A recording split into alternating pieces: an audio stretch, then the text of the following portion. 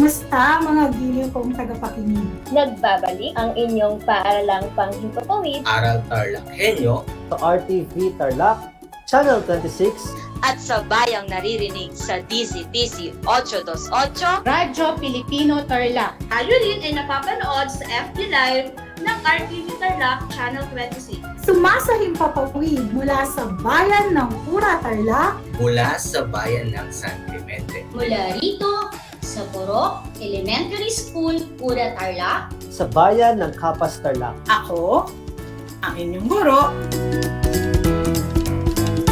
na maghahatid sa inyo ng makabuluhang pagtalakay sa ating aralin.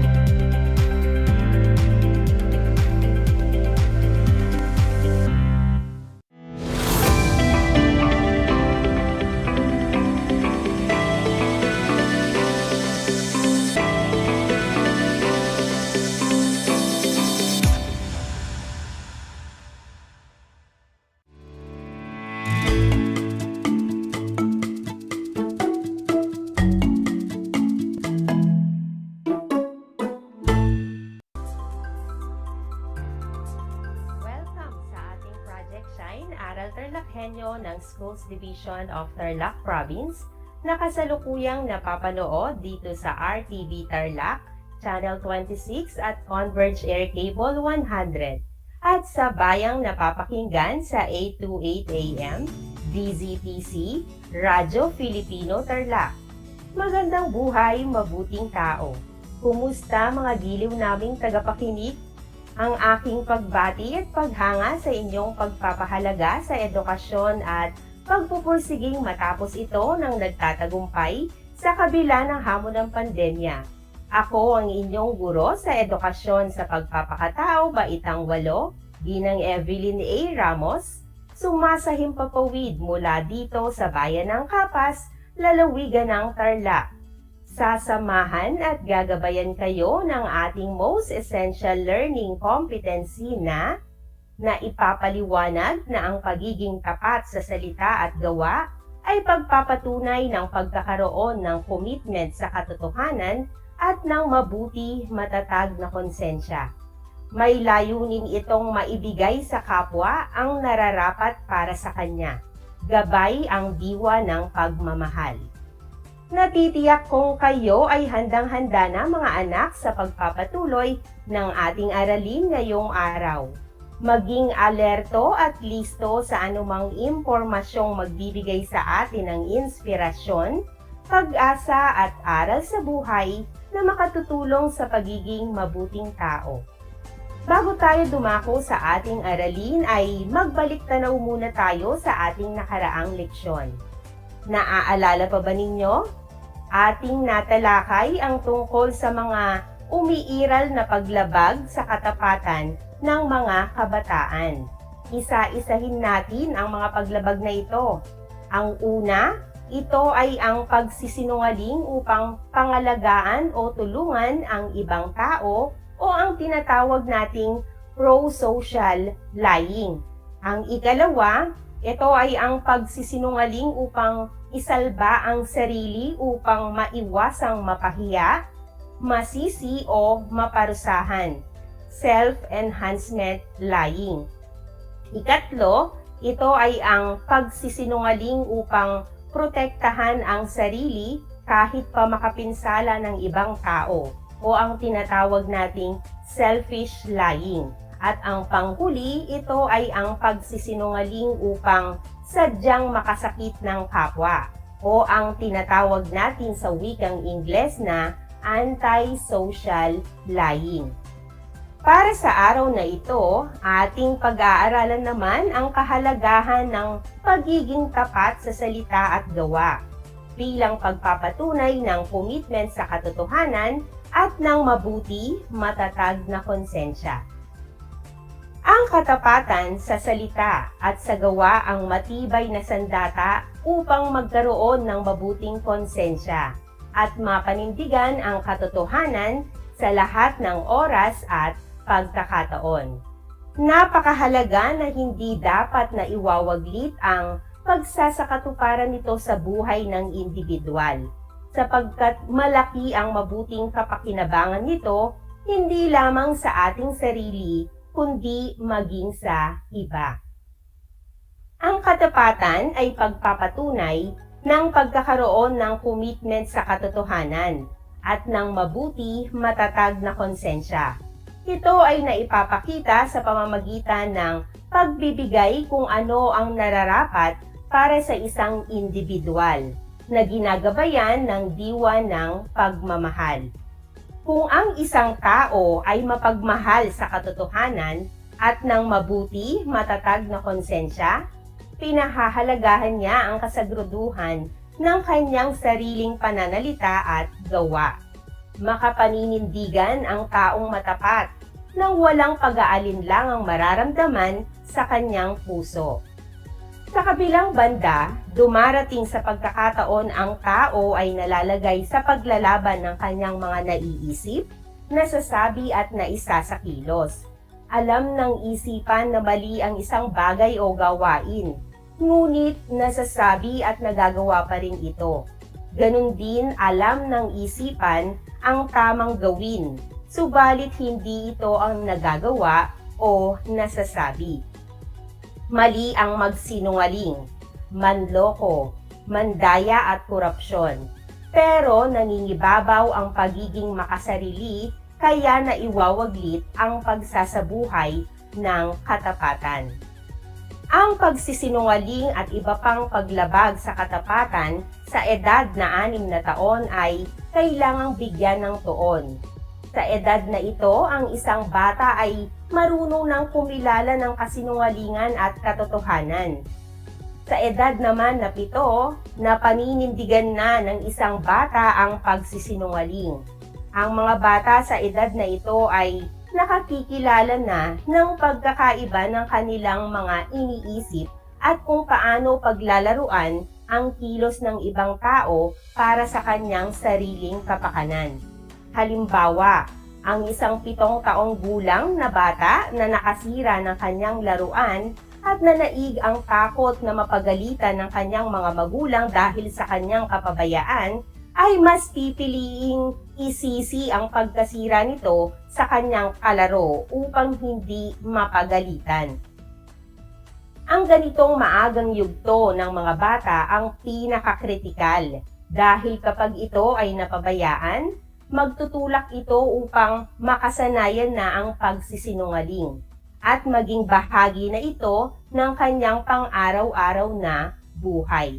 Kung kaya minsan, mahirap nang matukoy kung ang isang bata ay nagsasabi ng totoo o nagsisinungaling. Sabi nga nila, marahil hasang-hasana.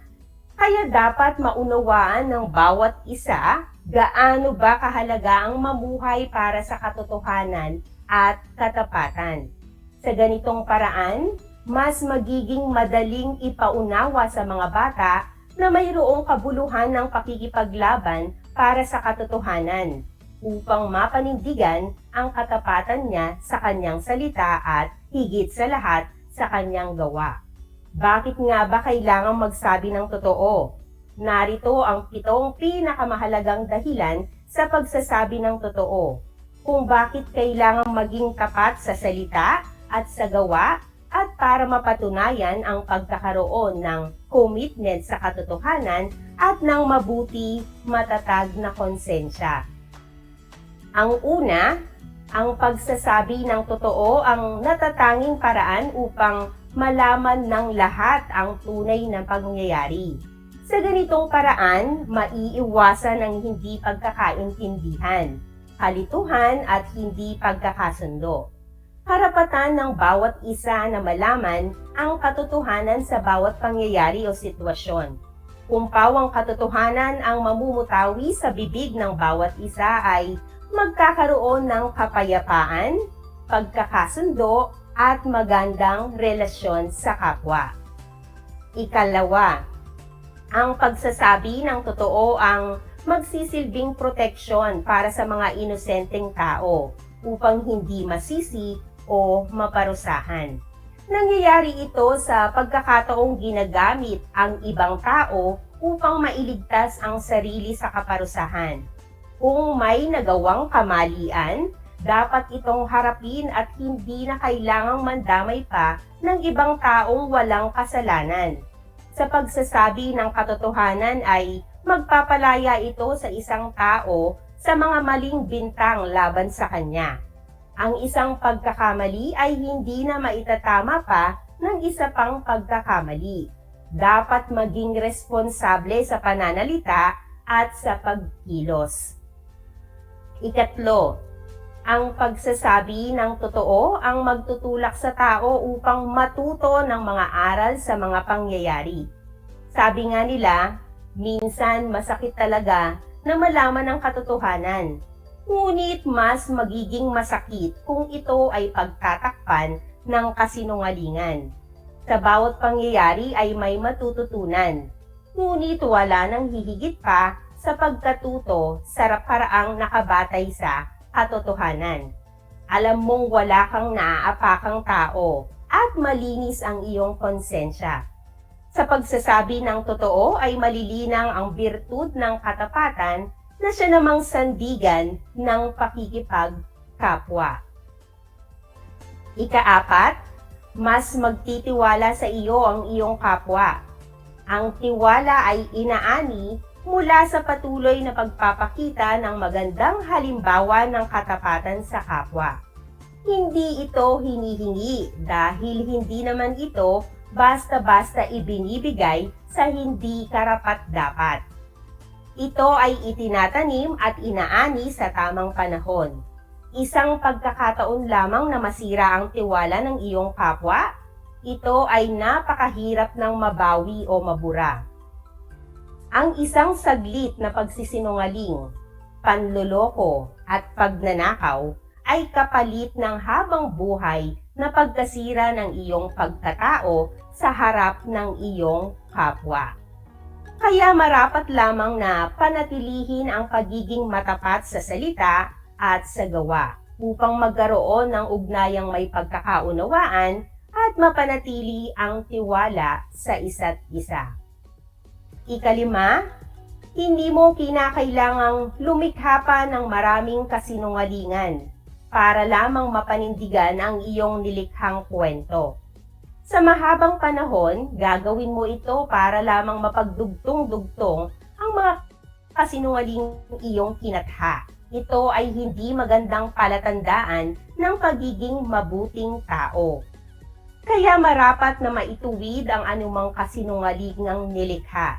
Dahil sa pagsasabi lamang ng totoo, makakaramdam ng kapanatagan ng kalooban at isipan. Ang ika-anim, inaani mo ang reputasyon bilang isang taong yumayakap sa katotohanan. Isang birtud na pinahahalagahan ng maraming tao. Ito ang birtud na nakabatay sa katarungan, na magsisilbing sandigan sa pagkakaroon ng mabuti at malusog na pakikipagkapwa. Isang malaking hamon para sa lahat kung paano magpapanatili ang pagyakap sa katotohanan. Sa kabila ng mga hamon sa buhay ay mahalaga pa ring maisabuhay ang pagiging matapat sa salita at maging sa gawa. Ang pagsasabi ng katotohanan ay magbibigay sa isang tao ng magandang reputasyon at dignidad, higit pa sa kayamanan o mga material na bagay. Ang panghuli at ikapito, ito ay ang pagsasabi ng totoo lamang ang magtutulak sa iyo upang makaramdam ng seguridad at kapayapaan ng kalooban. Ang pagsisinungaling ay nagdudulot ng bigat ng kalooban, isang dikta ng konsensya na patuloy na babagabag sa iyong kalooban. Ito ang magiging dahilan upang hindi ka magkaroon ng katahimikan. Napakahalaga ang pagsasabi ng katotohanan sapagkat ito lamang ang magpapalaya sa iyo. Ang isang taong may pagpapahalaga sa katotohanan ay makararanas ng tunay na kapayapaan at kapanatagan ng kalooban. Isang halimbawa nito ay ang payapang pagtulog tuwing gabi nang walang anumang iniisip dahil malinis ang iyong konsensya at pumapanig ka sa katotohanan. Nawa ay nauunawaan ang halaga ng pamumuhay na nakabatay sa katotohanan. Sa kabilang banda, may mga pangyayari na nagbubunsod sa tao upang itago ang katotohanan. Ito ay bunga ng seryosong dahilan o obligasyon na kapag nilabag ay mas lalong magdudulot ng pinsala, hindi lamang para sa sarili kundi maging sa ibang tao. Ang pagtatago ng totoo ay hindi maituturing na kasinungalingan. May 4 na pamamaraan ayon kay Vitaliano Gorospe ng pagtatago ng katotohanan. Ang una, ito ay ang pananahimik o silence. Ito ay nangangahulugang pagtanggi sa pagsagot sa anumang tanong na maaring magtulak na ilabas ang katotohanan. Sa kabila ng pamimilit ng ilang tao na ang nais ay makialam sa buhay ng iba, ngunit wala namang karapatan sa katotohanan, ay mas pinipiling manahimik na lamang. Ngunit sa mga taong hindi gaanong malawak ang pag-iisip, sasabihin lamang nila ang kahulugan ng pananahimik ay pag-amin sa katotohanan. Ang ikalawa, ito ay ang pag-iwas o evasion. Ito ay nangangahulugan ng pagliligaw sa sinumang humihingi ng impormasyon sa pamamagitan ng hindi pagsagot sa kanilang mga tanong. Ito ay maaaring sa pamamagitan ng pag-iiba ng usapan, pagbibigay ng ibang tanong, pagtrato sa tanong ng kausap bilang isang biro o kung minsan naman ay pagpapakita na siya ay nasasaktan.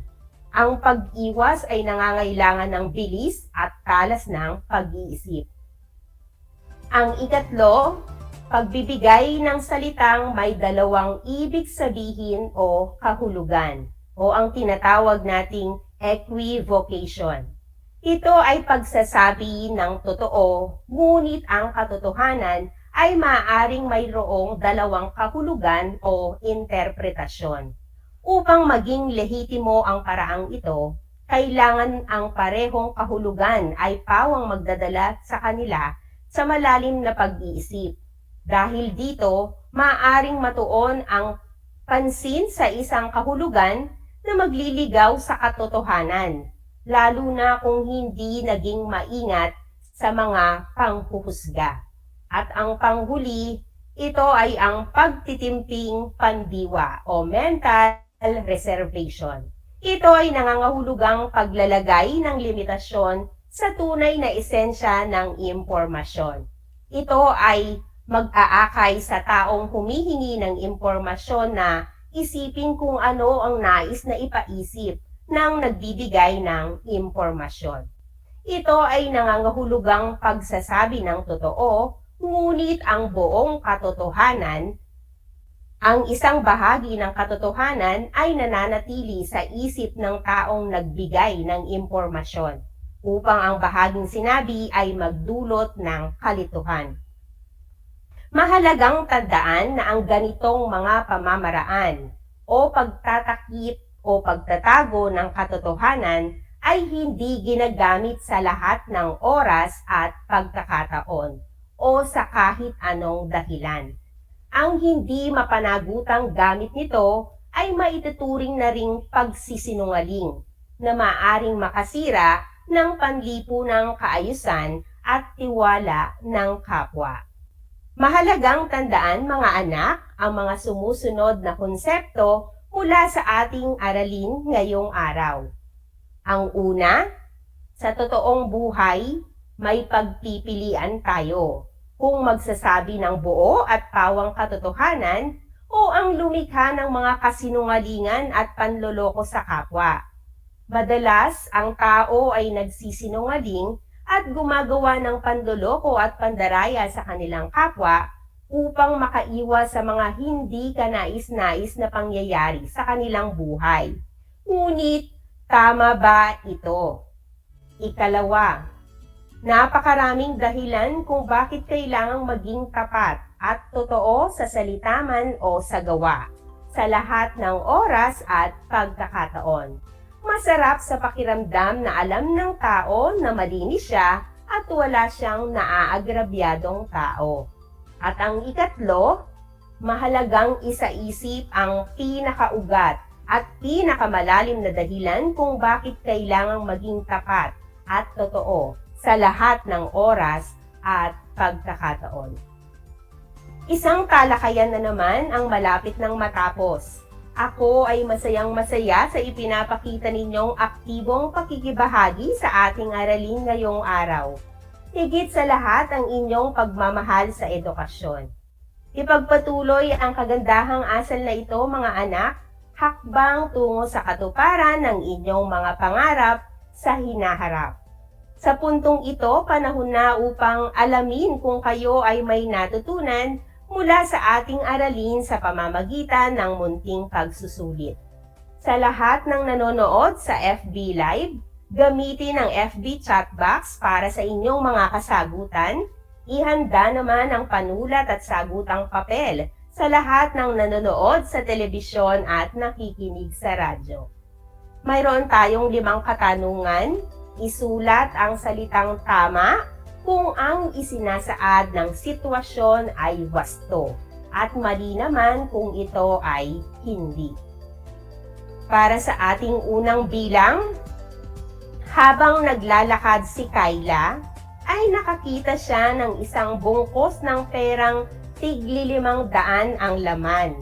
Agad niyang isinilid ang pera sa kanyang bag at nagpatuloy sa paglalakad. Habang naglalakad si Kayla ay nakakita siya ng isang bungkos ng perang tig-500 ang laman. Agad niyang isinilid ang pera sa kanyang bag at nagpatuloy sa paglalakad. Tama ba o mali? Ang tumpak na kasagutan para sa ating sitwasyon ay mali. Dako na tayo sa ikalawang sitwasyon. Nakita ni Jamie ang kanyang kaibigang si Nathan na kinokopya ang papel ng kanyang kaklase. Kaya naman nilapitan niya ito at sinabing mali ang kanyang ginagawa. Nakita ni Jamie ang kanyang kaibigang si Nathan na kinokopya ang papel ng kanilang kaklase. Kaya naman nilapitan niya ito at sinabing mali ang kanyang ginagawa. Tama ba o mali ang ginawa ni Jamie? Ang tumpak na kasagutan para sa tanong na ito ay tama. Dako na tayo sa ikatlong bilang.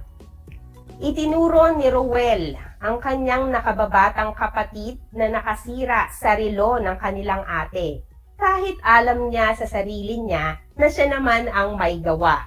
Itinuro ni Rowell ang kanyang nakababatang kapatid na nakasira ng relo ng kanilang ate, kahit alam niya sa sarili niya na siya naman ang may gawa.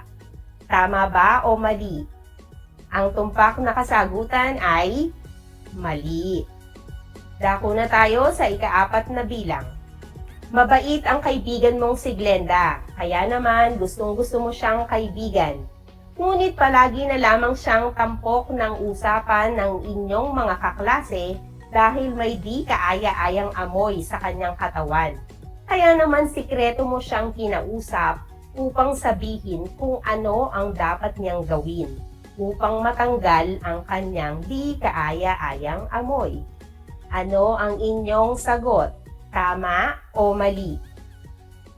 Ang tumpak na kasagutan ay tama. Dako na tayo sa huling bilang. Kinakantsawan ka ng mga barkada mo na mag-blowout ka dahil kaarawan mo ngayon. Naging gawain ng barkadahan mo na magpakain ang sino mang may kaarawan.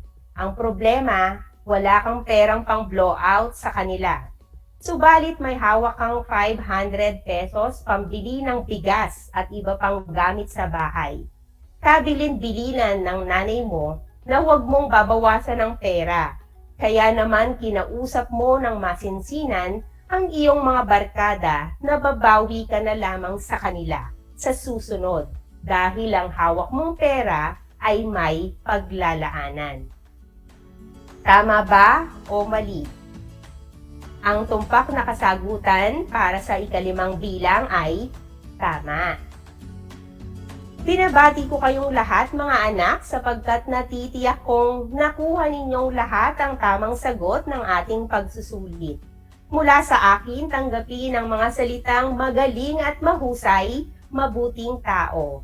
Mga anak, ako ay ng mga gawain at refleksyon sa inyong learning activity sheets. Inaasahan ko na ito ay inyong sasagutan ng buong sigasig sa abot ng inyong makakaya. Sakali man na kailanganin ninyo ang patnubay ng inyong kapamilya at guro, huwag kayong mag-atubiling sila ay tawagan upang kayo ay magabayan ng tama. Panalangin ko na anumang konsepto, higit lalo ang mga aral sa buhay na inyong natutunan sa araw na ito, ay inyong maisa sa buhay sa araw-araw. Muli, ako ang inyong guro sa edukasyon sa pagpapakatao, Baitang 8, Ginang Evelyn A. Ramos, na nagpapaalalang piliing maging mabuting tao sa lahat ng panahon at pagkakataon. Hanggang sa muli.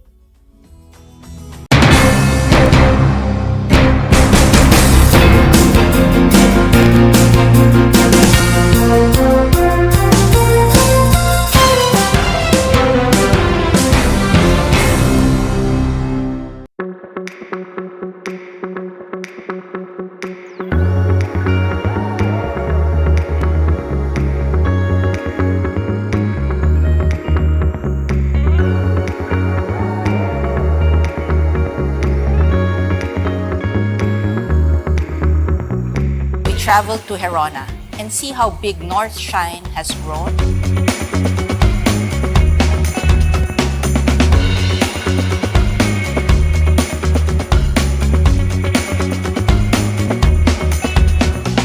Doon nga ho sa bayan ho namin, nakilala ho kami dahil sa North Shine.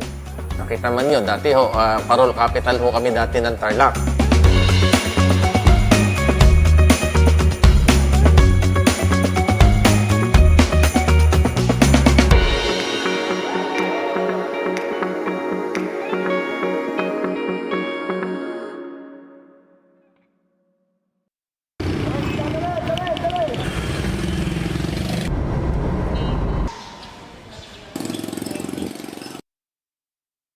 Para sa'yo, ano ang COVID-19? Virus. Malungkot. Pagkawala. Pandemya. Ito ay isang korupsyon.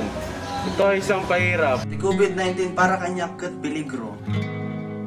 Sa nga pandemic, makurit nga magka-pandemic kaya makaradlok ito nga sakit halimbawa sugod ito ng virus na nakasulod na aton, delikado ito parte mga tao. Pandemic, ngayon para bundaga dapat ito nga distruso habang sa kalibutan. Ikaw, paano ka makakatulong? Para makuha natin ito nga mga pandemic, kinakailangan po protocol, social distancing, nganhin, may face mask. Make sure na itamang prepare nga food, naka-guidelines siyahan cleanliness, tapos pinipapalo naman itong social distancing. So kada kung driver ako, nagtong kami mga barrier para ng motor para proteksyon gihapon, birila para kung pati nga tatakong pamilya. Makatulong nga kami iwasan iti COVID-19, iti pamamagitan iti pagsunod ko, iti health protocol kan hanak arumwa DJ Balaymi. Sa gagayam ni Peter Amigable, salamat.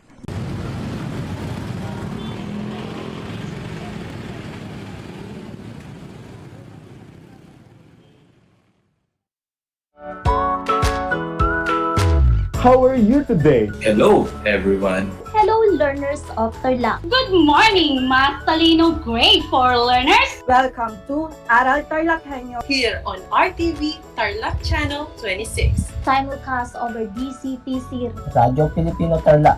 I'm Sir Glenn, your teacher broadcaster. Broadcasting live here at Paniki Tarlac. Remotely here in Concepcion, Tarlac. Live here at Barangay Pedro Elquines, Mayantok, Tarlac. Broadcasting live from Ramos National High School. Your anchor teacher today for grade 9 mathematics. Your partner in education, this time of pandemic.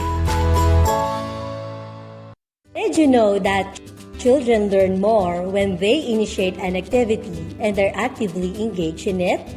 This is your science teacher broadcaster, Princess Diana L. Ronquillo for Aral TarlakHenyo.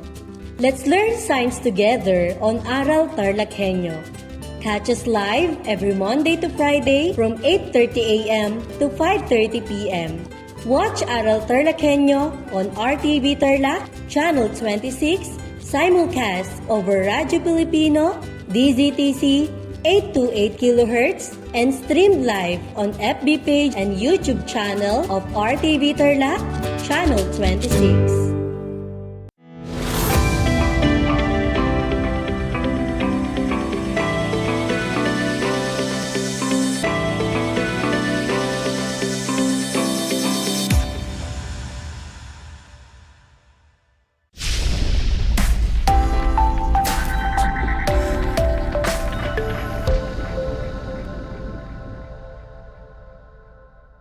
Hello, learners, and good afternoon. Welcome to Aral TarlakHenyo here on RTV Tarlac, Channel 26, simulcast over DZTC 828 Radyo Pilipino Tarlac, and also live via Facebook page of RTV Tarlac, Channel 26, and Converge Cable TV, Channel 100. Broadcasting live from Herona, Tarlac via remote live broadcast. I am Teacher Bernadette Lakayanga Makadangdang, and I will be your teacher broadcaster for today. Happy Wednesday, everyone, especially to all grade 8 learners. It is a great pleasure to see you again. How are you today? I hope you are doing well and in good health while learning with us. So join me for another exciting learning adventure in the world of science. Before anything else, I want you to prepare your self-learning modules in Science 8, printed compendium of notes, learning activity sheets, paper, and pen. Also, I want you to be in a comfortable place, free from distractions, so that you can hear me loud and clear. Lastly, I'm inviting you to actively participate in our session today. If you are watching through our FB Live, you may participate and type your answers on the comments section. And for those who are listening to the radio and watching TV, you may write your answers in a piece of paper. If you have any questions or need clarifications in our lesson today, you can reach me at 0906 3821-600. Again, it's 0906-3821-600. And I will answer all your questions immediately following this session. Before we start, let's have a review of our previous lesson that was discussed last Monday. I've prepared an activity for you, for me to see if you really understood our previous lesson. Are you ready? Very good. So let's get started. For the direction, identify the given statements, whether a fact or a bluff. Write fact if the statement is correct and bluff if it is incorrect. For those who are watching via Facebook Live, you may type your answers in the comment section. Number 1. During interphase, the cell separates its DNA into 2 sets and divides its cytoplasm, forming 2 new cells. Again, during interphase, the cell separates its DNA into 2 sets and divides its cytoplasm, forming 2 new cells. Is it a fact or a bluff? Write down your answer. If your answer is bluff, then you are right. The stage where the cell separates its DNA into 2 sets and divides its cytoplasm, forming 2 new cells, is called mitotic phase. Let's proceed to number 2. Cytokinesis is the process in which a eukaryotic cell separates the chromosome in its cell nucleus into two identical sets of two daughter nuclei. Again, cytokinesis is the process in which a eukaryotic cell separates the chromosome in its cell nucleus into two identical sets of two daughter nuclei. Is it a fact or a bluff? Write down your answer. And the answer for number 2 is bluff. Great job! The process in which a eukaryotic cell separates the chromosome in its cell nucleus into two identical sets of two daughter nuclei is called karyokinesis. Moving to the next number. Number 3. Cells undergo transitions from one stage to another to replicate and divide into two new cells, which is referred to as the cell cycle. Again, cells undergo transitions from one stage to another to replicate and divide into two new cells, which is referred to as the cell cycle. Is it a fact or a bluff? Write down your answer. And the answer for number 3 is fact. You are correct. Good job. Did you get all the correct answers? Great job. Congratulations, dear learners. Your performance showed that you fully understood and remember our previous lesson about cell cycle. From the previous discussion, you have learned that cells undergo transitions from one stage to another to replicate and divide into two new cells, which is referred to as the cell cycle. In eukaryotic cells, the stages of the cell cycle are divided into two major phases, namely the interphase and the mitotic phase. During the interphase, the cell grows and makes a copy of its DNA.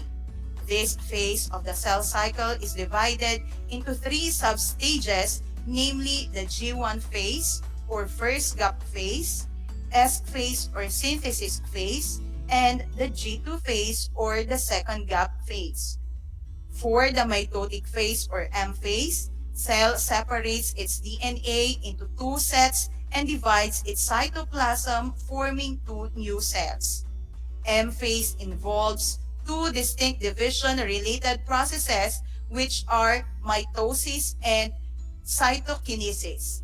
Cells that divide slowly or not at all may exit the G1 phase and enter a resting state called G0 phase. There you have it. Do not forget our previous lessons, for we will be needing them as we go through more adventures in this class. I believe you are now ready with our lesson today. In this session, we will cover the most essential learning competency, which is compare mitosis and meiosis and their role in the cell division cycle. Specifically, at the end of this session, you are expected to A. Discuss the process of cellular division. B. Differentiate mitosis and meiosis using a graphic organizer. Letter C. Recognize the importance of life in every single cell in our body. Observe this picture. What do you think is the life process involved in this picture? How about this one? You are right. The life process being showed by the given pictures is growth. All organisms grow and develop. When you grow, the cell size in your body does not change. If a cell is too big, it may affect its activities like the flow of materials inside it. Instead of growing bigger, the cells divide and multiply. Cell division is the process in which a parent cell divides, giving rise to two or more daughter cells. It is an essential biological process in many organisms. It is the means used by multicellular organisms to grow, replenish or repair, and reproduce. In unicellular organisms, a cell division is equivalent to reproduction. There are two types of cell division.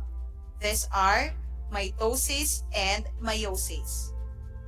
In mitosis, there are type of cell division that produce two identical cells with the same number of chromosomes. Mitosis is divided into four major stages, namely prophase, metaphase, anaphase, and telophase. Or for easy remembering, we can use the acronym PMAT. Let's take a closer look on each of the four stages of mitosis. First is prophase. In the early prophase, the chromatin in the nucleus begins to shorten and thicken, which is called chromatid, and finally forming rod-like structures known as chromosomes. Each chromosome has two chromatids connected by a centromere. The centriole pair in the animal cell begins to move away from one another. Then a spindle forms in the cytoplasm that connects between the two opposite ends of the cell. In the late prophase, the nuclear membrane starts to break. Second is metaphase. In this stage, the spindle is fully developed, and the chromosomes begin to attach themselves to it. The spindle is connected to the centromere, which is the center of two chromatids. The nuclear membrane disappears completely. Third is the anaphase. In this stage, the sister chromatid begins to separate and moves towards the opposite poles. The chromatids again are called chromosomes. The spindle fibers begin to elongate. The cell poles start to move farther apart. By the end of the anaphase, the cell pole has a complete set of chromosomes. Lastly is the telophase. At this stage, which will start to uncoil and become indistinct under the light microscope, a new nuclear membrane forms around them while the spindle fibers disappear. Also, cytokinesis, or the division of the cytoplasm to form two separate daughter cells, immediately occurs. That is about mitosis. Now, let's proceed to the second type of cell division, which is meiosis.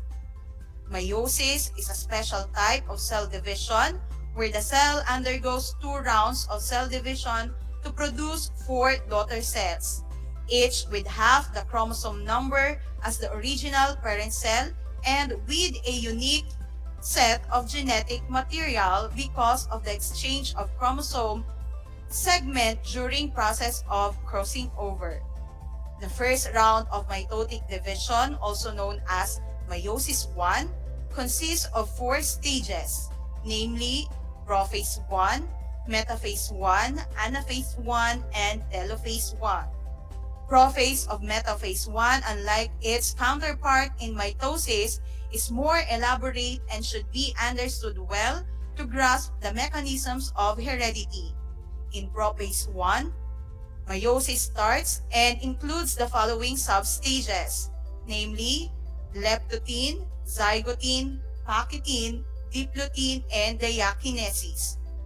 In leptotin, each chromosome is made up of two long threads of sister chromatids as a result of replication during the S phase of the cell cycle. In zygotin, the chromosomes begin to pair off. Pairs of chromosomes are called homologous chromosomes, and this pairing process is exact. In pachytin, the chromosomes contract due to repeated coiling. Crossing over takes place during this stage where a segment of a sister chromatid of one chromosome is exchanged with the same segment of the sister chromatid of the homologous chromosome through the formation of the cross-linkage of the segment called chiasma. After crossing over, the sister chromatids of each chromosome may no longer be identical with each other based on the genetic material they contain. This is a very interesting and important biological activity. Different combinations of different gene forms are then potentially passed down to offspring. This genetic variation helps to increase the diversity of a species, and diversity strengthens a species' ability to respond to changing environments over time and therefore evolve. In diplotin, the chromosomes begin to uncoil, and in the diakinesis, the paired chromosomes disperse in the nucleus. So, that's all about prophase 1 and its substages. Now, let us move to metaphase 1. In metaphase 1, this is the stage where the paired chromosomes arrange themselves along with the equatorial plate. Next stage is anaphase 1. Anaphase 1, at this stage, the spindle fibers form and attach to the centromeres of the chromosomes. The homologous chromosomes separate from each other completely and start their movement toward the poles of the cells as they are pulled by the spindle fibers. As the centromere of each chromosome does not divide, the sister chromatids remain together. And for the last stage of meiosis 1, we have telophase 1. At this stage, when the chromosome reach their respective poles, cytokinesis follow and two daughter cells are formed. Each cell has only half the chromosome number because only one chromosome from each pair goes to the daughter cell, which is called the haploid condition. Note that each chromosome still has two sister chromatids. It is therefore necessary for the cells to undergo another round of division. The second mitotic division, also known as meiosis 2, is a mitotic division of each the haploid cells produced in meiosis 1. Meiosis 2 consists of the following stages, namely prophase 2, metaphase 2, anaphase 2, and telophase 2. These stages are identical to the mitotic stages. The results are 4 cells, 2 from each daughter cell from meiosis 1, with 1/2 the diploid chromosome number and with only one sister chromatid for each chromosome. Let us now summarize what we have discussed and find out the differences of mitosis and meiosis. Mitosis and meiosis are nuclear processes of cell division. Mitosis involves the division of body cells, while meiosis involves the division of sex cells. The division of a cell occurs once in meiosis or mitosis, but twice in meiosis. 2 daughter cells are produced after mitosis and cytoplasmic division, while 4 daughter cells are produced after meiosis. Daughter cells resulting from mitosis are diploid, while those resulting from meiosis are haploid.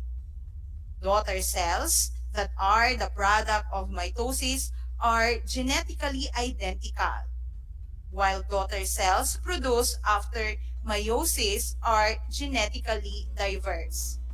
So, you've just learned about the types of cell division and their stages. There you have it, my dear grade 8 learners. Our 25 minutes is about to end. Thank you for taking the time to listen and participate to our discussion. Now, let me evaluate your understanding in our lesson today. Challenge yourself with this 5-item quiz. Are you ready? Very good. Let's start. Choose the letter of the correct answer. Write your answer in a piece of paper. For those who are watching our FB Live, You may type your answer in the comment section. Again, choose the letter of the correct answer. Number 1. Which is a function of meiosis? A. Growth. B. Wound repair. C. Replacement of worn-out tissues. Or letter D. Production of reproductive cells. Again, which is a function of meiosis? A. Growth. B. Wound repair. C. Replacement of worn-out tissues. Or letter D. Production of reproductive cells. Write down your answer. If your answer is letter D, production of reproductive cells, you got it right. Good start, learners. Let's move on to the next number. Number 2. What is the correct sequence of stages in cell division? A. Anaphase, prophase, interphase, metaphase, and telophase. B. Interphase, anaphase, metaphase, prophase, and telophase. Letter C. Interphase, prophase, metaphase, anaphase, and telophase. Or letter D. Prophase, metaphase, interphase, anaphase, and telophase. Again, for number 2, what is the correct sequence of stages in cell division? A. Anaphase, prophase, interphase, metaphase, and telophase. Letter B. Interphase, anaphase, metaphase, prophase, and telophase. Letter C. Interphase, prophase, metaphase, anaphase, and telophase. Or letter D. Prophase, metaphase, interphase, anaphase, and telophase. Write down your answer. The correct answer is letter C. Interphase, prophase, metaphase, anaphase, and telophase. You are correct. Excellent job, grade 8 learners. Moving to the next number. Number 3. What stage of mitosis were the sister chromatid attached to a spindle fiber? A. Anaphase. B. Metaphase. C. Prophase. Or letter D. Telophase. Again, what stage of mitosis were the sister chromatid attached to a spindle fiber? A. Anaphase. B. Metaphase. C. Prophase. Or letter D. Telophase. Write down your answer. What is your answer? And the answer is letter A. Good job. Moving to number 4. How many daughter cells are produced in meiosis? A. 2. B. 3. C. 4. Or letter D. 5. Again, for number 4, how many daughter cells are produced in meiosis? Letter A. 2. Letter B. 3. Letter C. 4. Or letter D. Number 5. What is your answer?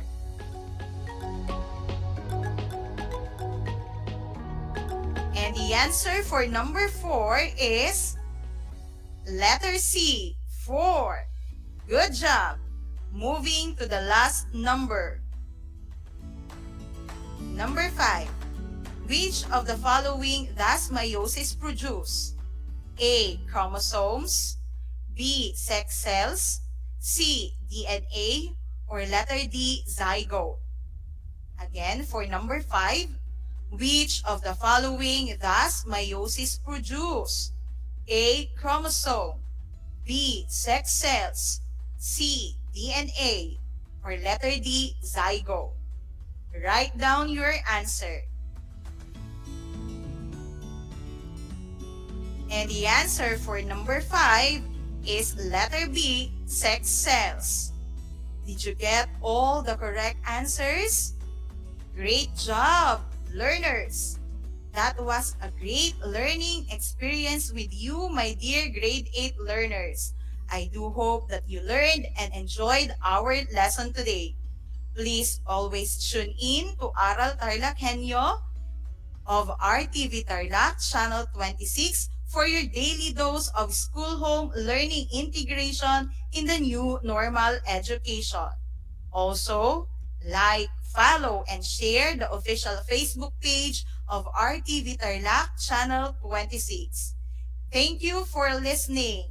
Once again, I am Teacher Bernadette Lakayanga Makadangdang, your science anchor teacher for today. I am leaving you this quotation by Brian Herbert. The capacity to learn is a gift. The ability to learn is a skill. The willingness to learn is a choice. Goodbye, everyone.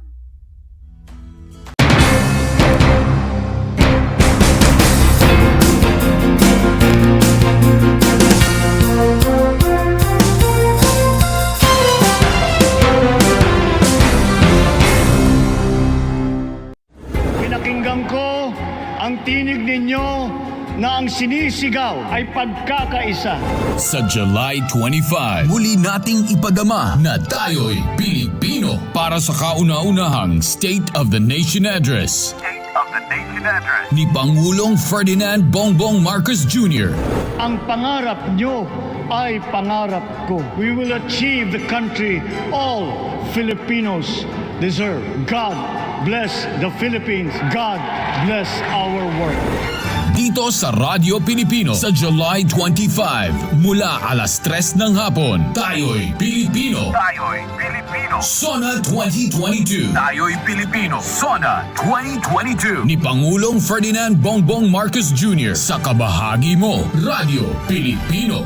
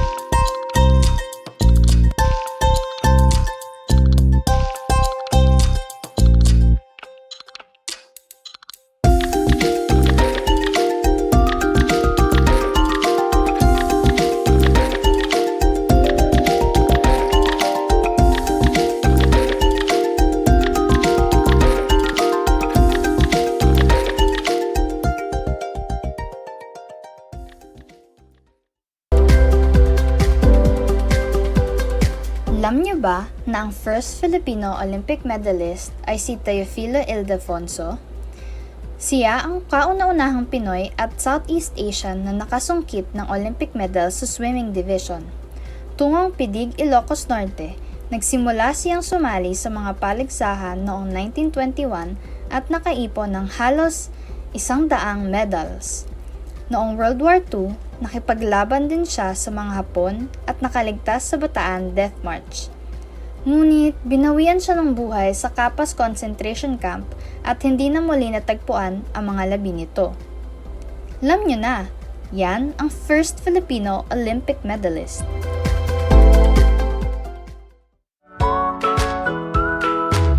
Good morning, grade 5 learners. How are you today? Welcome to Aral TarlakHenyo here on RTV Tarlac, Channel 26. Simulcast over DCTC, Radyo Pilipino, Tarlac. I am Sir Joshua Evaristo, your teacher broadcaster, aiming to give you another fun-filled learning experience, serving you with the different skills learn and have fun together. Multiply 1089 by 9, you will get an answer, the exact reverse, which is 9801. My name is JRP Duldulao, your teacher broadcaster on Aral TarlakHenyo. For more math trivia and answers to your math questions, catch Aral TarlakHenyo every Monday to Friday from 8:30 a.m. to 5:30 p.m. Learning math is so much fun!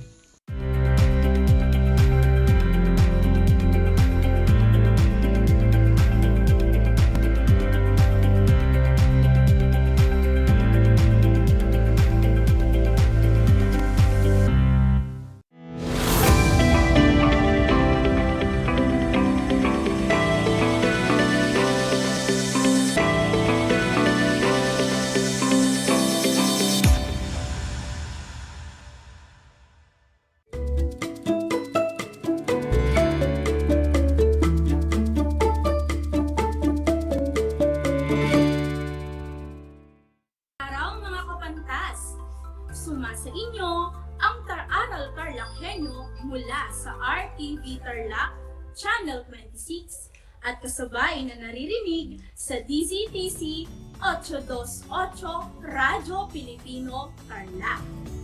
Mapapanood na rin ang Aral TarlakHenyo live sa Converge Cable Channel 100. Ako si Ma'am Charmaine, ang inyong teacher broadcaster para sa Filipino sa ikawalong baitang.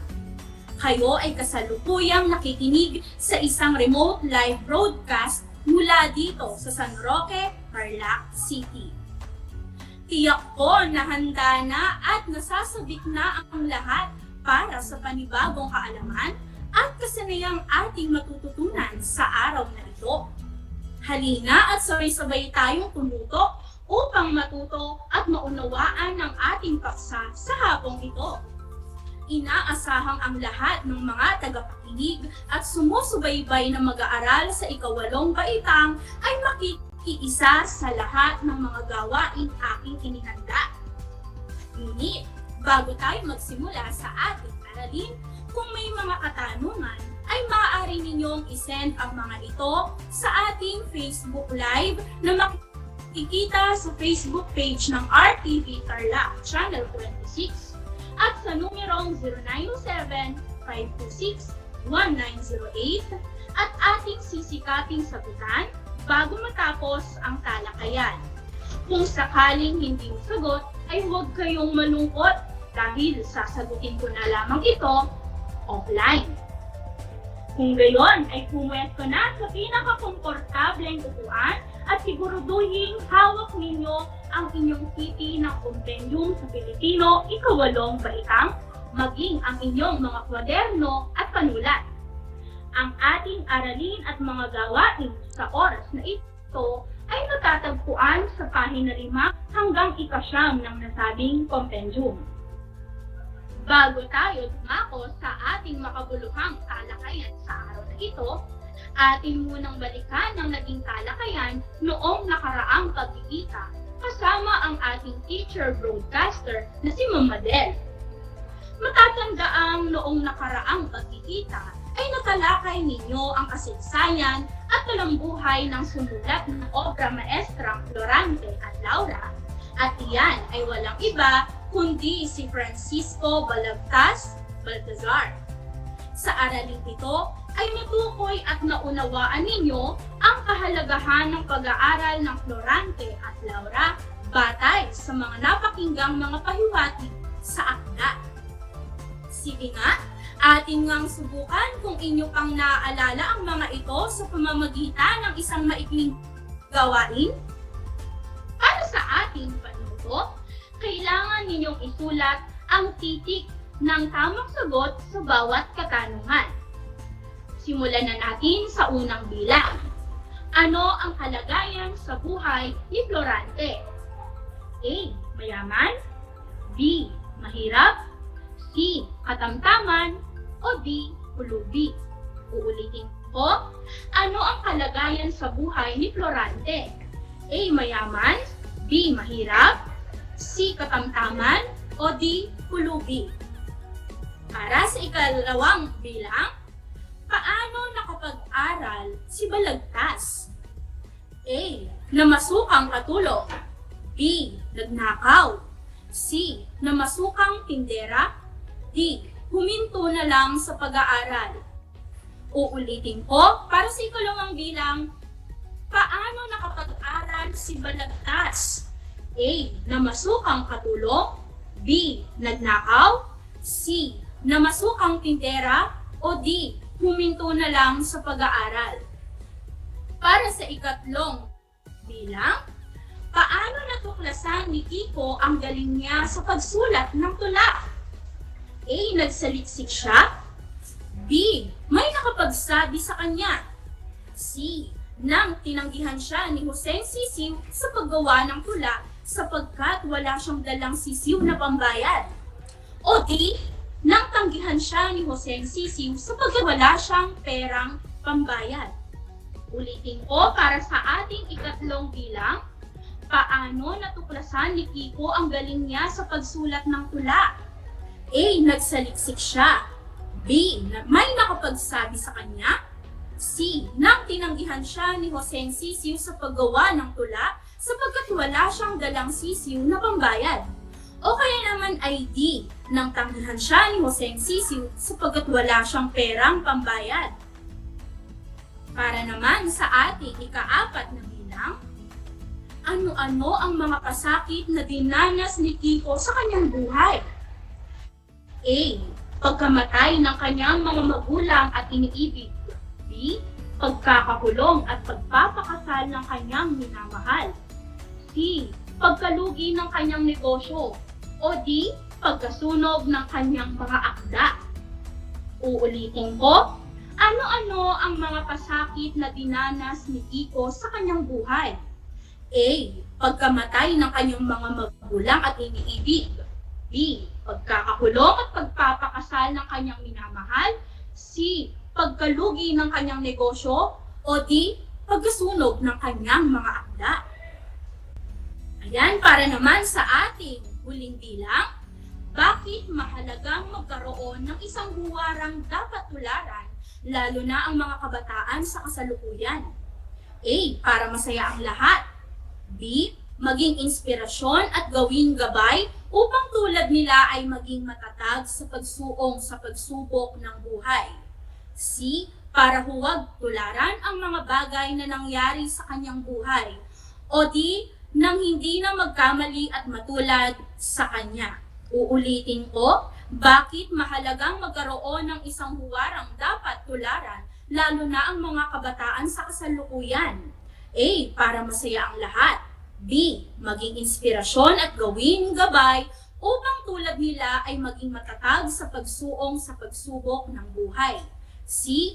Para huwag tularan ang mga bagay na nangyari sa kanyang buhay. O D. Nang hindi na magkamali at matulad sa kanya. Ayan mga kapantas, atin ngayong iwasto ang inyong mga kasagutan. Para sa ating unang bilang, ang tamang sagot ay titik B. Mahirap lamang ang kalagayan sa buhay ni na Francisco Balagtas. Para sa ikalawang tanong, ang tamang sagot ay titik B. Namasukan siyang katulong kay Doña Trinidad para siya ay makapag-aral. Para sa ikatlong tanong, ang tamang sagot ay titik C. Natuklasan ni Kiko ang galing niya sa pagsulat ng tula nang tinanggihan siya ni Joseng Sisiw sa paggawa ng tula sapagkat wala siyang dalang sisiw na pambayad. Para sa ikaapat na tanong, ang tamang sagot ay titik B. Ang mga pasakit na dinanas ni Kiko sa kanyang buhay, pagkakakulong at pagpapakasal ng kanyang minamahal. At para sa ating panghuling bilang, ang tamang sagot ay titik B. Mahalagang magkaroon ng isang huwarang dapat tularan, lalo na ang mga kabataan sa kasalukuyan upang maging inspirasyon at gawing gabay upang tulad nila ay maging matatag sa pagsubok ng buhay. Ako'y lubusang nagagalak sapagkat natatandaan ninyo pa ang mga mahalagang kaisipang natalakay noong nakaraan. Tunay nga na lubos na ninyong naunawaan ang ating nakaraang aralin. Ngayon naman, ang ating panibagong aralin sa Pilipino, ikawalong baitang, ay hango sa MELC na ilalahad ang damdamin o saloobin ng may akda gamit ang wika ng kabataan. Bago tayo tumungo sa mismong talakayan natin, ay atin munang sagutan ang sumusunod na gawain. Ang pamagat ng gawain ay #RememberMe. Para sa panuto, makikita sa inyong screen ang larawan ng mga salita. Ibigay ang inyong naiisip o ideya hinggil sa mga ito. Alam kong pamilyar na kayo sa mga katawagan sa mga salitang ito, kaya naman ay nais kong ibahagi ninyo ang mga ito sa pamamagitan ng pagbibigay ng comments sa ating Facebook Live o kaya naman ay mag-text sa ating numero 0927-526-1908. Uulitin ko mga kapantas ang gawain, makikita sa inyong screen ang larawan ng mga salita. Ibigay ang inyong naiisip o ideya hinggil sa mga ito. Alam kong pamilyar na kayo sa mga katawagan na ito sapagkat lagi ninyo itong nakikita sa inyong pakikipag-usap o na-encounter sa inyong pakikipagkomunikasyon. Kung alam ninyo ang kasagutan, maaari kayong mag-post ng inyong comments sa ating Facebook Live o kaya naman ay magmensahe sa 0927-526-1908. Simulan na natin sa unang larawan mga kapantas. Sige nga, mag-post na sa ating comment section. Ayan, napakahusay ni James. Ang sabi niya ay vocabulary. Tama? Madalas din itong tawaging gay linggo o kaya naman ay Becky linggo katulad ng nakikita ninyo sa larawan.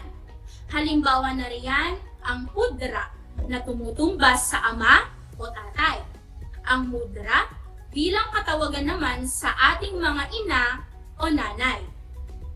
Napakahusay mga kapantas! Ngayon ay sa ikalawang larawan naman tayo. Maaari na kayong mag-post ng inyong sagot sa ating comment section.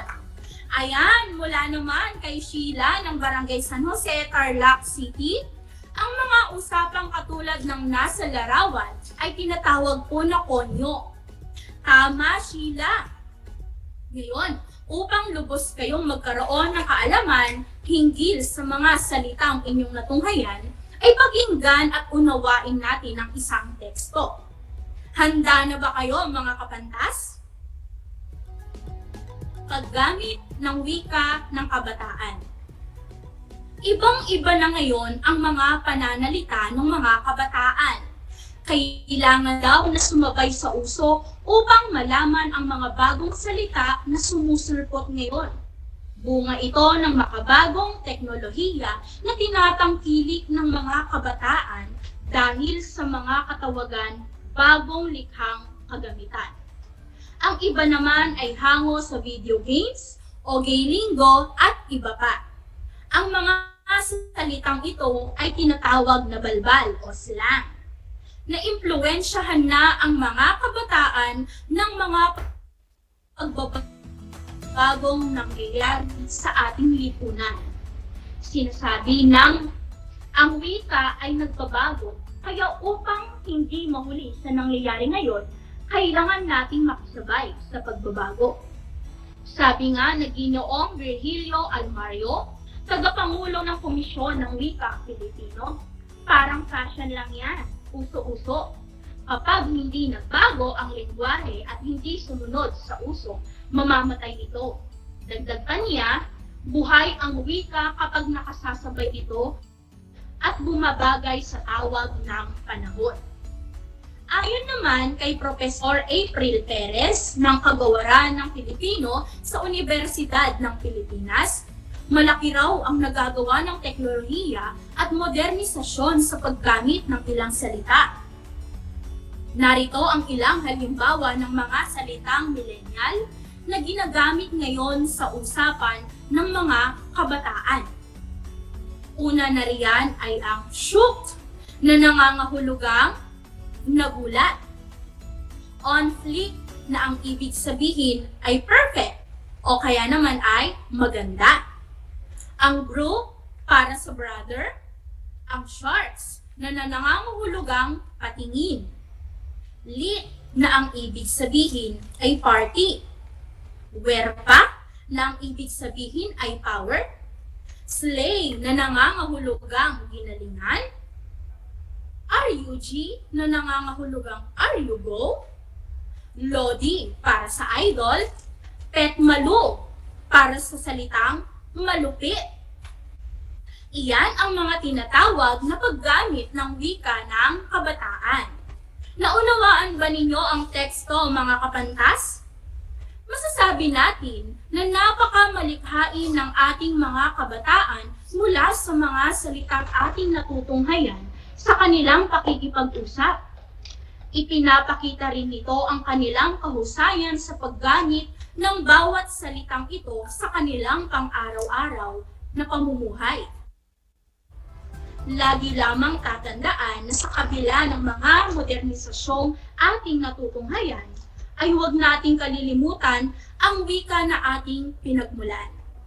Pagyamanin pa sana natin ito at sana ay gamitin ninyo ang impluwensya upang mas lalo pa itong mapayabong. Sa puntong ito, mga kapantas, ay inaasahan kong inyong isinaisip at isinapuso ang mensahe ng tekstong inyong napakinggan upang maisagawa natin ng mahusay ang susunod nating gawain. Ilabas na ang inyong mga kwaderno at panulat at atin nang isagawa ang gawain. Kayo ay magtatala ng mga salitang ginagamit ng mga kabataan sa kasalukuyan. Gamitin ang mga salitang naitala sa pagbuo ng pangungusap tungkol sa mga pangyayaring ipinakita sa tinalakay na talambuhay at sa pag-aalay ni Francisco Balagtas ng tula niyang Florante at Laura. Bibigyan ko kayo ng 20 segundo upang mag-post sa comment section ng ating Facebook Live o kaya naman ay mag-text sa ating numero 0927-526-1908. Uulitin ko, mga kapantas, magtala ng 3 mga salitang ginagamit ng mga kabataan sa kasalukuyan. Gamitin ang mga salitang naitala sa pagbuo ng pangungusap tungkol sa mga pangyayaring ipinakita sa tinalakay na talambuhay at sa pag-aalay ni Francisco Balagtas ng tula niyang Florante at Laura. Bibigyan ko kayo ng 20 segundo upang mag-post sa comment section ng ating Facebook Live o kaya naman ay mag-text sa ating numero 0927-526-1908. Ang inyong 20 segundo ay magsisimula na ngayon.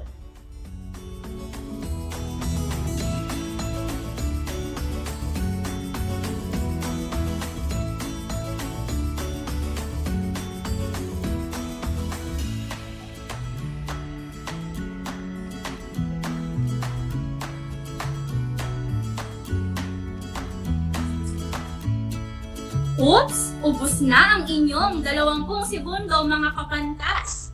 Atin ngayong basahin ang inyong mga sagot.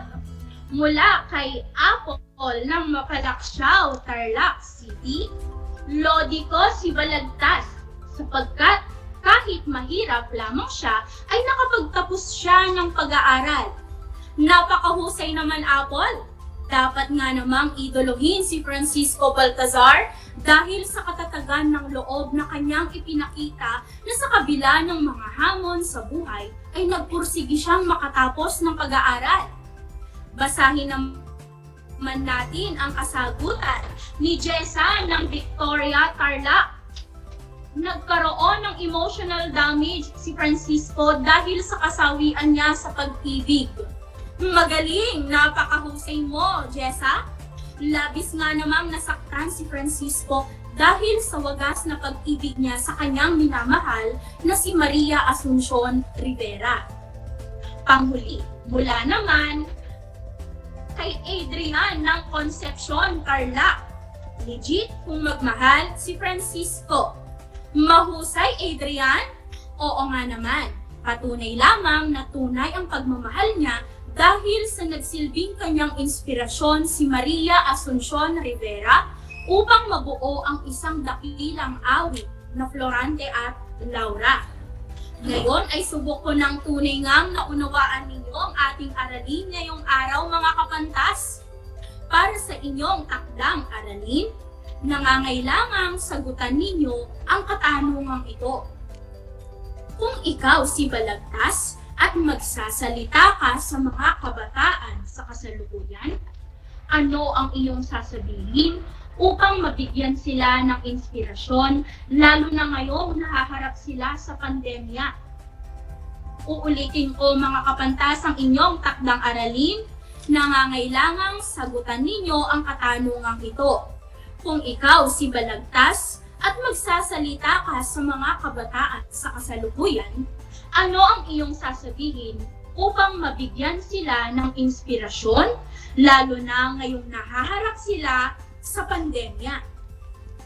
Ayan, mga kapantas, inaasahan kong ipapasa ninyo ang gawain ito sa inyong mga guro. Sigurado akong matutuwa sila sa inyong ipinapakitang kahusayan sa pag-aaral, kaya't ipagpatuloy ninyo iyan. Ako'y lubusan ding natutuwa sa napaka-interaktibong pakikiisa ninyo sa ating naging talakayan ngayong hapon. Hanggang sa susunod na pagkikita at mapunyaging pag-aaral ng ating asignaturang Pilipino sa ikawalong baitang. Ako si Ma'am Charmaine, ang inyong teacher broadcaster sa Filipino, ikawalong baitang mula sa pambansang mataas na paaralan ng Tarlac na nagpapaalalang anumang dagok sa buhay ang dumating, patuloy na bumangon, hindi lamang para sa sarili, lalo't higit para sa ating mga minamahal sa buhay. Tandaan, idaragdag ko lamang, ang wika ay makapangyarihan, kaya't gamitin ito sa tama at may kabuluhan.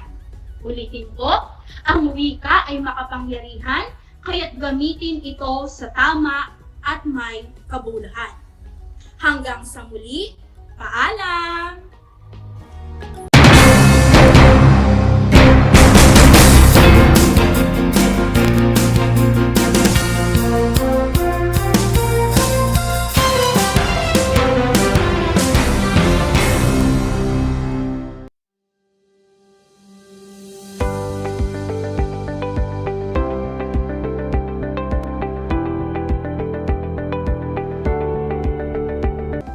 Ang dagdag na 2 taon sa high school ay malaking bahagi ng programang K-12 sa ating bansa.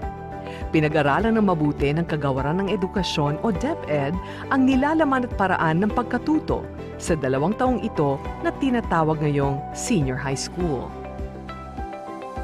Sa pamamagitan ng senior high school, tinitiyak ng DEPED ang kalidad ng edukasyon na may malinaw na patutunguhan anuman ang iyong pag-aralan.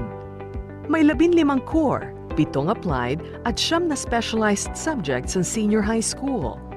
Sa kabuuan, may 31 subjects ang senior high school. Katumbas ito ng 4 na semestre na may 2 quarter bawat semestre. Ang mga paksa sa bawat aralin ay mahalaga upang maihanda ang mga mag-aaral sa 4 na curriculum exit gaya ng kolehiyo, trabaho, middle-level skills development at negosyo.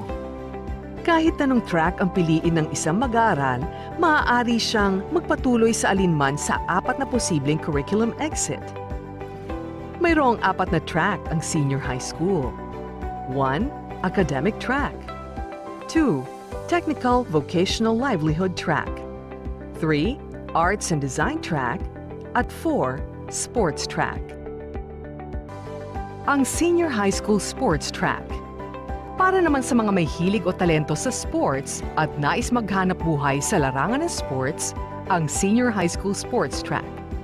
Ang mga nakatapos nito ay maaaring maging amateur o profesional na atleta, coach, sports official o kahit magnenegosyo. Maaari rin silang kumuha ng mas mataas na kasanayan o middle-level skills o kaya'y magpatuloy sa kolehiyo. Walang mga strand sa ilalim ng sports track.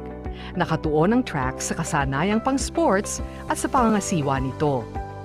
Narito ang mga specialized subjects sa sports track. Safety and first aid. Nilalayo nito na malinang sa mga mag-aaral ang kasanayan sa buhay at kakayahang pangkaligtasan, pag-iwas sa pinsala at pamamahala sa iba't ibang laro at exercise settings. Saklaw rin nito ang wastong kalusugan at ligtas na pagtugon sa oras ng biglaang pangangailangan. Ang pagtatapos o pagkumpleto sa kurso ay maaaring maging daan sa ikapagtatamo ng sertipikasyon o pagkilala mula sa Philippine Red Cross. Human movement. Pinag-aaralan dito ang pinagmumulan, control at pagsasanay ng mga motor skills o paggalaw ng mga bahagi ng katawan ayon sa iba't ibang antas. Fundamentals of coaching. Nakasentro ito sa mga pangunahing kaalaman tungkol sa pagiging coach sa sports. Sports officiating and activity management. Tinatalakay rito ang mga konsepto at alituntunin ng mga sports o palaro, pati na rin ang pamamahala ng iba't ibang aktibidad na kaugnay ng sports at fitness. Ang mga kasanayang ito ay maaaring magawaran ng katibayan mula sa National Sports Associations at iba pang organisasyon. Fitness, Sports and Recreation Leadership.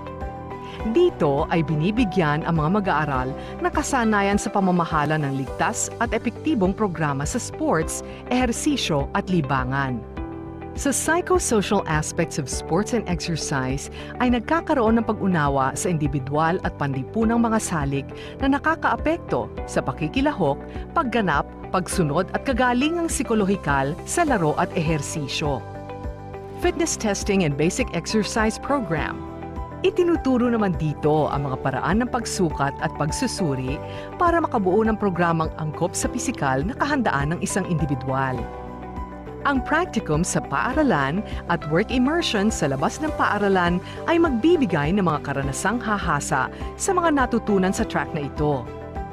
Ang mga pagsusulit o assessment sa sports track ay karaniwang performance-based o batay sa aktwal na pagpapakita ng kayang gawin na mag-aaral.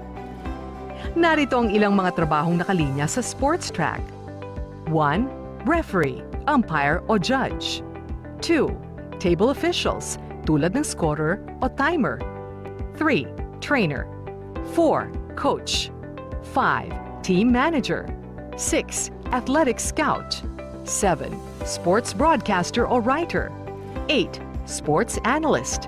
9. Fitness instructor. 10. Recreational leader. 11. Sports organizer o manager. Bilang requirement sa senior high school, kailangang dumaan ng mga mag-aaral anuman ang kanilang track sa isa sa mga sumusunod: work immersion, apprenticeship, culminating activity, o capstone project. Nakasaad sa DEPED Order No. 39 Series of 2018, clarification and additional information to DEPED Order No. 30 Series of 2017 na ang work immersion ay isang required subject sa TVL track, habang optional naman ito sa academic, arts and design at sports tracks.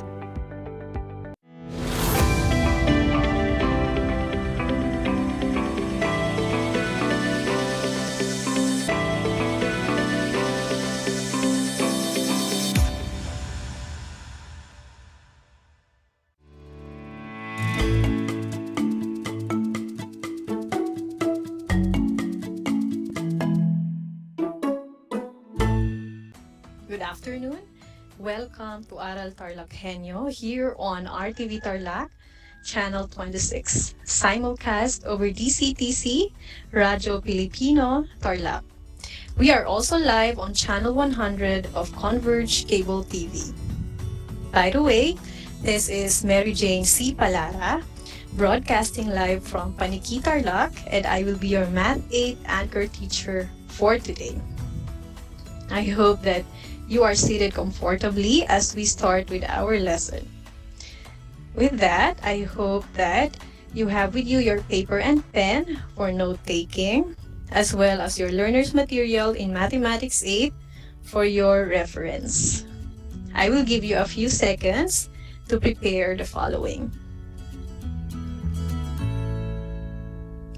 Alright, I know that you are eager to learn the continuation of your previous lesson in math, but first let us have a quick review.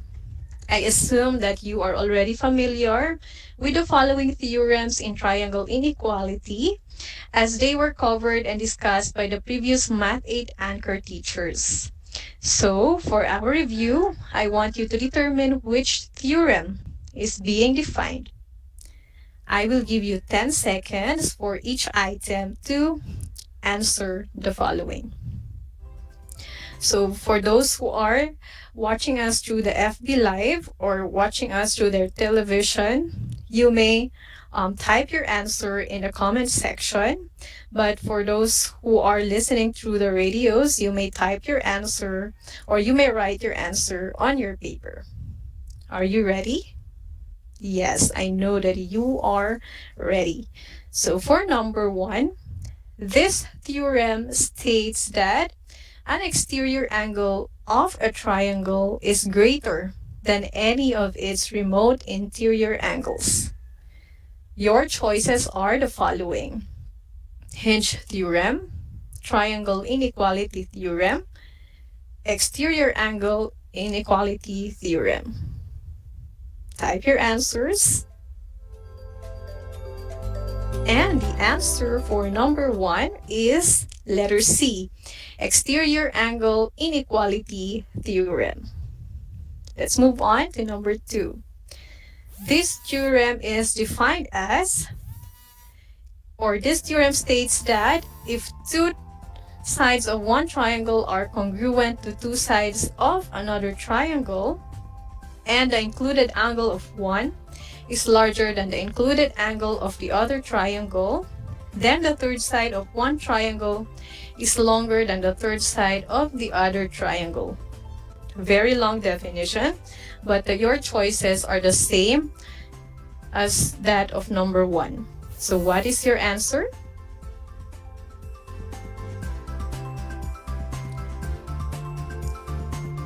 Alright, that theorem is hinge theorem. So the answer to number 2 is letter A. And for the third one, it states that the sum of any two sides of a triangle must be greater than the measure of the third side. So same choices. Type your answer in the comment section.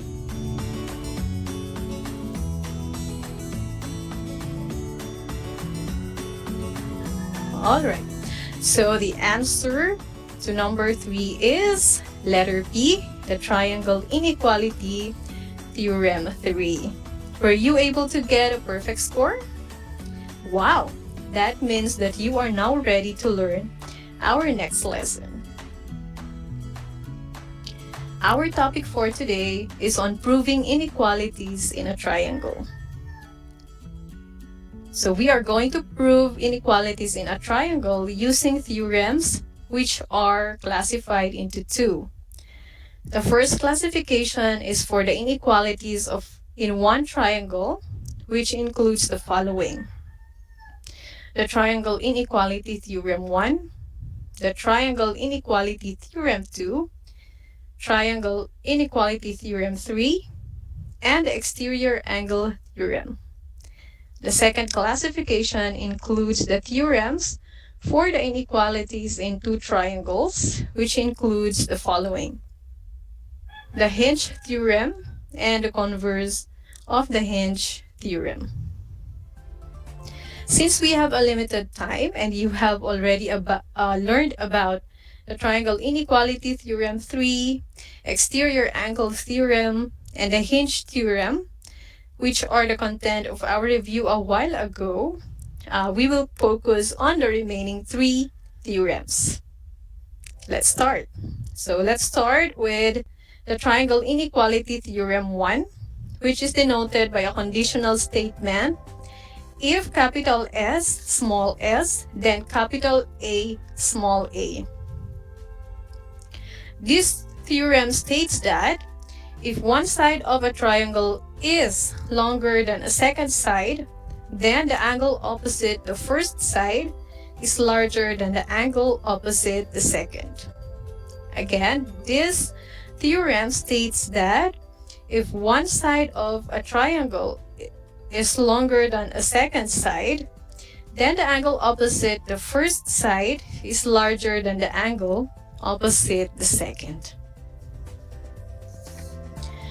The definition made the notation clearer as the capital S stands for the longer side, while the smaller letter S stands for the smaller second side of the triangle. Likewise, capital A stands for the larger angle, while the small letter A stands for the smaller second angle. To understand it better, let us try to prove the theorem through example number 1. In the first example, we are given triangle LMN, wherein side LN is longer than side LM. Using this given, we must prove that the measure of angle LMN is greater than the measure of angle LNM. To do this, we need to make additional constructions. With a compass point on L and with a radius LM, we mark a point P on line LN and connect M and P with a segment to form a triangle. When we follow the steps, the result will be the figure that you see on the screen.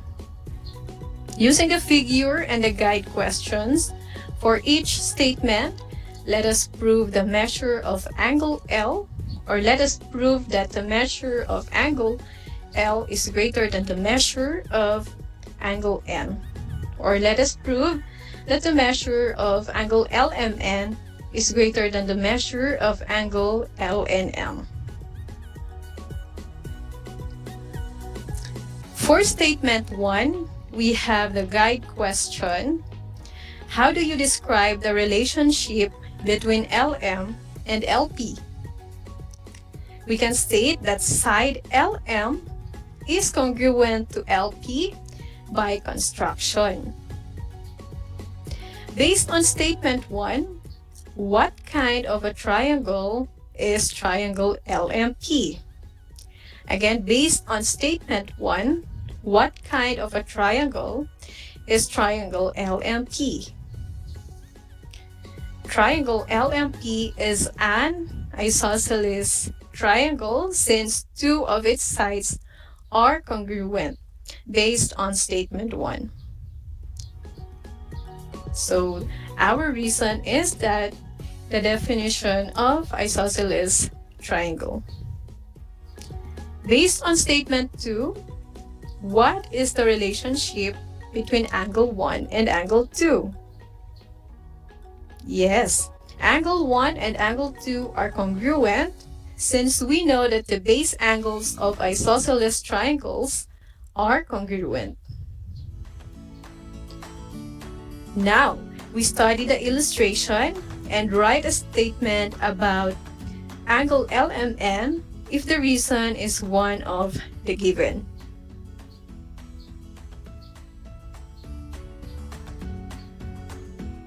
After observation, we can write that the statement or the statement angle LMN is congruent to the sum of angle 1 and angle 2. Our reason for this statement is the angle addition postulate. And basing on statement 4, let us write an inequality statement focusing on angle 1. We can write that angle LMN is greater than angle 1 as statement 5. What theorem do you think supports statement 5? That's right. We have obtained statement 5 with the reason that if A is equal to B plus C and C is greater than 0, then A is greater than C, or simply we write the property of inequality. Using statement 3 and statement 5, we can infer that the measure of angle LMN is greater than the measure of angle 2. We write this as statement 6 in our proof. We were able to obtain statement 6 through substitution property. Again, let us study the illustration and write an operation statement involving angle MPN, angle LNM, and angle PMN. As you can see in the illustration, those three angles are the interior angles of triangle MPN, which means that their sum is 180 degrees. We can write in statement 7, angle MPN plus angle LNM plus angle PMN is equal to 180 degrees. The reason for this statement is the triangle sum theorem. Just like what we did in statement 7, can you write an operation statement involving angle 2 and angle MPN on your paper? I'll give you a few seconds to do that.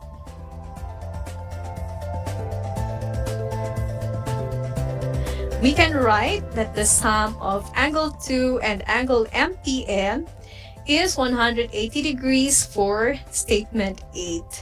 Can you type the reason in the comment section? That is correct. Angle 2 and angle MPN are linear pairs, which makes their sum equal to 180 degrees. That is the reason that we will write for statement 8. Now, observe statement 9. What property supports the step wherein we replace the right side of statement 8 with its equivalent in statement 7? Once again, you are correct. The reason for statement 9 is transitive property. For statement 10, we have the guide question.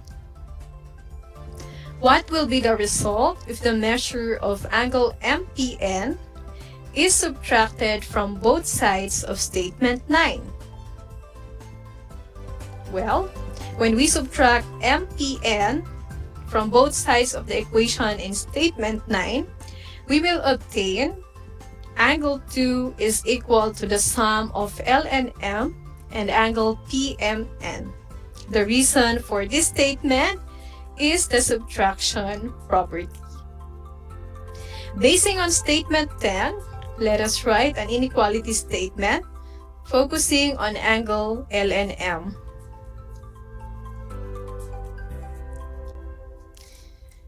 Alright, so again, basing on that, let us write.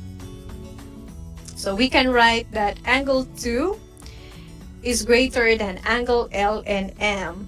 Our reason for this statement is if A is equal to B plus C and C is greater than 0, then A is greater than C again. That is simply the property of inequality. From all the statements given, we can now conclude that angle LMN is greater than angle LNM through transitive property. Well, that is our first theorem. How does it feel that we have finally proven our first example? It feels great, isn't it? I know that you were able to recall the previous concepts related to our lesson as we finished the proof for inequality theorem 1. Are you ready for the next theorem? Here it is. We are done with triangle inequality theorem 1. Let's move on to triangle inequality theorem 2. It is denoted by a conditional statement if capital A, small a, then capital S, small s. This theorem states that if one angle of a triangle is larger than a second angle, then the side opposite the first angle is longer than the side opposite the second angle. Obviously, this definition of the triangle inequality theorem 2 is the converse of the definition of the first theorem. And for us to understand it better, let us try to prove this theorem through example number 2. For example number 2, we are given LMN, or we are given triangle LMN wherein the measure of angle L is greater than the measure of angle N. Unlike what we did in the first example, we will use indirect proof to prove that MN is greater than LM. First, let us define what is indirect proof. Indirect proof, or proof by contradiction, is done when the conclusion from a hypothesis is assumed false, or opposite of what it states, and then a contradiction is reached from the given or deduced statements. Please take note of that as we use indirect proof in answering examples 2, or example 2 and example 3. We start our proof in number 2 by assuming that MN is greater than LM. Next, we complete the table as we write statements and reasons that will help us arrive with the conclusion. For statement 1, let us write MN is congruent to LM, or MN is less than LM. These statements are contradictions of the statement that we need to prove. In the table, we write this statement in column 1 as we write the reason. Assumption that MN is greater than LM. For statement 2, let us try to consider if MN is congruent to LM. If these two lines are congruent, then we can say the triangle LMN is an isosceles triangle. This is the reason that we will write for statement 2. Consequently, we can say that angle L is congruent to angle N, stating the base angles of isosceles triangles are congruent as the reason. From the previous two statements, what can you say about the statement line MN and line LM are congruent? Is it true or false? The statement line MN and line LM are equal is false. Why? Because the conclusion that angle L is congruent to angle N contradicts the given that the measure of angle L is greater than the measure of angle N. It is not possible that those two lines are congruent with one another. At the same time, the other one is longer than the other. That will be our reason. Let's proceed to statement 3 as we consider the statement the measure of line MN is less than the measure of line LM. If this is true, then we can say that the measures of angle L is less than the measure of angle N. The reason we can write for statement 3 is the triangle inequality theorem 1. From that statement, what do you think of our assumption that the measure of line MN is less than the measure of line LM? Once again, is it true or false? The answer is false. The assumption MN is less than LM is false since the conclusion contradicts the given that the measure of angle L is greater than the measure of angle N. To finish our proof, we can conclude that MN is greater than LM. The reason we can write is the trichotomy property of inequality. Once again, the reason for our proof is the trichotomy property of inequality. So that ends the proof for example number 2. So we are done with triangle inequality theorem 2. We move on to the third one, which is the converse of hinge theorem. The definition is, if two sides of one triangle are congruent to two sides of another triangle, but the third side of the first triangle is longer than the third side of the second, then the included angle of the first triangle is larger than the included angle of the second. Just like the definition of hinge theorem, it is quite wordy. Okay, so I will read it once again. The converse or the hinge theorem or SSS triangle inequality theorem states that if two sides of one triangle are congruent to one side or to two sides of another triangle, but the third side of the first triangle is longer than the third side of the second, then the included angle of the first triangle is larger than the included angle of the second. Let us consider example 3 to show an indirect proof for this theorem. There are two triangles in the given, triangle ODV and triangle LUV. Additionally, side OD is congruent to side LU, side DG is congruent to side UV, and side OG is greater than side LV. We need to prove that the measure of angle D is congruent to the measure of angle U. We construct a table and complete our statements and our proof.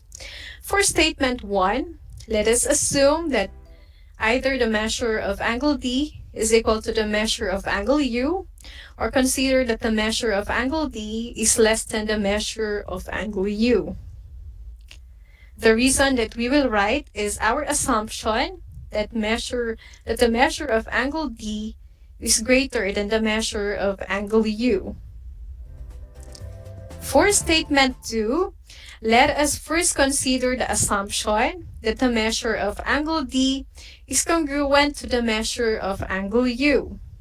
Let us also consider the given that side OD is congruent to the side or congruent to side LU, and side DG is congruent to side UV.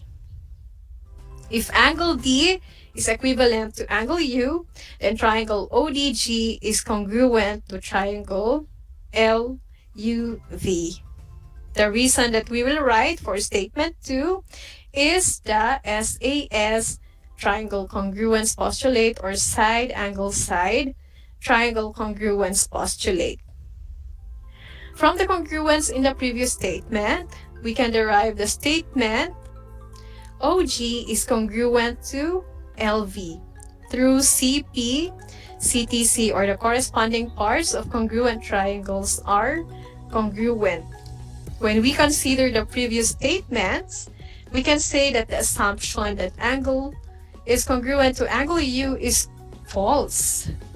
Again, the assumption that angle D is congruent to angle U is false, since the statement OG is congruent to LV contradicts the given that OG is greater than LV.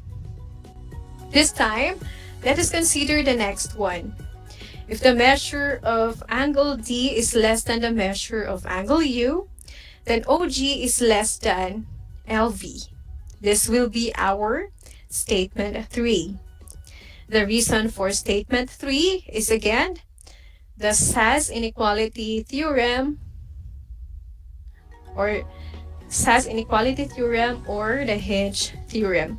From this, we can say that the assumption that the measure of angle D is less than the measure of angle U is false, since we know that from the previous statement that OG is less than LV, or since we know that OG is less than LV, contradicts the given that OG is greater than LV.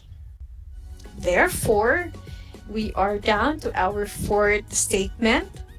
We can say that the measure of angle D is greater than the measure of angle U must be true, since both the assumptions that the measure of angle D and the assumption that they are congruent is false.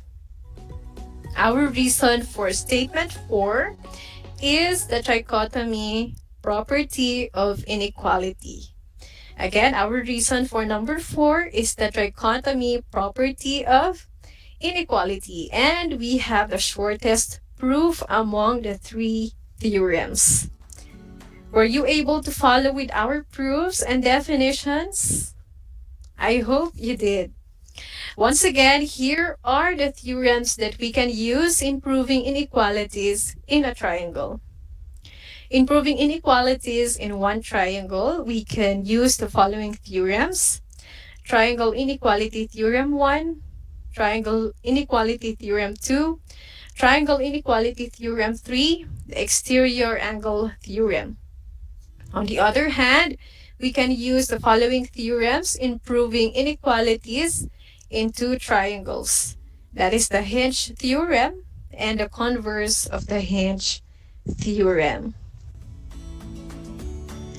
And to check how well you've understood the lesson, I want you to complete the definition of each theorem as you fill in the blanks with the missing words. Are you ready? Here is the first definition. For triangle inequality theorem 1, what word will complete this statement? If one side of a triangle is blank, then a second side, then the angle opposite the first side is larger than the angle opposite the second. The word that will complete this statement is longer. So if one side of a triangle is longer than a second, then the angle opposite the first side is larger than the angle opposite the second. Next, how about the definition for triangle inequality theorem 2?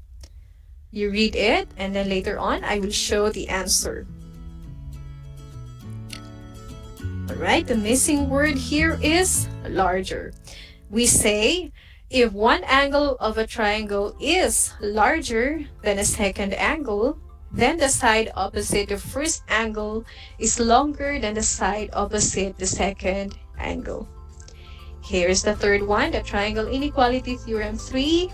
The sum of any two sides of a triangle must be blank than the measure of the third side. The missing word is greater. Next, the exterior angle theorem. It states that an exterior angle of a triangle is greater than any of its remote. What is the missing word or missing words? It is interior angles. All right, let's move on to the longer statement, the definition of Hinge theorem.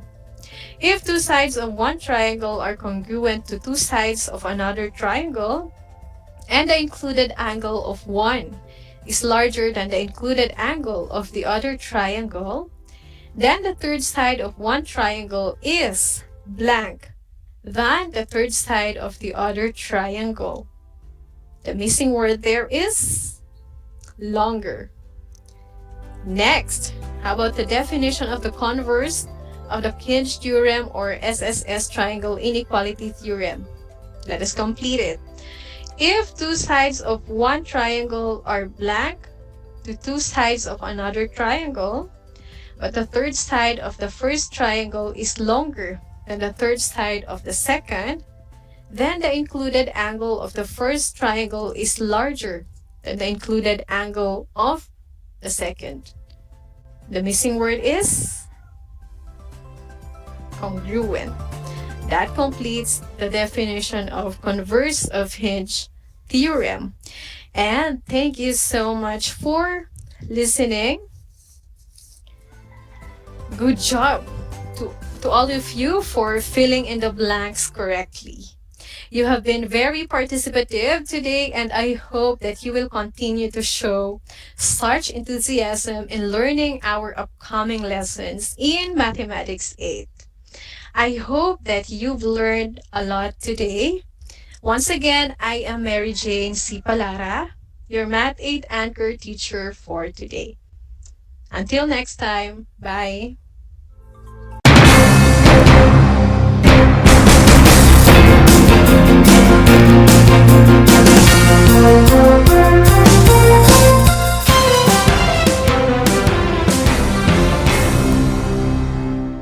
Bahagi mo Radyo Pilipino saan mang bahagi ng Pilipinas, saan mang bahagi ng mundo, anumang uri ng pamumuhay, kabahagi mo Radyo Pilipino. Radyo Pilipino sumasahim papawid sa DWPR 1296 Dagupan, DZTC 828 Tarlac, DZLT 1188 Lucena, DZYM 1539 Mindoro, DWRL 1080 Legazpi, DWRN 657 Naga, DYRB 540 Cebu, DYRL 1035 Bacolod, DYRN 1134 Dumaguete, DXCO 1044 Cagayan de Oro, DXGS 765 General Santos, DXOC 1494 Ozamis, DXOW 981 Davao at Radio Filipino Podcast Center Manila. Ito ang kabahagi mo Radyo Pilipino, napapakinggan on air and online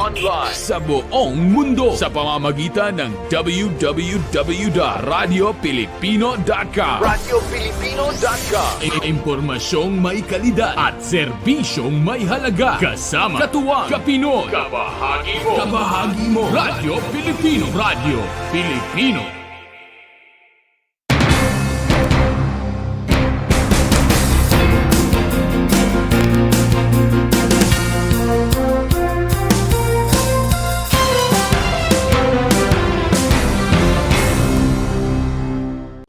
Kumusta mga giliw kong tagapakinig? Nagbabalik ang inyong paaralang panghimpapawid, Aral TarlakHenyo, sa RTV Tarlac, Channel 26, at sa bayang naririnig sa DZTC 828 Radyo Pilipino Tarlac. Tayo rin ay napapanood sa FB Live ng RTV Tarlac Channel 26. Sumasahim papawid mula sa bayan ng Pura Tarlac, mula sa bayan ng San Clemente, Mula rito sa Purok Elementary School, Pura Tarlac, sa bayan ng Capas Tarlac. Ako, ang inyong guro,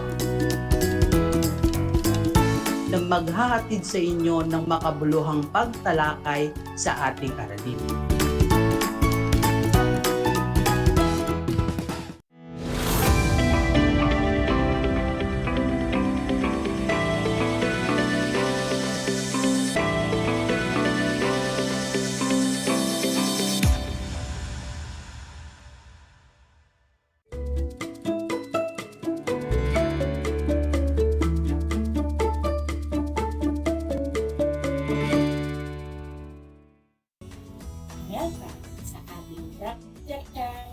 Aral TarlakHenyo ng SDO Tarlac Province na kasalukuyang napapanood dito sa RTV Tarlac Channel 26 at Converge Cable Channel 100 at sa bayang napapakinggan sa 828 AM DZTC Radyo Pilipino Tarlac.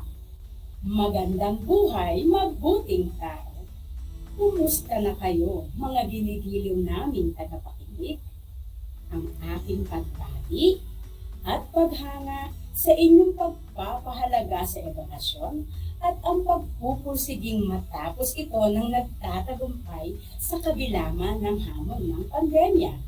Ako, ang inyong guro sa edukasyon sa pagpapakatao sa ika-9 na baitang Ginang Catherine H. de Chavez, sumasahimpapawid mula sa bayan ng Kapas, lalawigan ng Tarlac. Sasamahan at gagabayan kayo sa inyong pagkatuto sa Most Essential Learning Competency na napagninilayan ang mahalagang hakbang na ginawa upang mapaunlad ang kanyang talento at kakayahan ayon sa kanyang hilig, mithiin, lokal at global na demand. Natitiyak kong kayo ay handang-handa ng mga anak sa pagpapatuloy ng ating aralin sa araw na ito. Maging alerto at listo sa anumang impormasyong magbibigay sa atin ng inspirasyon, pag-asa at aral sa buhay na makatutulong sa pagiging mabuting tao. Makikita sa inyong screen mga anak ang larawan ng learner's materials na ating gagamitin sa ating talakayan ngayong araw sa edukasyon sa pagpapakatao, baitang siyam. Mangyaring buksan ito sa pahina 257 hanggang 264.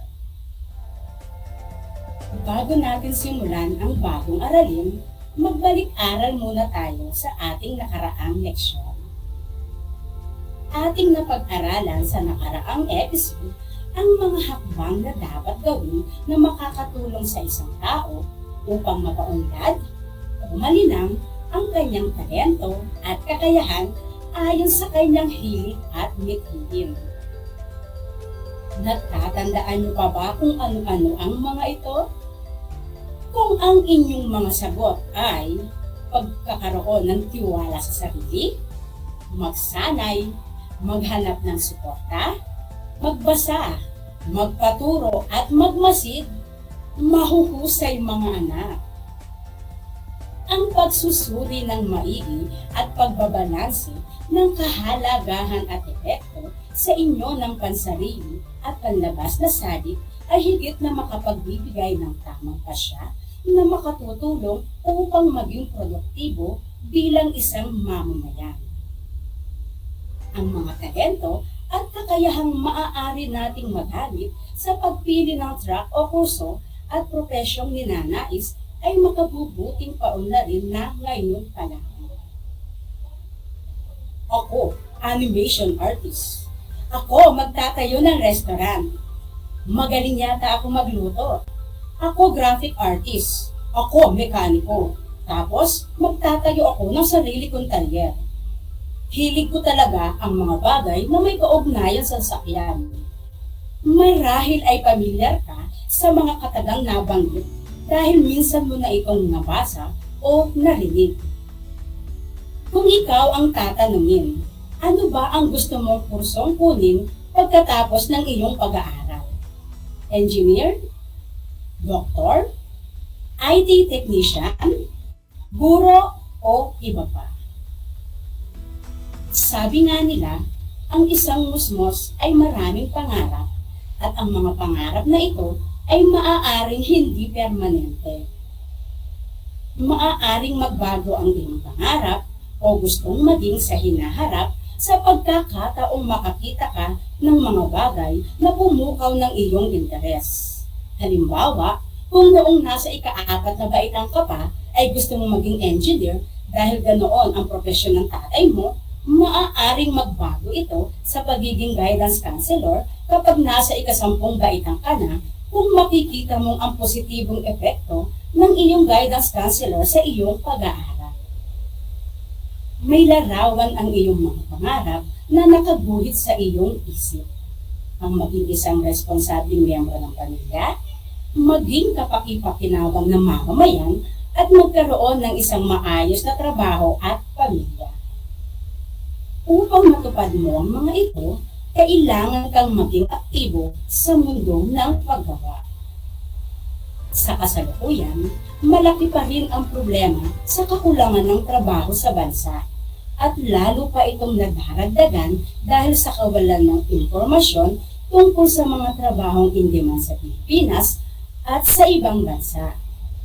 Kasama rin sa suliraning ito ang maraming bilang ng mga mag-aaral na nakapagtapos na di sapat ang kaalaman sa mga trabahong maaaring pasukan. Idagdag pa ang mga pagpapahalagang hindi na isa sa buhay na may kaugnayan sa paggawa. Ilang taon na lang at magiging kabahagi ka na sa mundo ng paggawa. Mabilis ang takbo ng panahon. Pagkatapos nito, nasa senior high school ka na. Bago pa dumating ang pagkakataong iyan, dapat alam mo na kung ano ang track ang pipiliin mo na may kaugnayan sa mga kursong gusto mo. Mahalaga ring malaman mo ang mga in-demand na trabaho sa Pilipinas at sa ibang bansa na maaari mong maging batayan sa pagpili ng kurso at magkaroon kaagad ng trabaho pagkatapos ng iyong pag-aaral. Ang demand sa trabahong lokal o pandaigdigan sa kasalukuyan ay hindi problema. Ang lumilitaw na malaking suliranin ay ang kakulangan ng mga kwalipikadong aplikante na pupuno ng mga posisyon na kailangan. Sa pinaunlad na kurikulum ng Batayang Edukasyon ng K-12, layunin ng Senior High School Program ng DEPED na ihanda ang mga kabataan para sa trabaho, negosyo, o kolehiyo. Ang pagpili ng track at strand ay magsisilbing hakbang upang makapili ng kurso na may kaugnayan sa iyong hilig, talento, o kakayahan. Anong track ang bagay sa iyo? Makinig kayo ng mabuti sa ating talakayan upang magkaroon ng ideya sa bawat track na ating pag-uusapan.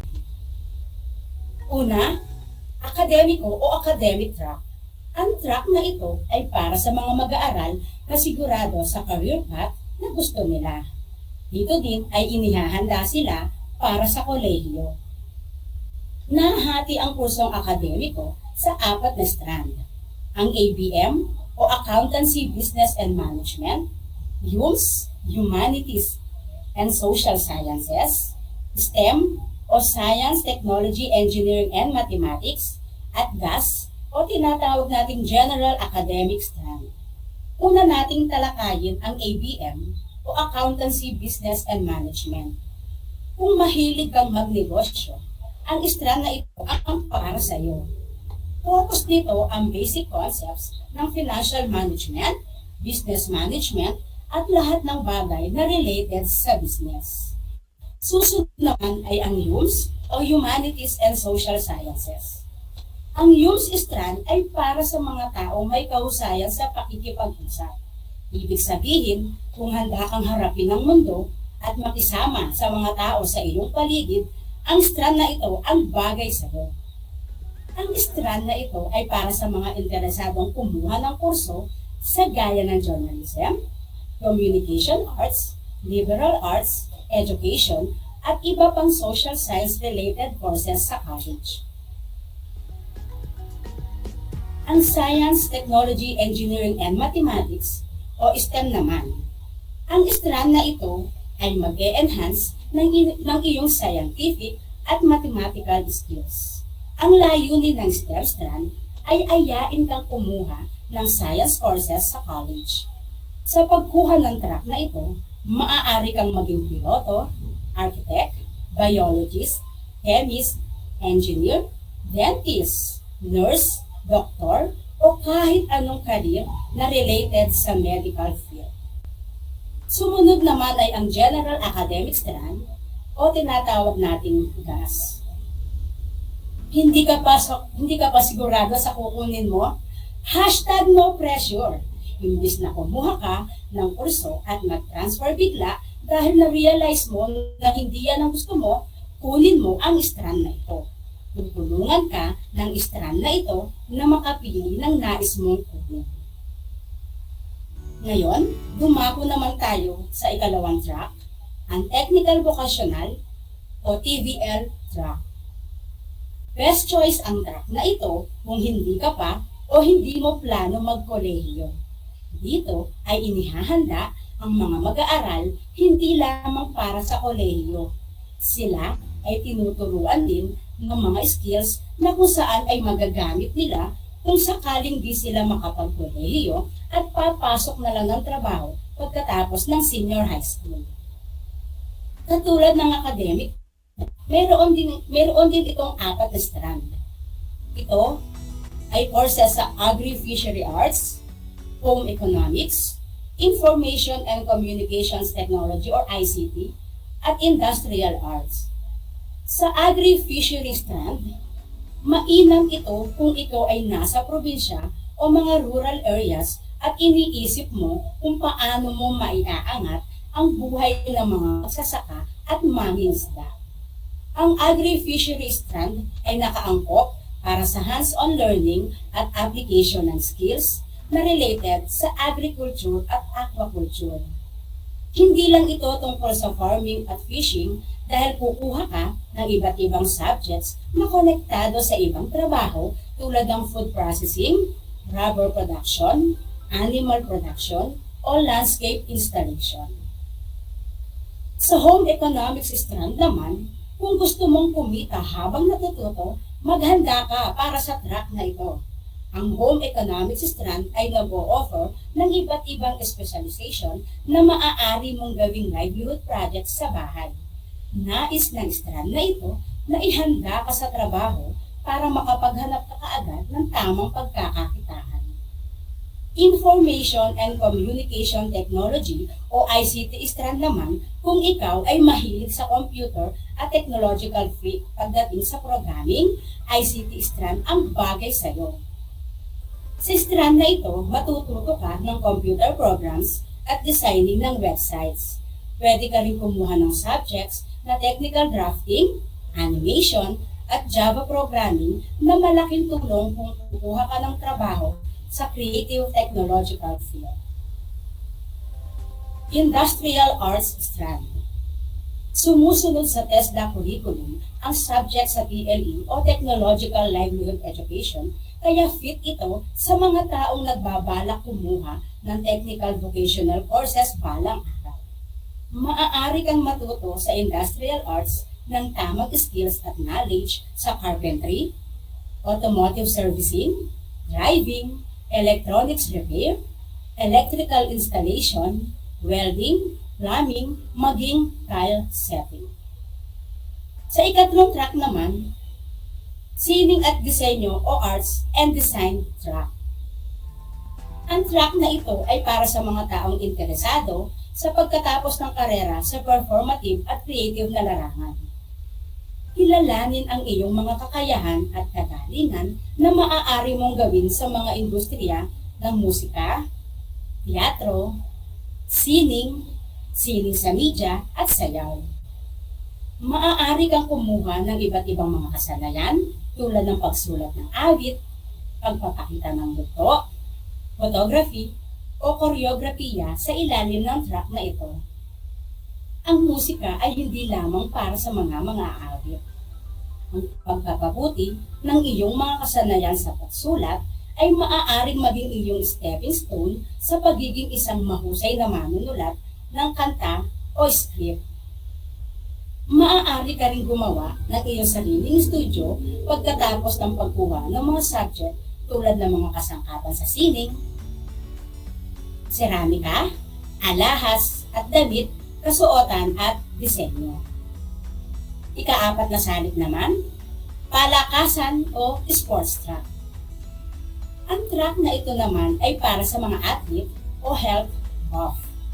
Tuturuan ka sa track na ito na intindihin ang human movement and development. Ito ay dahil para maging handa ka sa mga trabaho na nakapaloob sa industriya ng physical education and recreation. Aaralin mo ang iba't ibang factors na nakakaapekto sa social, psychological, at cognitive development sa sports, leadership, and management. Kasama sa career track na nandito ay mabibigyan ka ng tamang kaalaman sa pag-administer ng mga tests at programa tungkol sa physical fitness and performance enhancement.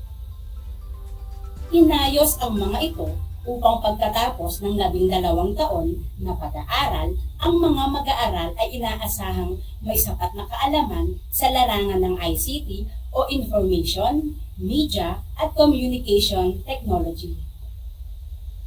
mayaman sa makabagong ideya o learning and innovation skills na maaaring magamit sa pagsisimula ng negosyo o hanap buhay. May epektibong paraan ng pakikipagkomunikasyon o effective communication skills at kasanayan sa pagsasabuhay ng karera o life and career skills.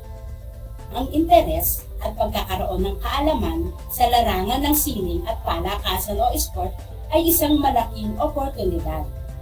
Ang hangarin na iba na gamitin ang hilig sa pagnenegosyo ay hindi mawawala. Maraming Pilipino ang nagtagumpay sa pamamalakad ng negosyo. Halimbawa na lamang ang may-ari ng Julie's Bake Shop na sina Julia Gandionco, sina Fe Esperanza Rodriguez at ang kanyang kapatid na Burger Machine at marami pang iba. Nagsimula ang negosyo nila sa maliliit, unti-unti itong lumaki hanggang sa di nila namamalayan na isa na sila sa mga kinikilalang individual sa larangan ng pagnenegosyo sa kasalukuyan. Makatutulong ang mga kaalamang ito upang makabuo ka ng plano tungkol sa kursong nasa iyong isip. Unti-unti, nagkakaroon ng linaw ang iyong mga mithiin na dapat isabuhay upang maging matagumpay sa anumang larangang gustong tahakin.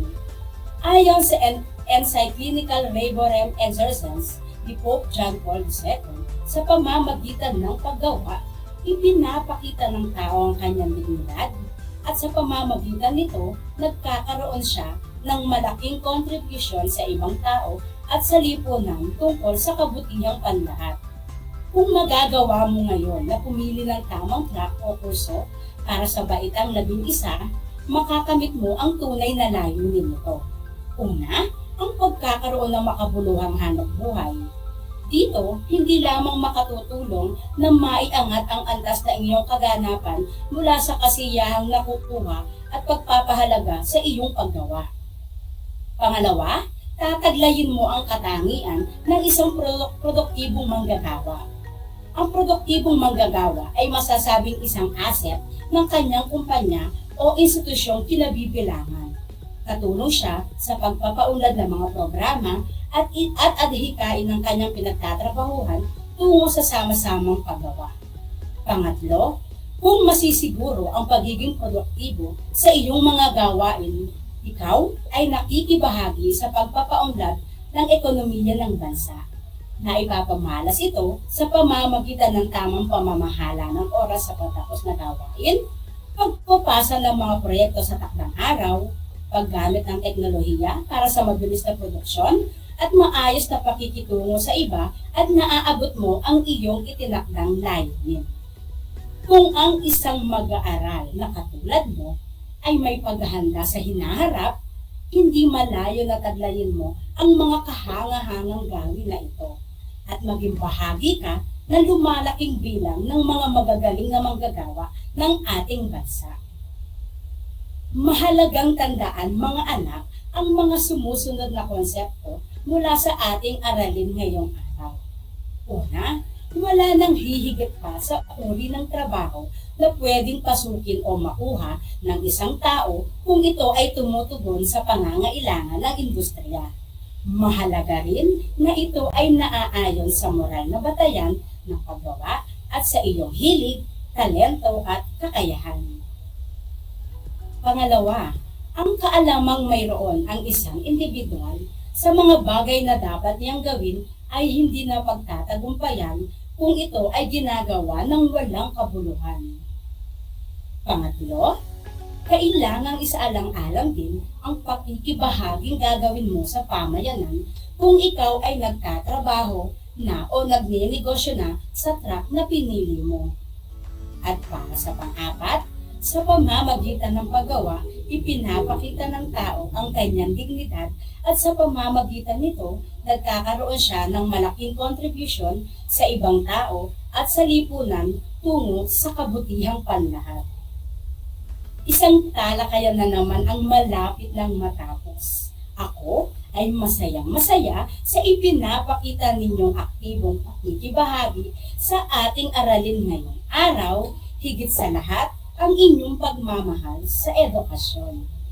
Ipagpatuloy ang kagandahang asal na ito, mga anak, Hakbang tungo sa katuparan ng inyong mga pangarap sa hinaharap.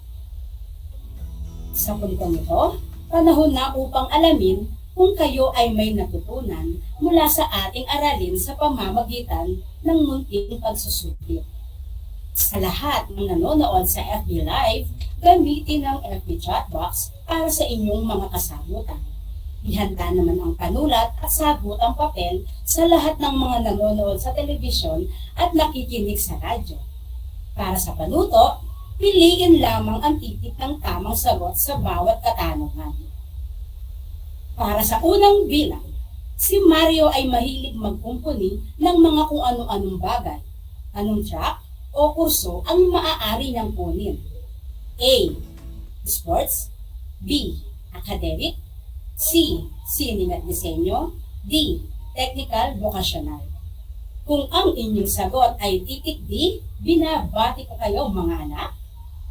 Para sa pangalawang bilang, alin ang hindi angkop na kurso para sa iyo kung ikaw ay mas nasisiyahan sa pagbuo ng mga bagay gamit ang iyong mga kamay o kasangkapan kaysa makihalubilo sa mga tao?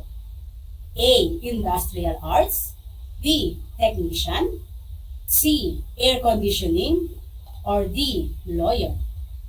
Kung ang inyong sagot ay titik D, binabati ko kayo mga anak. At para sa pangatlong bilang, si Nida ay troop leader ng Girl Scout. Siya ay palakaibigan, popular, at responsable. Mahilig din siya sa interaksyon at masaya yung nakakatulong sa iba. Ano ang nababagay na kursong kukunin niya? A. Social work. B. Librarian. C. Credit manager. Or D. Bookkeeper. Kung ang inyong sagot ay titik A, binabati ko kayo mga anak. Para sa pang-apat na bilang, alin sa mga sumusunod ang hindi nararapat na hakbang na gagawin ni Sarah tuwing bakasyon para sa paghahanda niya sa pasukan bilang grade 11 Accountancy and Business Management student? A. Magbasa ng refresher courses tungkol sa ABM. B. Manghiram ng mga aklat tungkol sa ABM. C. Magtanong mula sa senior sa ABM student. Or D. Mamasyal sa mga magagandang tourist spot. Kung ang inyong sagot ay titik D, binabati ko kayo mga anak. At para sa panlima at huling bilang, anong strand sa senior high school ang pipiliin ni Karen kung pangarap niyang maging lawyer? A. Accountancy and Business Management. B. Information and Communications Technology. C. Humanities and Social Sciences. Or D.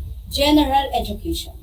Kung ang inyong sagot ay titik C, binabati ko kayo mga anak. Binabati ko kayong lahat mga anak sapagkat natitiyak kong nakuha ninyong lahat ang tamang sagot ng ating pagsusulit.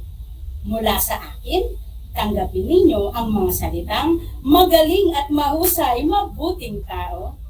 Mga bata, ako ay naghanda ng mga gawain at refleksyon sa inyong learning activity sheets. Inaasahan ko na ito ay inyong sasagutan ng buong sigasig at sa abot ng inyong makakaya. Sakali man na kailangan ninyo ang patnubay ng inyong kapamilya at guro, huwag kayong mag-atubiling sila ay tawagan upang kayo ay magabayan ng tama. Panalangin ko na anumang konseptong inyong natutunan sa araw na ito ay inyong maisabuhay sa araw-araw. Muli, ako ang inyong guro sa edukasyon sa pagpapakatao sa ikasyam na baitang, Ginang Catherine H. T. Chavez, sumasahipapawid mula sa bayan ng Kapas, lalawigan ng Tarlac. Nagpapaalala na piliing maging mabuting tao sa lahat ng panahon at pagkakataon. Hanggang sa muli!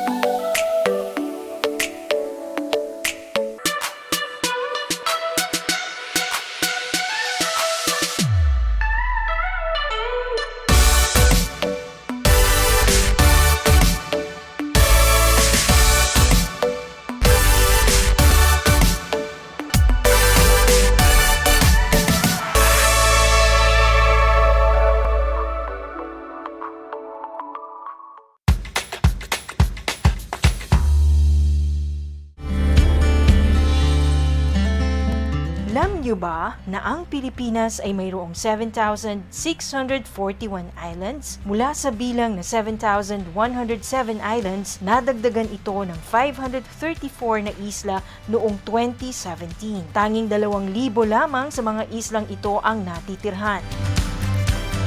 Alam niyo na! Yan ang mga isla sa Pilipinas. Good morning, grade 5 learners. How are you today? Welcome to Aral TarlakHenyo here on RTV Tarlac, Channel 26. Simulcast over DCTC, Radyo Pilipino, Tarlac.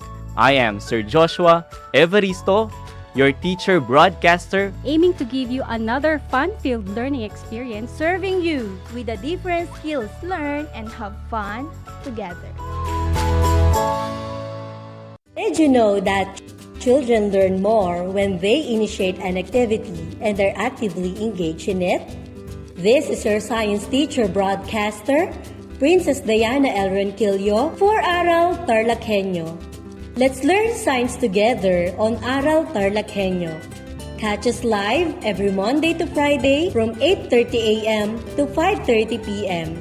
Watch Aral TarlakHenyo on RTV Tarlac, Channel 26, simulcast over Radyo Pilipino, DZTC 828 kHz, and streamed live on FB page and YouTube channel of RTV Tarlac, Channel 26.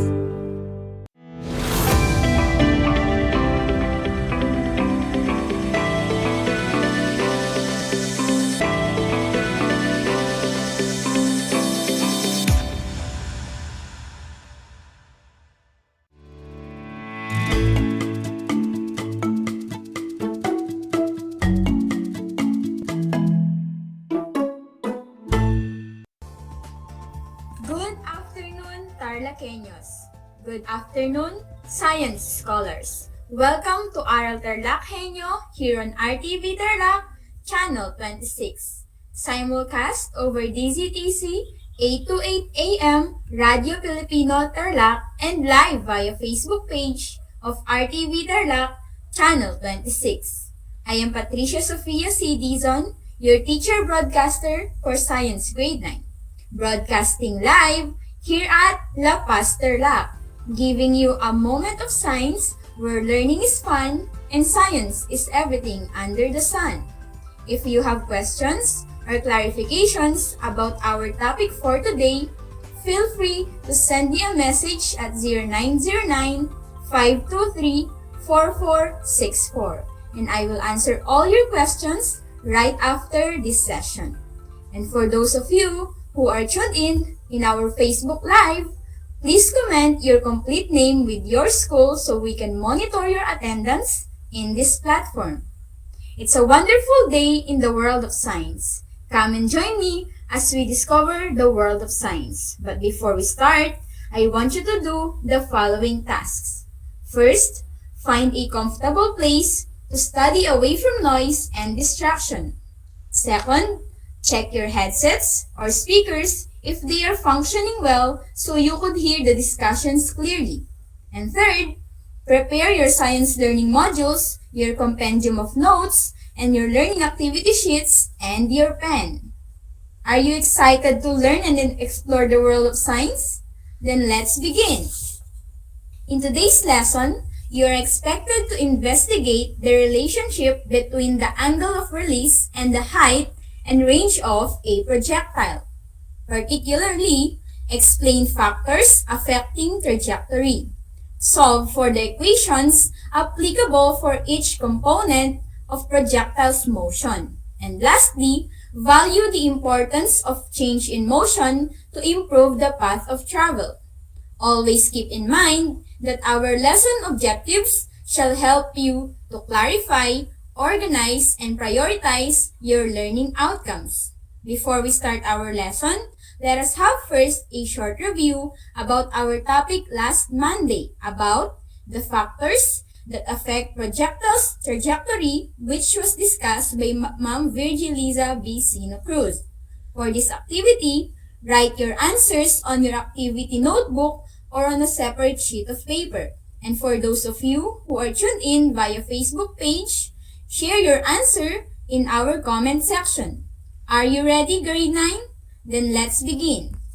First, let me read the instruction. You have to choose only one word from the given choices to complete the given statement. For number 1, the greater the weight of an object, the greater the influence of blank upon it. This affects a projectile as it will decrease the height of the projectile it can obtain. The force acts on the object to stop its upward movement and pull it back to Earth. What do you think is the correct answer for this statement?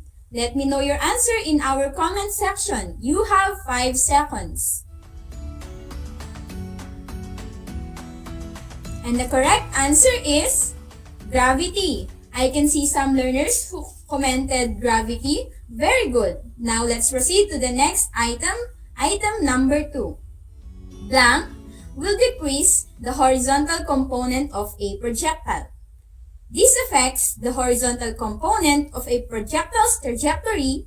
The effect of it can be minimized by lowering the angle of release. What do you think is the correct word for this statement? Let me know your answer in our comment section. You have 5 seconds.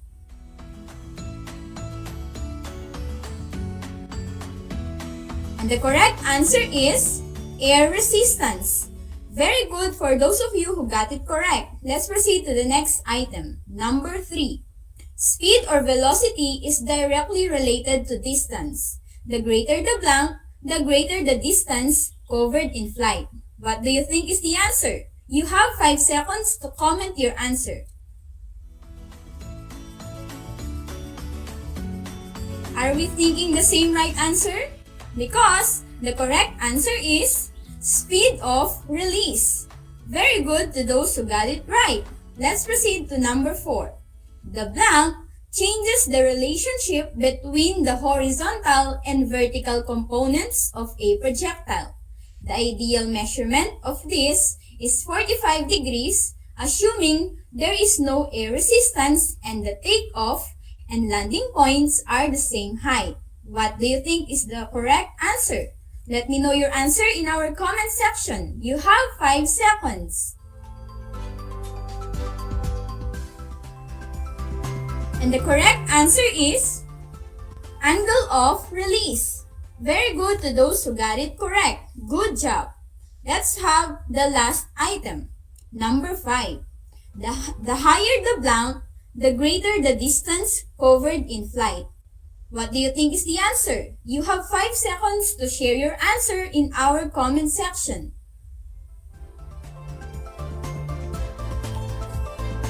And the correct answer is height of release.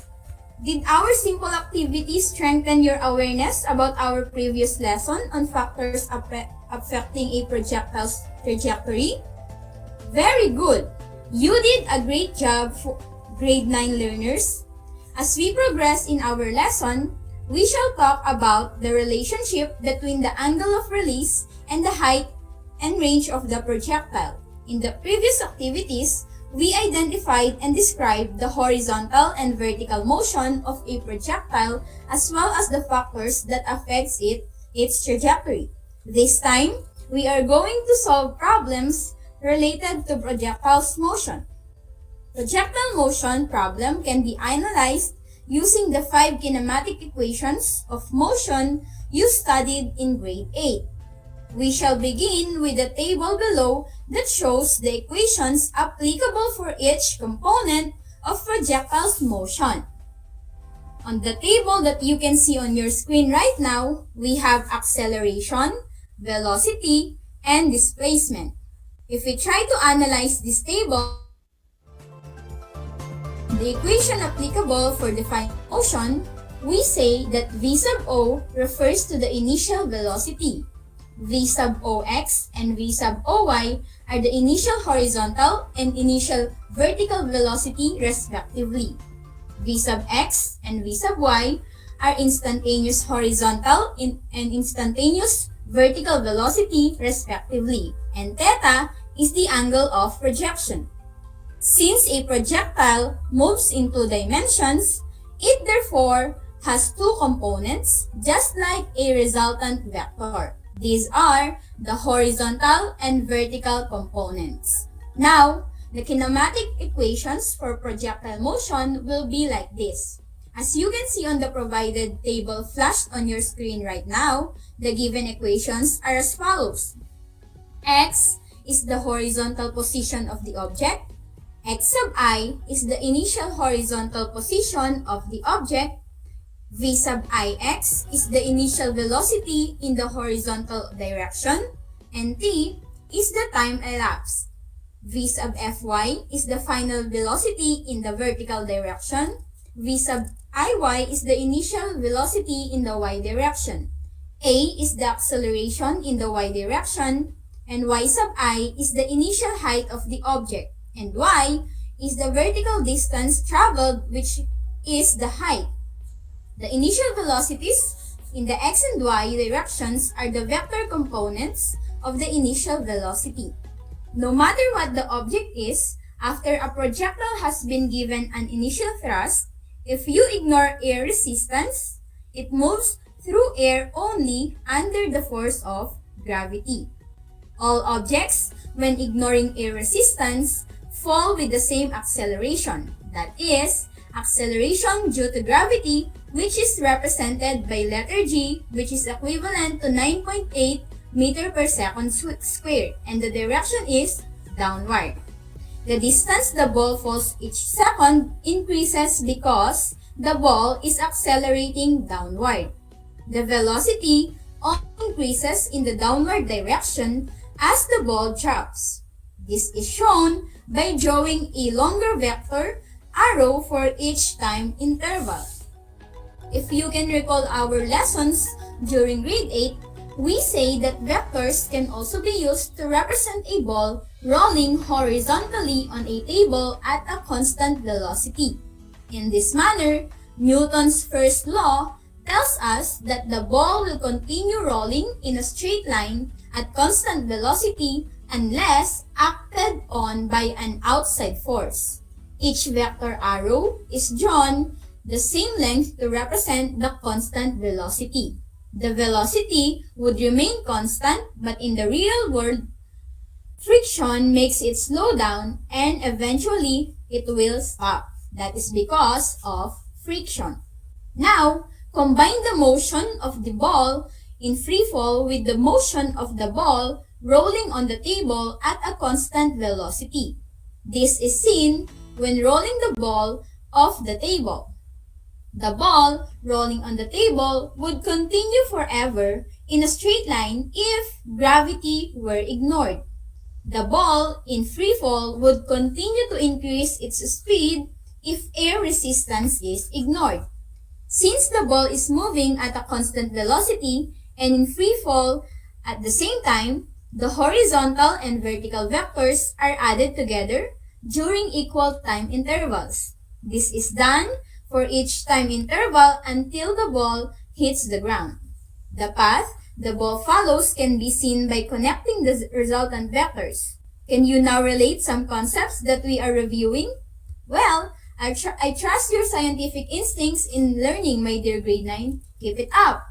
Now, going further in our lesson, look at the components of the velocity vectors. The length of the horizontal component stays the same for the whole time. The length of the vertical component increases with time. This means v sub x will be constant and v sub y will be changing. How do we even explain further horizontally thrown projectile? Let's have this situation.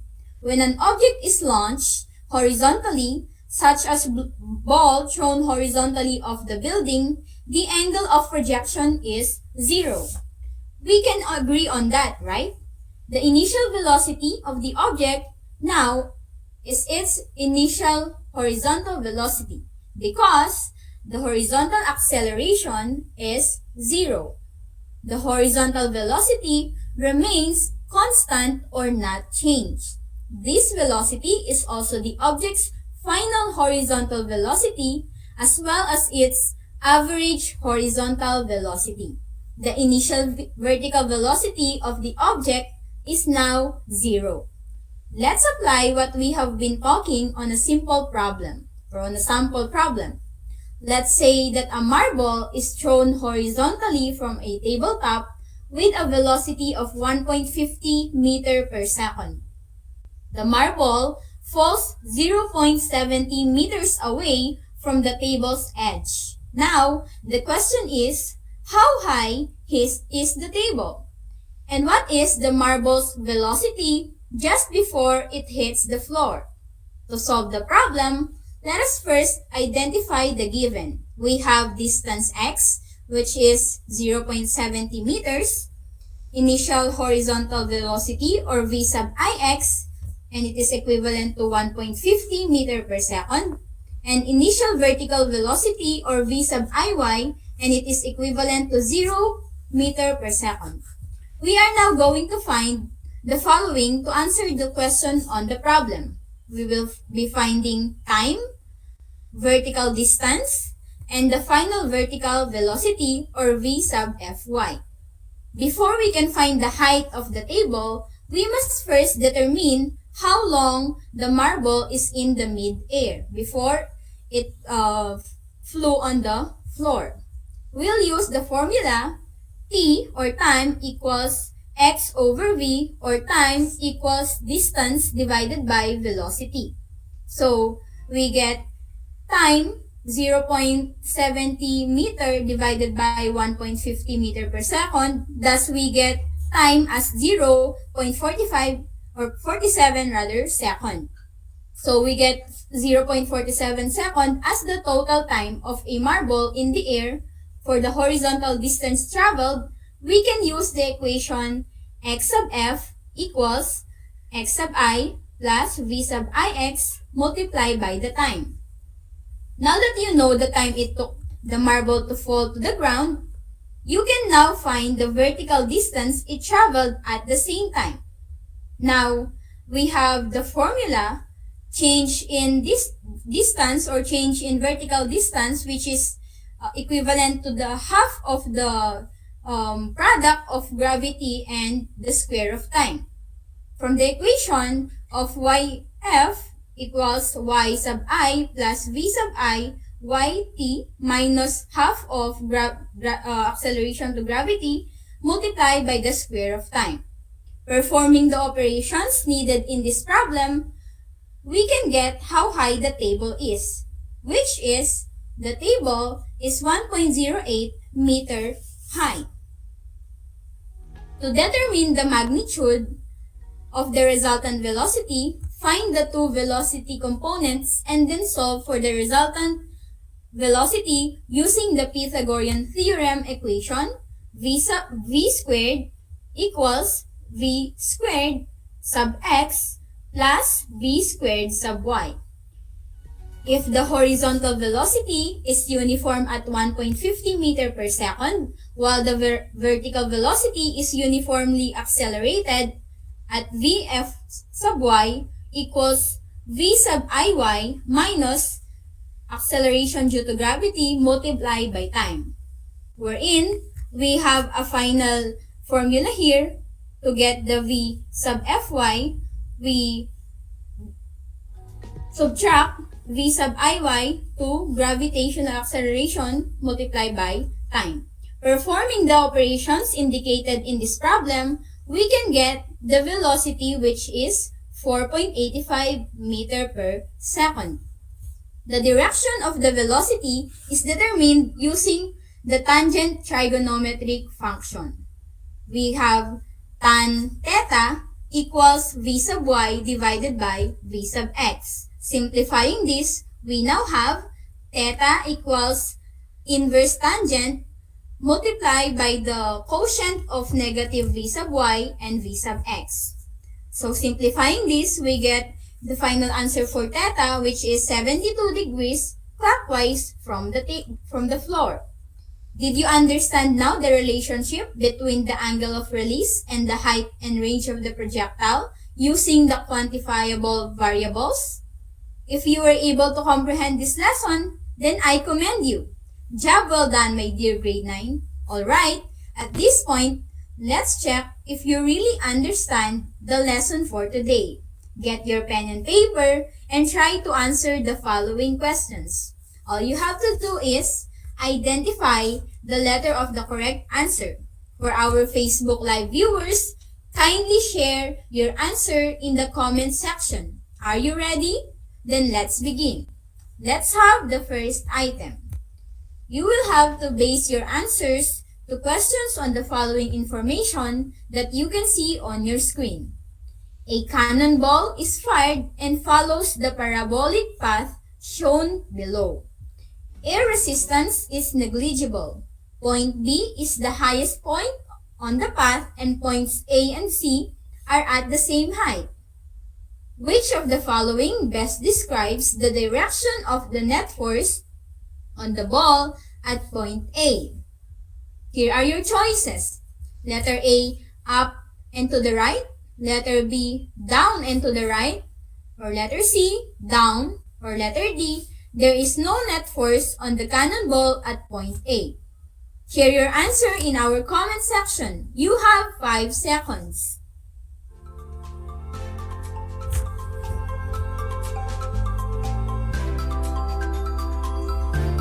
And the correct answer for this item is letter C. It's going down. Okay? So for those of you who got it correct, very good. Let's proceed to the next item. Item number 2. Which of the following best describes the direction of the velocity of the cannonball at point B? Letter A, to the right. Letter B, up and to the right. Letter C, down and to the right. Or letter D, up. Again, let me repeat your choices for number 2. Letter A, to the right. B, up and to the right. Letter C, down and to the right. Or letter D, up. Share your answer in our comment section. You have 5 seconds. And the correct answer for number 2 is letter A, to the right. Very good for those who got it correct. Let's proceed to number 3. Which of the following best describes the direction of the acceleration of the ball at point C? Letter A, to the right. B, down and to the right. Or letter C, down. Or letter D, up and to the right. Share your answer in our comment section. You have 5 seconds.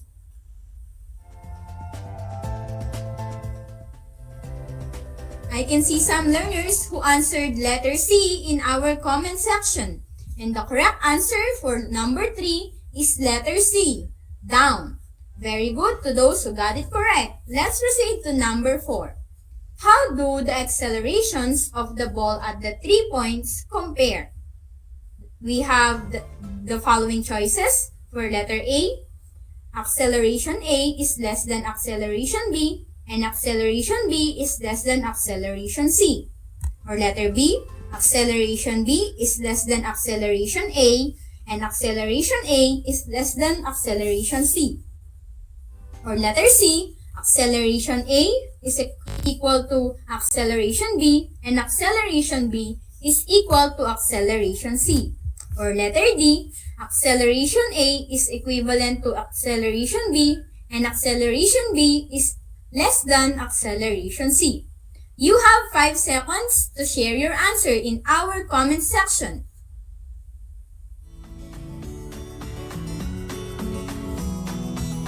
And the correct answer for number 4 is letter C. Acceleration A, acceleration B, and acceleration C are all equal.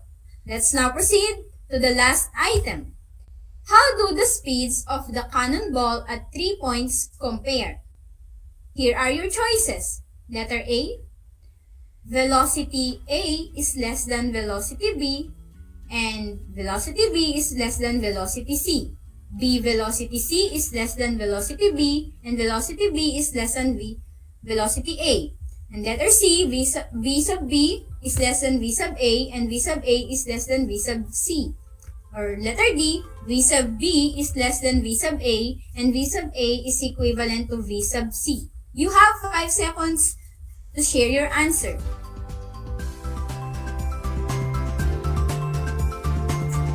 correct answer for number 5 is letter D. V sub B is less than V sub A and V sub A is equal to V sub C. Did you get all the correct answers? If you got them all, great job! Thank you so much for doing your best. At this point, let me remind you all to please tune in to Aral TarlakHenyo here on RTV Tarlac, Channel 26, for your daily dose of school-home integration in the new normal education. Again, this is simulcast over DZTC 828 AM Radio Filipino Tarlac. And of course, don't forget to like, share, and follow our official Facebook page of RTV Tarlac, Channel 26. I hope you learned a lot today. Always remember that learning substantial information can give you a nice foundation for achieving quality education. This has been Patricia Sofia C. Dizon, your teacher broadcaster for Science Grade 9, together with our script writer for this session, Sir Peter A. Beltran. May God continue to bless us all. Until next time, goodbye and thank you!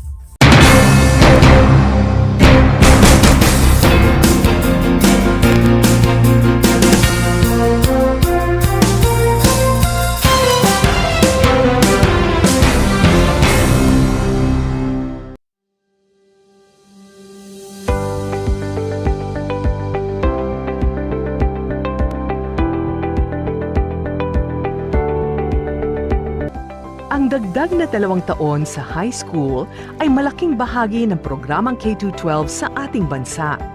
Pinag-aralan ng mabuti ng Kagawaran ng Edukasyon o DEPED ang nilalaman at paraan ng pagkatuto sa 2 taong ito na tinatawag ngayong senior high school. Sa pamamagitan ng senior high school, tinitiyak ng DEPED ang kalidad ng edukasyon na may malinaw na patutunguhan anuman ang iyong pag-aralan. May 15 core, 7 applied at 9 na specialized subjects ang senior high school. Sa kabuuan, may 31 subjects ang senior high school. Katumbas ito ng 4 na semestre na may 2 quarter bawat semestre. Ang mga paksa sa bawat aralin ay mahalaga upang maihanda ang mga mag-aaral sa 4 na curriculum exit gaya ng kolehiyo, trabaho, middle-level skills development at negosyo. Kahit anong track ang piliin ng isang mag-aaral, maaari siyang magpatuloy sa alinman sa 4 na posibleng curriculum exit. Mayroong 4 na track ang senior high school. 1. Academic track. 2. Technical Vocational Livelihood track. 3. Arts and Design track. At 4. Sports track. Mahalagang tandaan na hindi lahat ng paaralan ay kumpleto ng lahat ng tracks at strands. Kailangang suriing mabuti ng mga magulang at mag-aaral kung anong track o strand ang mayroon sa kanilang lugar na naaayon sa iba't ibang konsiderasyon gaya ng hilig, interes, kakayahan ng mag-aaral at marami pang iba. Makipag-ugnayan sa pinakamalapit na senior high school sa inyong lugar upang malaman ang kanilang ino-offer na tracks at strands. Upang matulungan ng mga mag-aaral na maunawaan ang pagpaplano sa kanilang hinaharap, ang Department of Education ay naglunsad ng Homeroom Guidance, kung saan nakapaloob ang Career Development Domain. Tumutulong itong mahubog ang mga mahalagang kaalaman, kasanayan, pag-uugali at pagbubuo ng mga plano at desisyon para sa kanilang buhay. Kung kayo ay may mga katanungan o paglilinaw tungkol sa senior high school tracks and strands, maaari kayong makipag-ugnayan sa inyong career guidance advocate o guidance counselor. Hangad namin ang inyong tagumpay!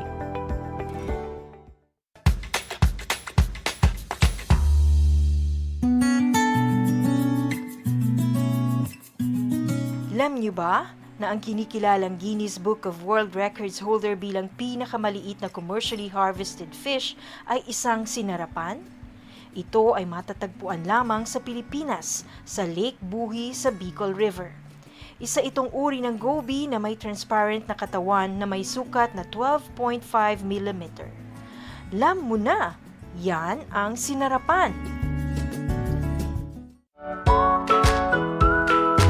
How are you today? Hello, everyone. Hello, learners of Tarlac. Good morning, Math Talino Grade 4 learners! Welcome to Aral TarlakHenyo Here on RTV Tarlac Channel 26. Simulcast over DCTC. Radyo Pilipino Tarlac. I'm Sir Glenn, your teacher broadcaster. Broadcasting live here at Paniki Tarlac. Remotely here in Concepcion, Tarlac. Live here at Barangay Pedro Elquines, Mayantok, Tarlac. Broadcasting live from Ramos National High School. Your anchor teacher today for grade 9 mathematics. your partner in education this time of pandemic. Did you know that children learn more when they initiate an activity and are actively engaged in it? This is your science teacher broadcaster, Princess Diana L. Ronquillo for Aral TarlakHenyo. Let's learn science together on Aral TarlakHenyo. Catch us live every Monday to Friday from 8:30 a.m. to 5:30 p.m. Watch Aral TarlakHenyo on RTV Tarlac, Channel 26, simulcast over Radyo Pilipino, DZTC, 828 kHz, and streamed live on FB page and YouTube channel of RTV Tarlac, Channel 26.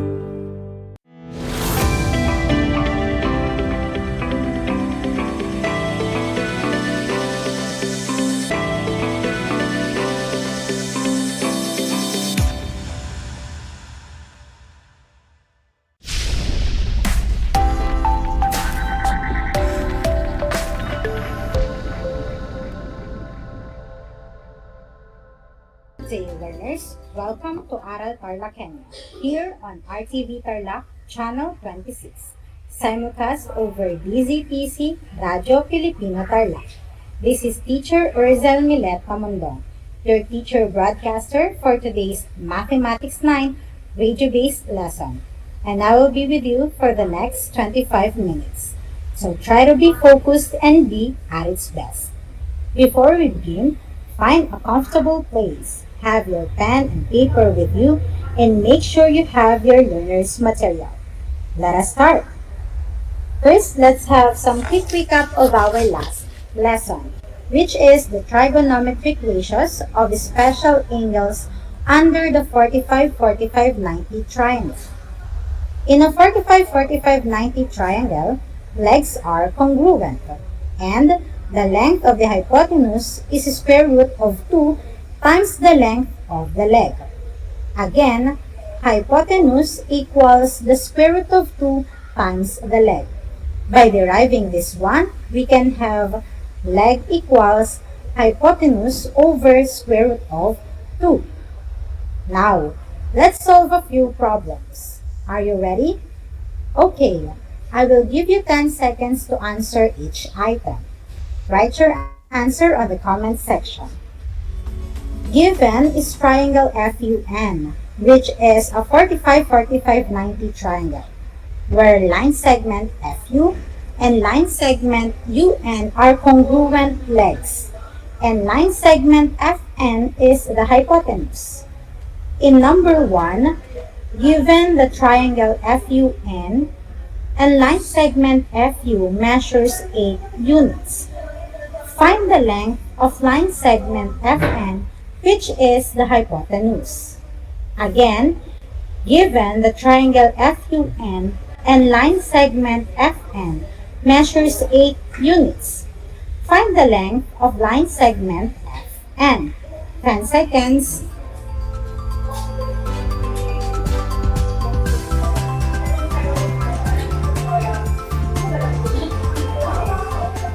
Okay, the answer is line segment FN is equal to 8 square root of 2 units. Hypotenuse is equal to square root of 2 times leg. Since the hypotenuse is line segment FN and the leg measures 8 units, substitute it to the working equation. We now have line segment FN is equal to square root of 2 times 8. So, line segment FN is equal to 8 square root of 2. Did you have the same answer? Very good. Number 2. Given triangle FUN and line segment FN measures 13 square root of 2 units. Find the length of line segment FU, which is one of the legs. Again, given the triangle FUN and line segment FN measures 13 square root of 2. Find the length of line segment FU, which is one of the legs. Timer starts.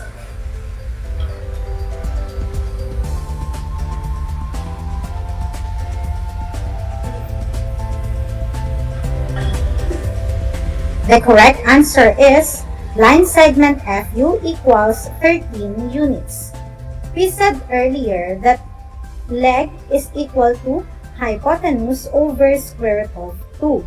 So, substitute the given to our working equation.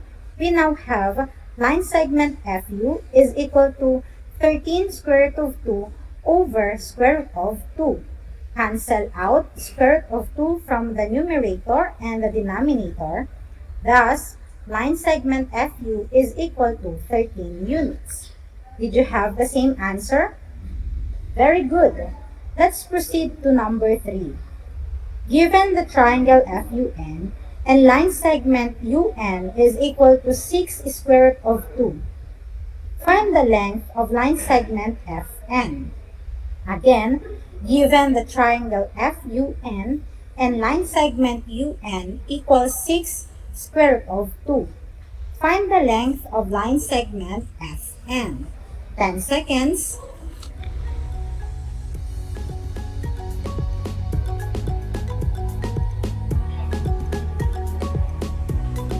And the correct answer is line segment FN is equal to 12 units.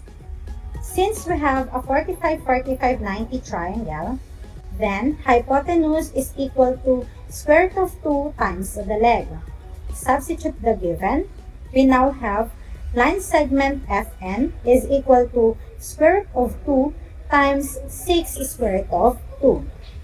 Hence, line segment FN is equal to 12 units. Did you get it correctly? That's very nice. Number 4. Given the triangle FUN and line segment FU is equal to 2 square root of 2, find the length of line segment UN. Again, given the triangle FUN and line segment FU is equal to 2 square root of 2, find the length of line segment UN. 10 seconds.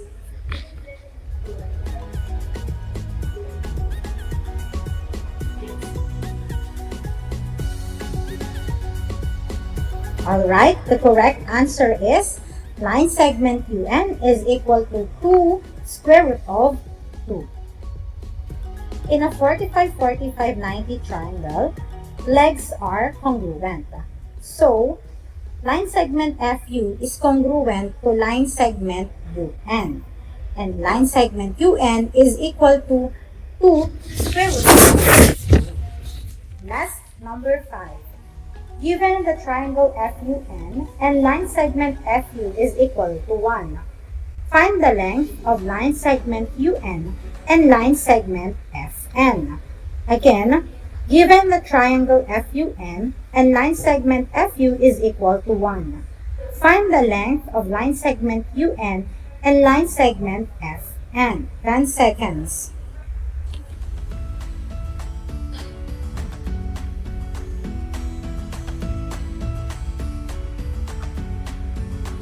The correct answer is line segment UN is equal to 1 and line segment FN is equal to square root of 2.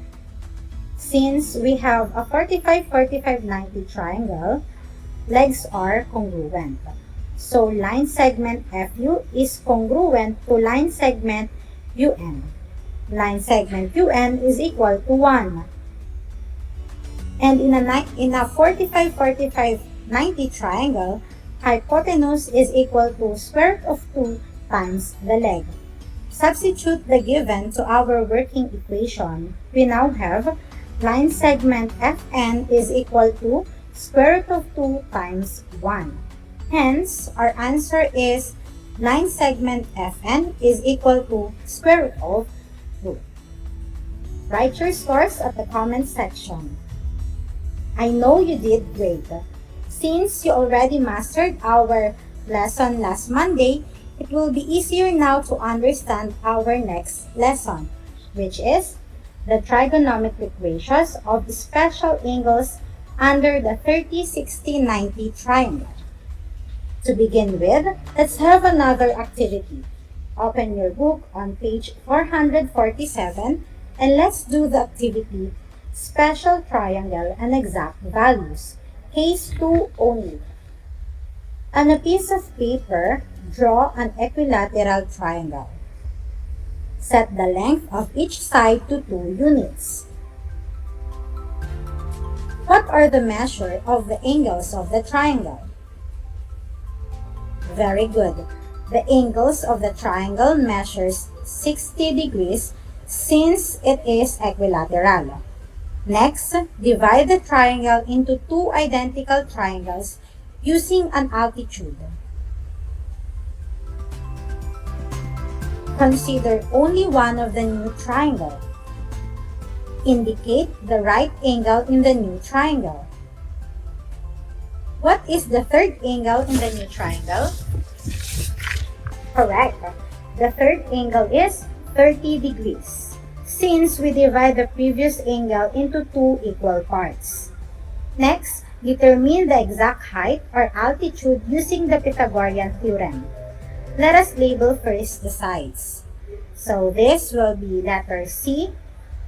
The hypotenuse, n is equal to 2. This will be A, n is equal to 1, since the original triangle was divided into 2 equal parts. Lastly, this will be B, which is the height of the new triangle. Let us now use the Pythagorean theorem. B is equal to the square root of C squared minus A squared. Substitute the values. We now have B is equal to square root of 2 squared minus 1 squared. Then, B equals the square root of 4 minus 1. Simplify it, that is B equals the square root of 3. Lastly, we will write the primary trigonometric ratios for 30 degrees and 60 degrees in the triangle. Let's begin with sine. Tan theta is equal to opposite over hypotenuse. For 30 degrees, its opposite is 1 over 2, which is the hypotenuse. So sine 30 degrees is equal to 1/2.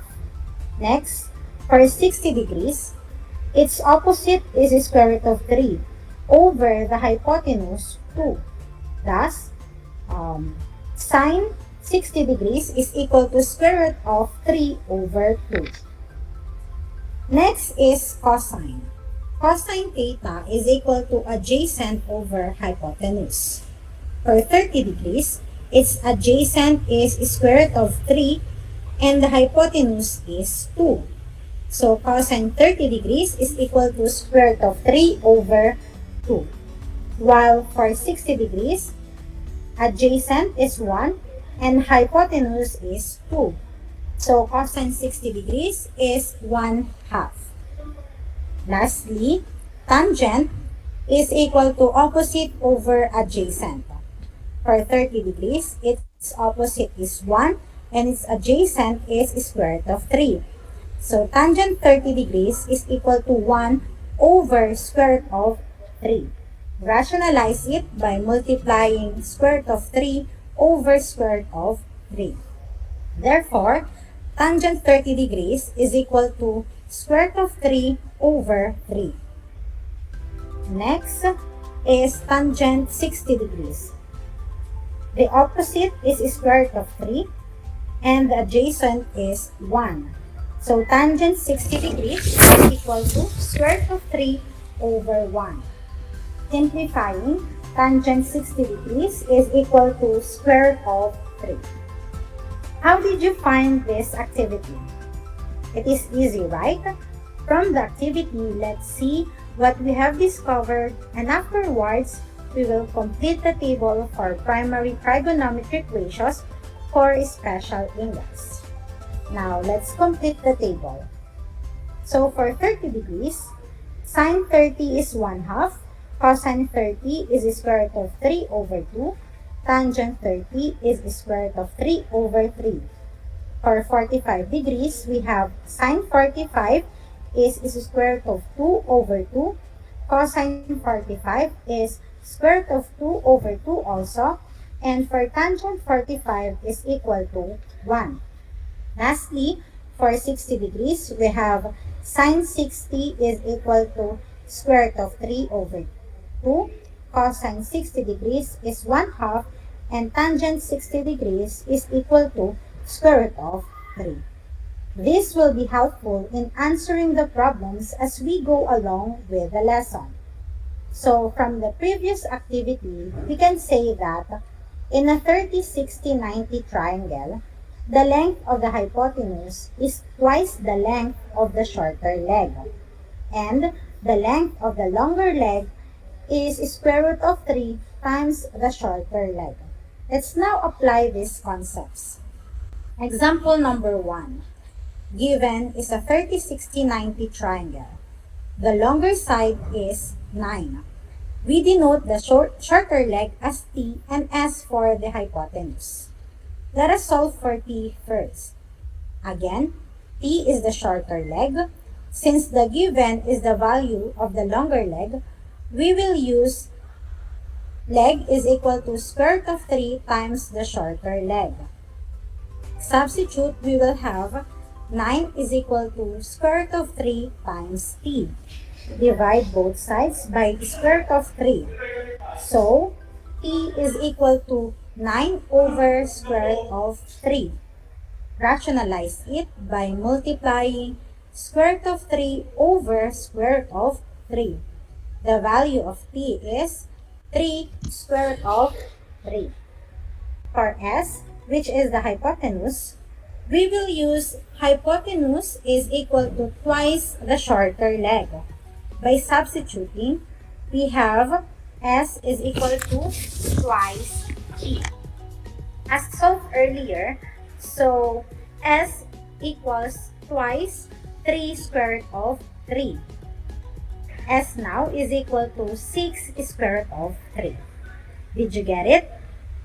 Don't worry, we still have some examples ahead. Number 2. Given is a 30, 60, 90 triangle and the hypotenuse measures 40. We have two unknowns. Let's begin with R as the shorter leg. Since the hypotenuse is given, we will use hypotenuse is equal to twice the shorter leg. Substituting, 40 is equal to twice R. Then divide both sides by 2. R is equal to 20. Next, let's find the length of the longer leg, which is denoted by I. So, longer leg is equal to the square root of 3 times the shorter leg. By substitution, we will have square root of 3 times R. Since we already solved the length of R, our equation now is I is equal to square root of 3 times 20. I now is equal to 20 square root of 3. Example number 3. We will use the table of values from earlier. So, determine the exact value of the expression sine 30 degrees plus tangent 60 degrees. Again, determine the exact value of the expression sine 30 degrees plus tangent 60 degrees. Since sine 30 degrees is equal to 1/2 and tangent 60 degrees is equal to square root of 3. So, sine 30 degrees plus tangent 60 degrees, that is 1/2 plus square root of 3. Next example, find the exact value of sine squared 30 degrees plus cosine squared 45 degrees. Again, find the exact value of sine squared 30 degrees plus cosine squared 45 degrees. Sine 30 degrees is equal to 1/2 and cosine 45 degrees is equal to square root of 2 over 2. Substituting, we will have square of 1/2 plus the square root of 2 over 2. That is 1/4 plus 2/4. Simplifying, the answer is 3 over 4. Let us have another activity and let's see if you really understand our lesson. Open your instructional support on page 5. Activity 2 entitled, What Makes You Special? To those who do not have, refer to the slides or listen attentively so you can follow the instructions. Refer to the given triangle to complete the table. We will only be answering the 30, 60, 90 triangle, which is the second figure. I will be giving you 15 seconds to answer each item. Write your answers on the comment section. Is the instruction clear? Let us begin. Number 1. Given is a 30, 60, 90 triangle, and the hypotenuse is equal to 12. Find the length of line segment BC. Again, given is a 30, 60, 90 triangle, and the hypotenuse is equal to 12. Find the length of line segment BC. 15 seconds.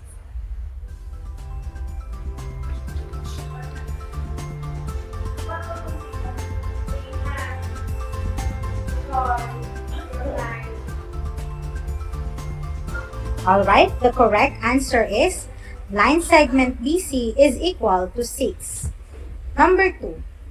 Given is a 30, 60, 90 triangle, and the hypotenuse is equal to 12.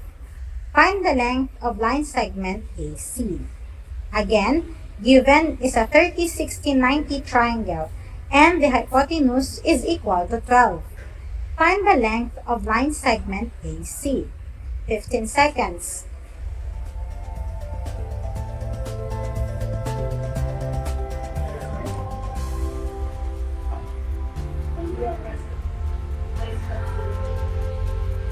Alright, the correct answer is line segment AC is equal to 6 square root of 3. Number 3. Given is a 30, 60, 90 triangle and the hypotenuse is 12. Find the value of sine A. In a 30, 60, 90 triangle where 12 is the hypotenuse, find the value of sine A. 15 seconds.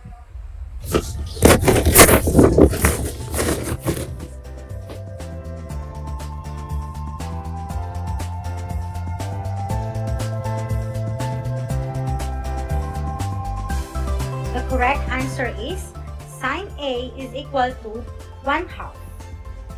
Number 4. In the figure 30, 60, 90 triangle where the hypotenuse is equal to 12, find the value of cosine B. Again, in the triangle 30, 60, 90 and the hypotenuse is equal to 12, find the value of cosine B.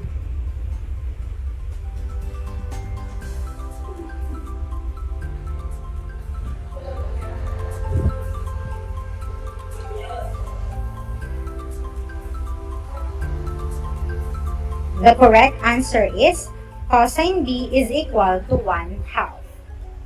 Last number. Given is a 30, 60, 90 triangle where the hypotenuse is equal to 12. Find the value of tangent B. Again, given is a 30, 60, 90 triangle where the hypotenuse is equal to 12.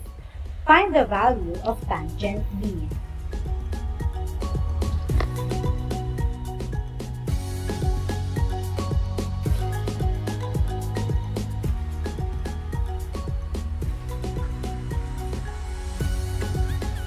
And the answer is tangent B is equal to square root of 3.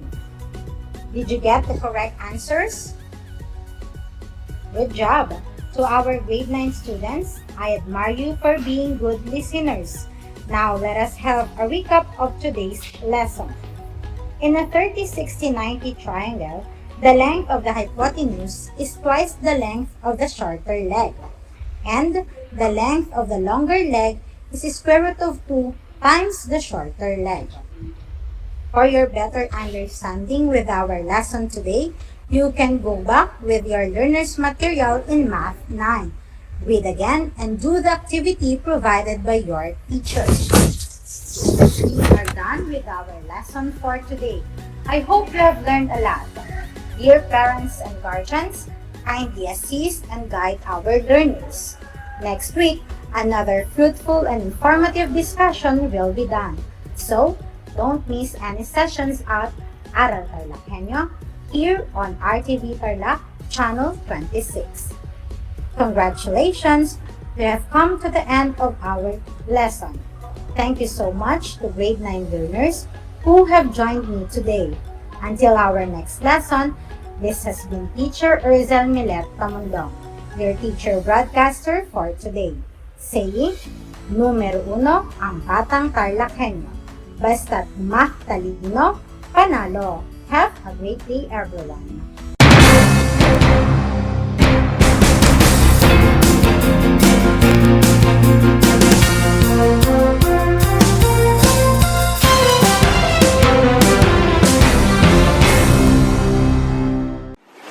Kabahagi mo Radyo Pilipino. Impormasyong may kalidad, serbisyong may halaga, saan mang bahagi ng Pilipinas. On air. Saan mang bahagi ng mundo. Online. Ano mang uri ng pamumuhay. Kasama, katuwang, kapinoy. Kabahagi mo Radyo Pilipino. Radyo Pilipino. Pinakinggan ko ang tinig ninyo na ang sinisigaw ay pagkakaisa. Sa July 25, muli nating ipadama na tayo'y Pilipino para sa kauna-unahang State of the Nation Address ni Pangulong Ferdinand Bongbong Marcos Jr. Ang pangarap nyo ay pangarap ko. We will achieve the country all Filipinos deserve. God bless the Philippines. God bless our work. Dito sa Radyo Pilipino sa July 25 mula alas 3 ng hapon. Tayo'y Pilipino. SONA 2022. Tayo'y Pilipino. SONA 2022. Ni Pangulong Ferdinand Bongbong Marcos Jr. sa kabahagi mo, Radyo Pilipino. Gutom ka ba sa impormasyon? May namiss ka bang subject at leksyon? Gusto mo bang alalahanin ang nakaraan o dagdagan ang iyong kaalaman?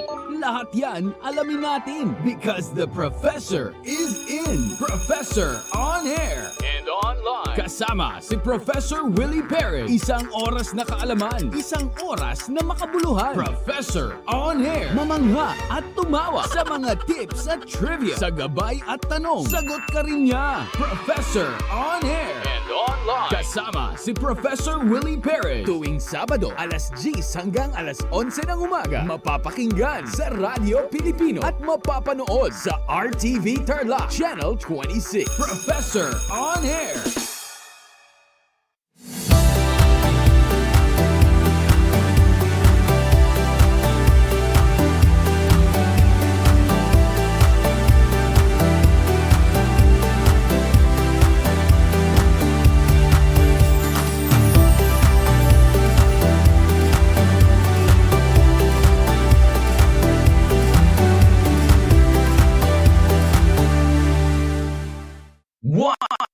One FM. This is your one. My only one. One lang yan. The only one. One FM. 96.1 Tarlac, 98.3 Lucena, 88.3 Legazpi, 96.1 Surigao, 95.9 Butuan, 92.1 Mindoro, 96.7 Tacloban, 99.3 Baler, 95.1 Puerto Princesa, Palawan. This is your one. Your only one. Your only one. One FM. One FM. Your only one FM.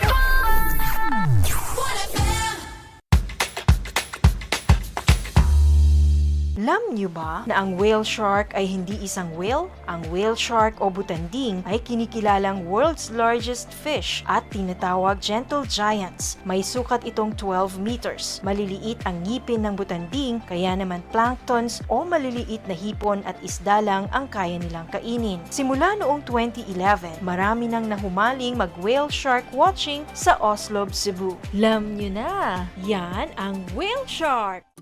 Kumusta mga giliw kong tagapakinig? Nagbabalik ang inyong paaralang panghimpapawid, Aral TarlakHenyo, Sa RTV Tarlac, Channel 26, At sa bayang naririnig sa DZTC 828, Radyo Pilipino Tarlac. Tayo rin ay napapanood sa FB Live ng RTV Tarlac Channel 26. Sumasahimpapawid mula sa bayan ng Pura Tarlac, mula sa bayan ng San Clemente. Mula rito sa Purok Elementary School, Pura Tarlac. sa bayan ng Kapas Tarlac. Ako, ang inyong guro,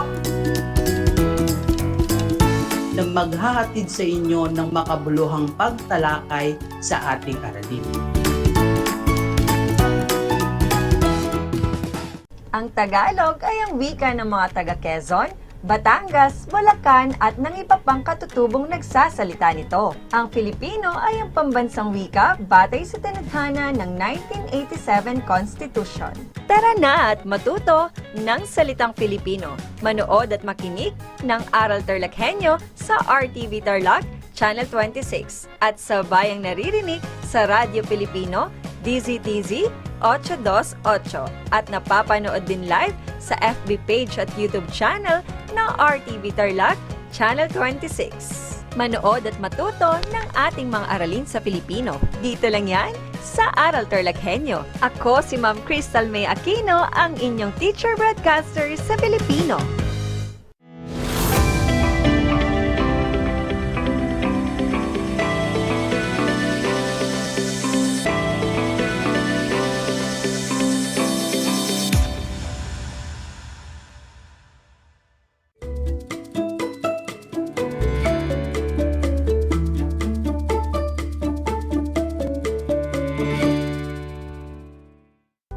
Magandang araw, Tarlac! Magandang araw, mga kapantas! Suma sa inyo ang Aral TarlakHenyo mula sa RTV Tarlac, Channel 26 at sa bayang naririnig sa DCTC 828 Radyo Pilipino Tarlac at napapanood sa Converge Channel 100. Ako si Ma'am Zenia, ang inyong teacher broadcaster para sa Filipino ika-siyam na baitang. Ako ay inyong naririnig at napanonood mula sa Heron at sa pamamagitan ng remote live broadcast. Kumusta? Sa panibagong araw na ito, tandaan ang 3 S. Saglit, subalit, sulit. Saglit lamang ang 25 minutong talakayan, subalit sulit naman ang iyong matututuhan na may 3 T, tumpak, tiyak, at tatatak. Sa mga nakaraang araw na talakayan, nakilala na natin ang ilang pangunahing tauhan ng Noli Me Tangere sa kabanata 1 hanggang 13 nito. Nakilala na natin ang maginoong si Don Crisostomo Ibarra at ang kanyang iniibig na si Maria Clara. Nakita na rin natin kung gaano katuso ang mga praileng sina Padre Damaso at Padre Salvi. Nakilala rin natin ang iba pang mga tauhan na susuporta kina Crisostomo at Maria, tulad ni Kapitan Tiago, Tia Isabel, at Teniente Guevara. Ang mga susunod na kabanata naman ay iikot sa katauhan at naging paghihirap ng mga tauhang sina Piloso Potasio, Sisa, Crispin at Basilio. Magkakaroon din ng kapanapanabik na mga tagpo sa pagitan ni Don Crisostomo, Maria Clara at Padre Salvi. Ang kanilang mga kapalaran sa mga kabanata 14 hanggang 24 ay mapupuno ng mga pangamba, pagdaralita at mga paratang. Masarap ang magmahal, lalo na ang mahalin ka. Iba-iba man ang naging karanasan ng mga taong umibig, pinipili pa rin nating sumugal kaysa umiwas dito. Maliban pa sa pag-iibigan ni Maria Clara at Crisostomo Ibarra, ay makikilala mo ngayon sa mga kabanatang babasahin ang dalawa sa mga tauhang marahil ay malapit sa puso ng ating bayani na si Dr. Jose Rizal. Ito ay sina Piloso Potasio at Sisa. Ayon kasi sa mga eksperto at historiador, sila ay buhat sa inspirasyon ng dalawa niyang malapit na kapamilya, ang kuya at ina ni Dr. Jose Rizal.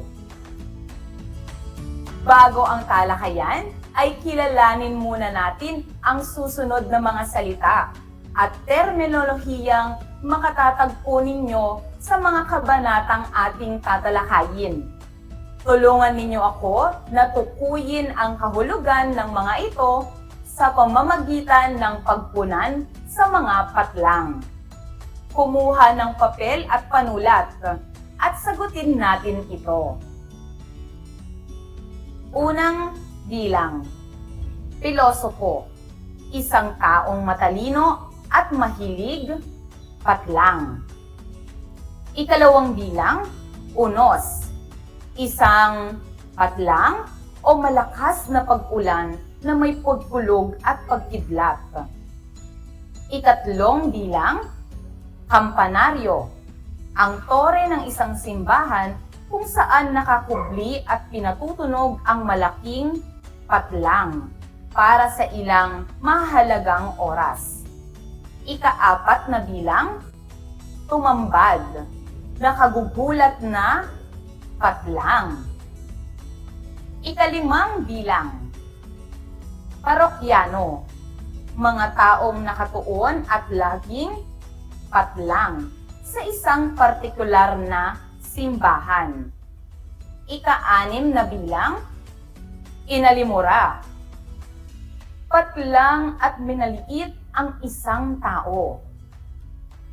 Para naman sa ikapitong bilang, napahinuhod, madaling napasunod o patlang.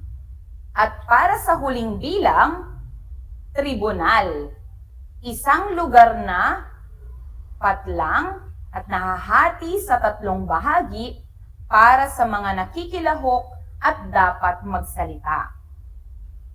Nakasunod ba kayo?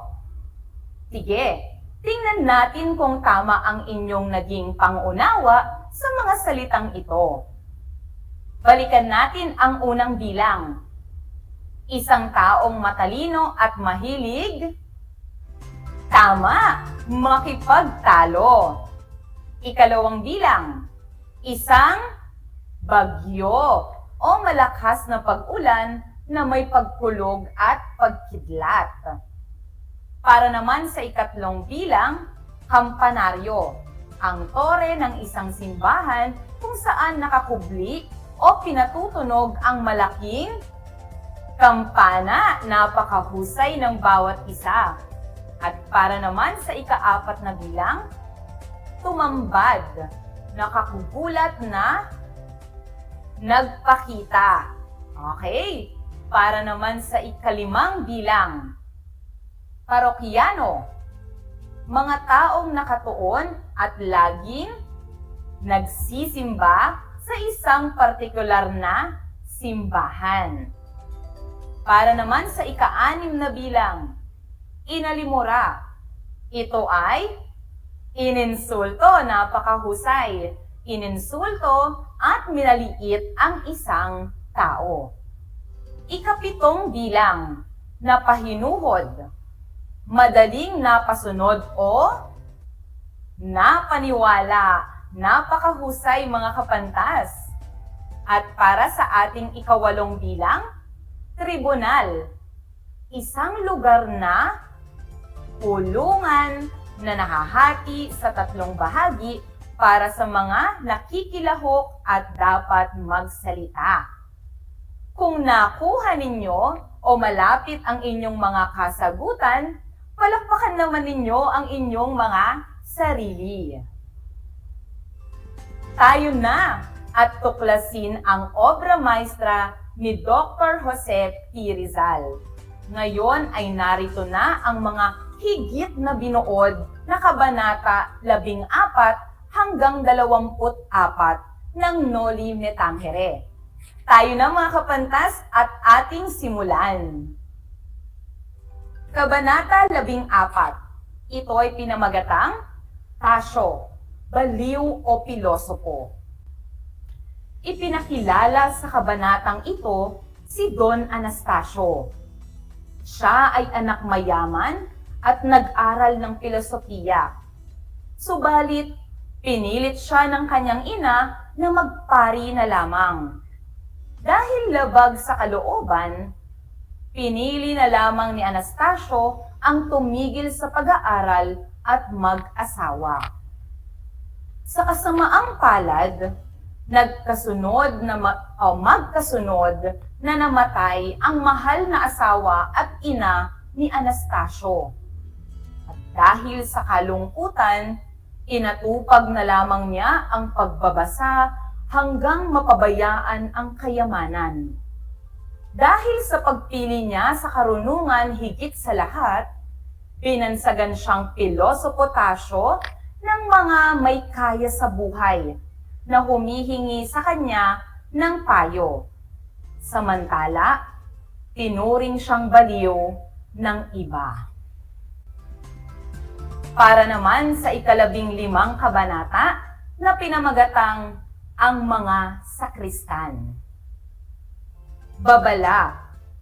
Mababasa sa kabanatang ito ang pang-aabuso sa mga bata.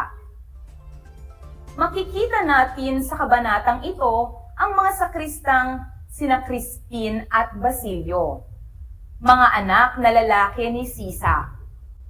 Pinabayaan sila ng amang si Pedro, kung kaya ang mga bata ay napilitang magtrabaho sa kampanaryo para sa kaunting halaga. Isang gabi, pinagbintangan si Crispin na nagnakaw ng pera sa simbahan. Dahil dito, sinaktan siya ng sakristan mayor at sa takot ay tumakas si Basilio. Dahil pinagbabawal lumabas ng ganoong oras ng gabi o yung tinatawag nating curfew, hinabol at binaril si Basilio ng mga gwardya sibil. Ipagpatuloy natin ang kabanata. Ito naman ang 16 na kabanatang pinamagatang si Sisa. Si Sisa ay isang mananahi na sa kasamaang palad ay nakapangasawa ng pabaya at sugalero. Lagi siya nitong minamaltrato. Sa parehong gabing napahamak sina Crispin at Basilio, hinihintay sila ng kanilang ina para sa hapunan. Subalit, dumating ang amang si Pedro at inubos ang kanyang hinanda. Nanlumo na lamang si Sisa, lalo na nang makauwi ang kanyang anak na si Basilio. Ipagpatuloy natin ang 17 kabanata o 17 kabanata na pinamagatang si Basilio. Tumambad kay Sisa ang kaawa-awang si Basilio na may sugat sa noo. Nang hiningan ng paliwanag, tanging ang pagtakas lamang niya ang sinabi sa ina at hindi na ang pananakit ng sakristan mayor kay Crispin. Ibinahagi ni Basilio ang kanyang plano na magtrabaho na lamang si Crispin o sila ni Crispin kina Don Crisostomo at Piloso Potasio. Nalungkot si Sisa na wala sa mga plano nito ang kanilang ama. Para naman sa ika-18 kabanata, ito ay pinamagatang mga nagdurusang kaluluwa. Todos los Santos o Araw ng mga Patay nang tumungo si Sisa sa kumbento upang sunduin sana si Crispin. Subalit, sinabi ng mga kusinero sa kumbento na wala na roon ang anak at tumakas si Crispin kasama si Basilio. Pinaghahanap sila ng mga gwardiya sibil. Hinusgahan naman si Sisa at ang kanyang mga anak ng mga parokyano. Tila hinuhusgahan si Sisa na pabayang ina. At anila pa, matutulad din di umano ang mga bata sa kanilang masamang ama. At para sa ika-19 na kabanata, ito ay pinamagatang mga karanasan ng isang guro. Isinalaysay naman sa kabanatang ito ang mga suliranin ng isang guro. Napilitan kasi siya na magtatag ng paaralan para sa mga batang Indio sa may kumbento. Tutol ang mga nakaraang kura, si Padre Damaso, sa kanyang pamamaraan. Inaalimura niya ang mga batang Pilipino at nais niyang disiplinahin rin ang mga ito gamit ang pamalo. Wala ring pagkakaisa ang mga estudyante at mga magulang na nagpapahinuhod na lamang sa mga praile. Nangako si Don Crisostomo sa guro, kabilang na dito ang pagpapatayo ng paaralan upang hindi na sila makisilong pa sa kumbento. Susunod na kabanata, ika-20 kabanata, ang pagpupulong sa tribunal. Nagpulong sa tribunal ang 2 pangkat ng mga mayayaman sa San Diego. Una, ang pangkat ng mga matatanda sa pamumuno ng kabesa. At ikalawa, ang pangkat ng mga kabataan sa pamumuno ni Don Filipo. Pinag-usapan nila ang darating na pista. Nais ng mga kabataan na magsaya at gumasta ng tama para sa pista. Samantala, ang mga nakatatanda ay nais naman ng simple at tinipid na pista. Nagtalo man, wala pa ring silbi ang pagpupulong. Dahil ang kura lang din pala ang magdidesisyon para sa pista. Mapupuno lang din pala ang pista ng prosesyon, sermon, at misa ang kanilang pista. Para naman sa susunod na kabanata, na pinamagatang ang kasaysayan ni Sisa. Ipakikilala rito si Sisa. Ang kabanatang ito ay pagpapatuloy lamang ng kwento ni Sisa. Nang makauwi si Sisa, napaliligiran na ng mga gwardiya sibil ang kanilang tahanan. Wala na rin doon si Basilio. Pinilit ng mga sibil na ipakita si Sisa o ipakita ni Sisa ang mga anak. Subalit, wala rin siyang alam kung nasaan sila. Kinaladkad at pinaglakad si Sisa ng mga sibil sa buong bayan. Ipinahiya at pinagmukhang kriminal sa lahat ng mga taga San Diego. Nang makarating sa Alperes ang pangyayari, pinauwi rin ang ginang dahil wala naman talaga itong sala. Agad na hinanap ni Sisa ang mga anak. Subalit, dugo ang damit lamang ni Basilio ang kanyang nakita sa tahanan. Dahil dito, nabaliw si Sisa. Nagpalaboy-laboy nang sumisigaw ng, Crispin! Basilio! Mga anak ko!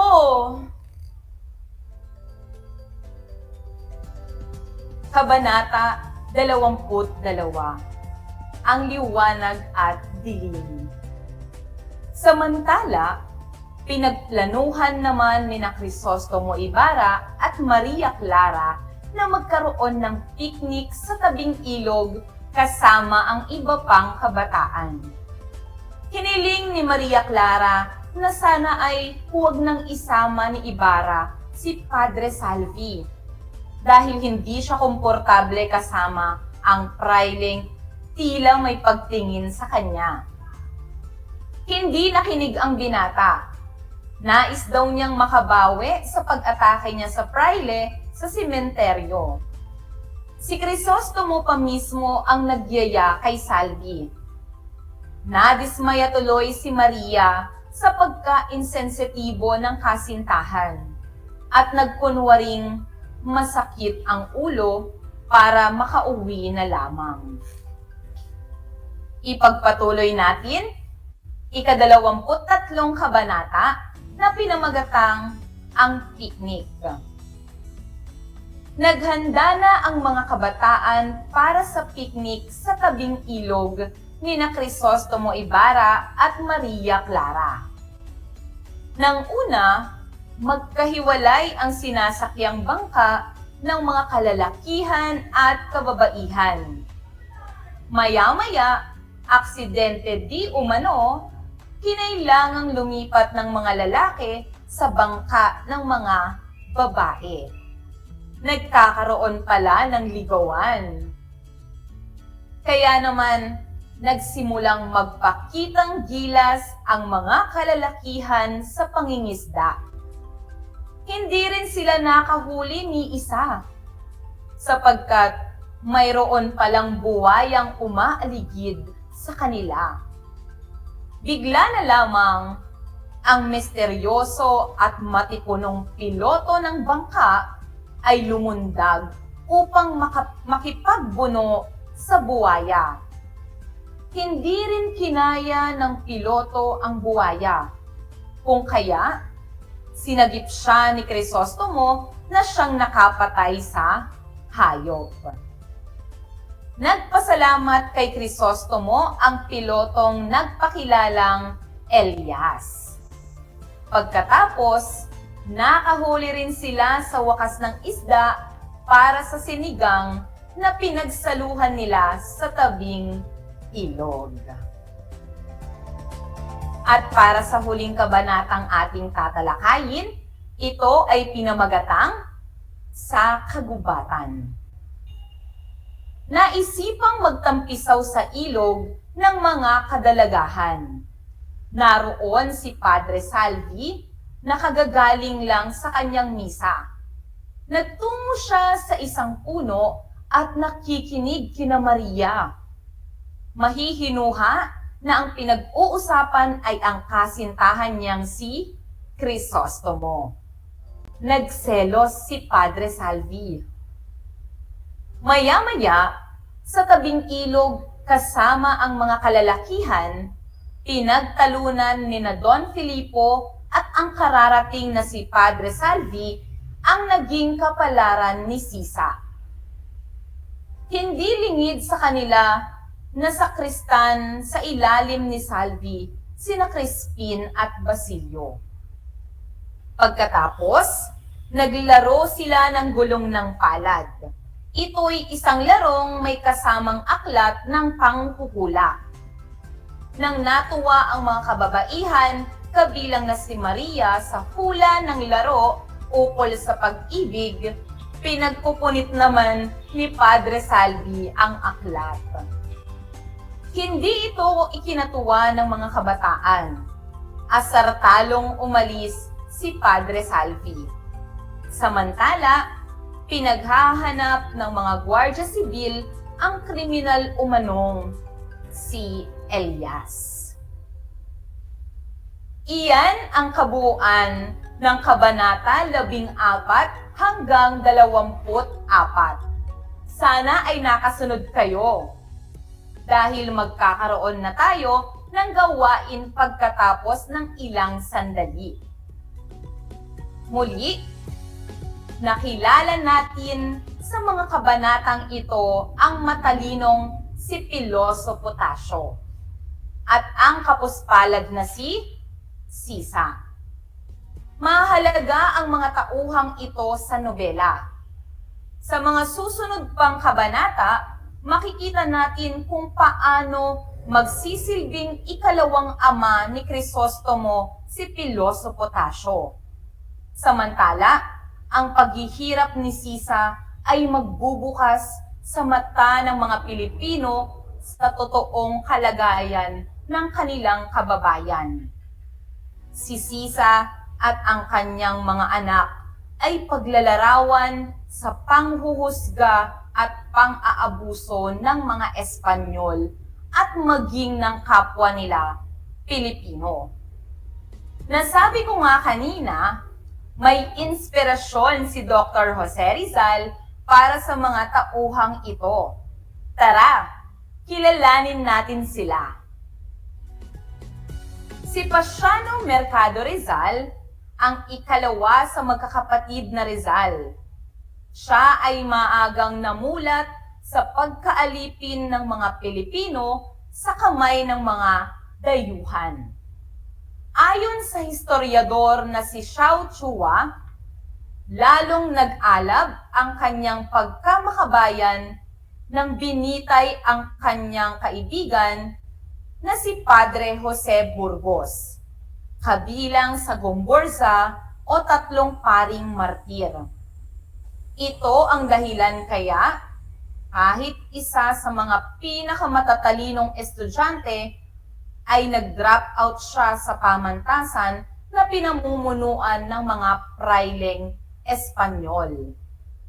Nakilala rin si Pasiano bilang isang general na nagdala ng kasarinlan sa Laguna. Matalino at makabayan. Ang Kuya Pasiano ay naituring din niyang ikalawang ama. Gaya kung papaano ituturing ni Crisostomo na ikalawang ama si Piloso Potasio.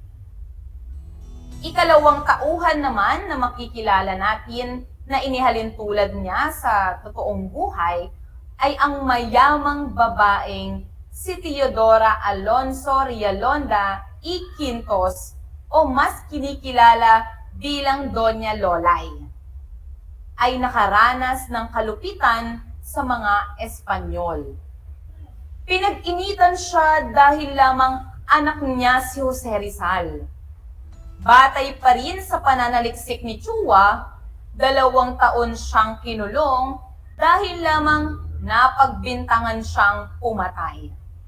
Ang pinakamasaklap, sa edad na 64, ay pinalakad siya mula Maynila hanggang Laguna dahil lamang di niya ginamit ang apelidong Espanyol na Rizal. Ang pagpapalakad at pamamahiyang ito ay katulad kay Sisa sa ika-21 kabanata. Isang matapang at mapagmahal na ina. Siya ang dahilan ng pagkausbong ng kabayanihan kay Jose Rizal at sa kanyang kuya Pasiano.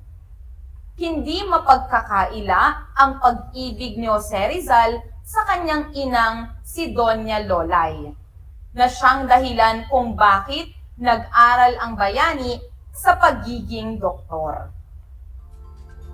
Ikaw, may nabasa ka na bang kwento o nobela? O napanood na mga telenovela at pelikula kung saan makikita mo sa partikular na tauhan ang isang mahal mo sa buhay? Sa inyong answer sheet, sumipi ng 3 tauhan na nabasa man o napanood na masasabi mong may malaking pagkakatulad sa 3 mahal mo sa buhay. Pansamantala muna nating puputulin ang talakayan. Itutuloy natin sa susunod ang talakayan natin sa Kabanata 14 hanggang 24. Naway ang lahat ng aral na napulot ninyo ay maisagawa at maibahagi sa iba. Humanda sa susunod na talakayan dahil kakailanganin ang talento ninyo sa pag-acting. Magkita-kita muli tayo sa susunod. Mabuhay ka, kabataang Tarlakhenyo!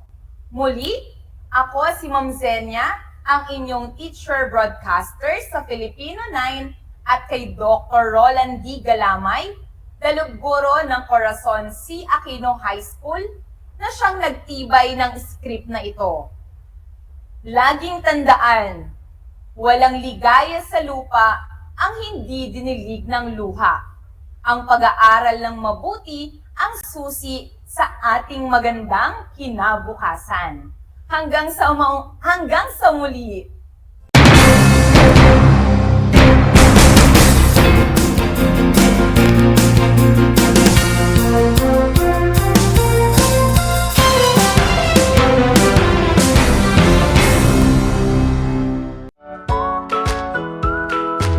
How are you today? Hello, everyone. Hello, learners of Tarlac. Good morning, Math Talino Grade 4 learners! Welcome to Aral TarlakHenyo here on RTV Tarlac Channel 26. Simulcast over DCTC Radio Filipino Tarlac. I'm Sir Glenn, your teacher broadcaster. Broadcasting live here at Paniki Tarlac. Remotely here in Concepcion, Tarlac. Live here at Barangay Pedro Elquines, Mayantok, Tarlac. Broadcasting live from Ramos National High School. Your anchor teacher today for grade 9 mathematics. your partner in education this time of pandemic.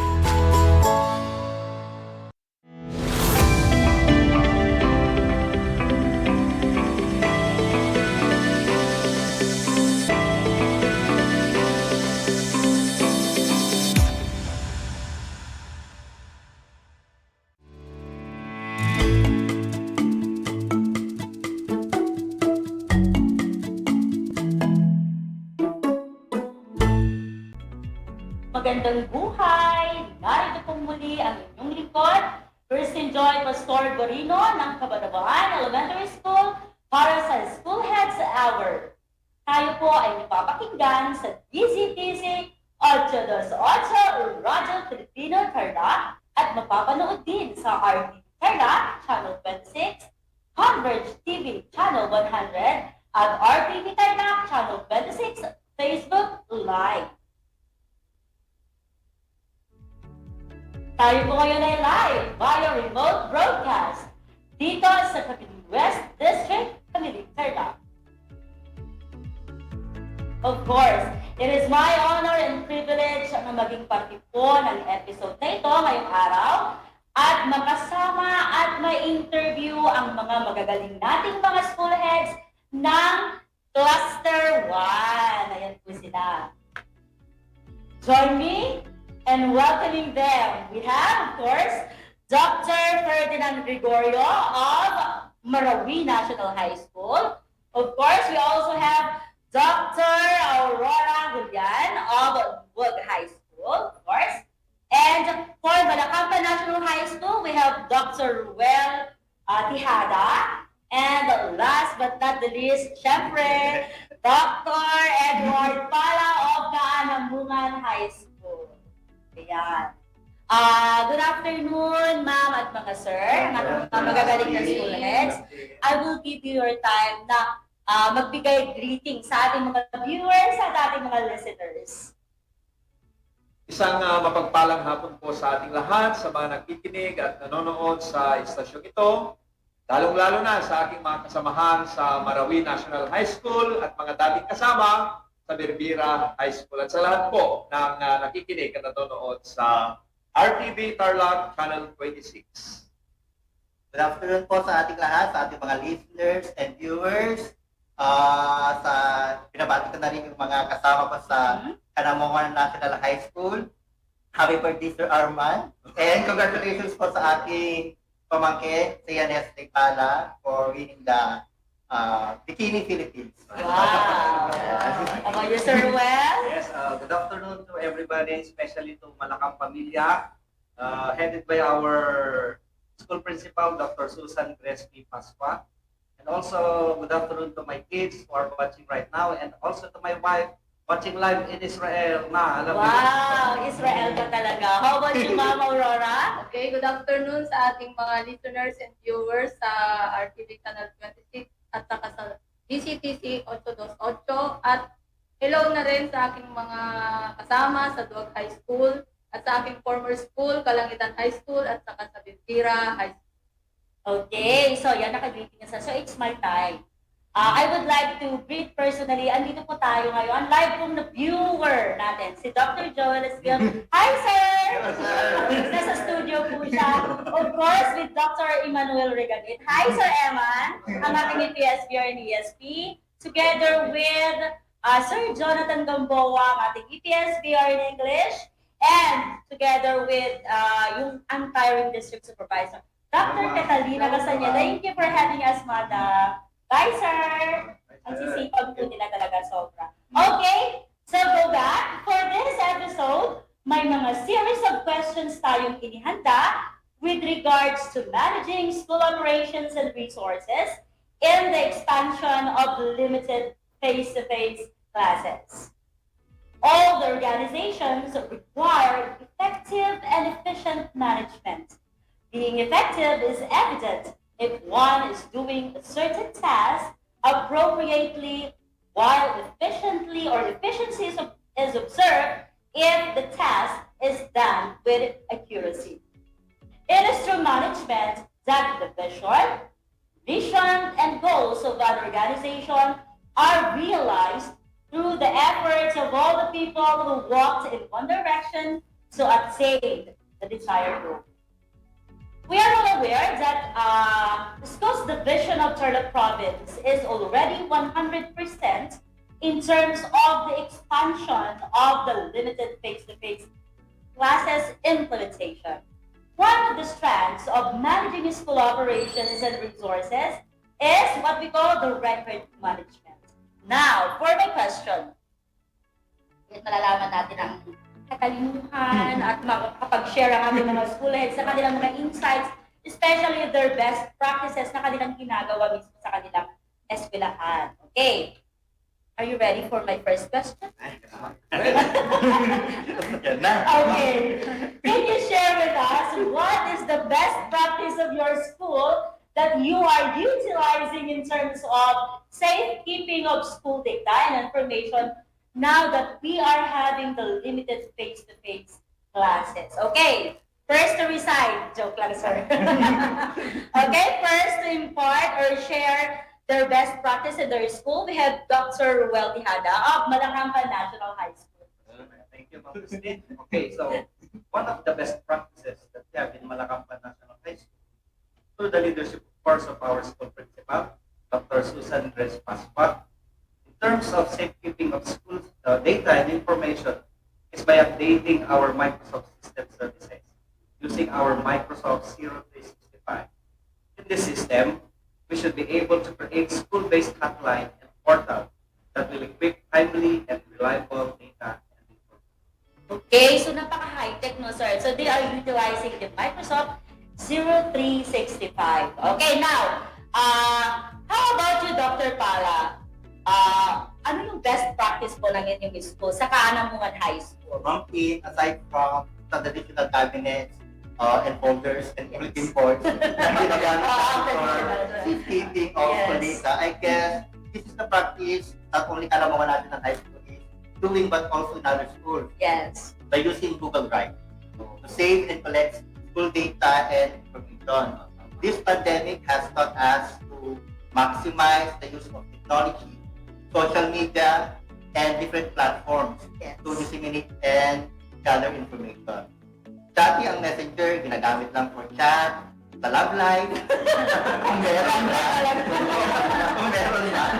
Pero kung wala, edi gawin na natin para sa MOVs, yung data collection natin.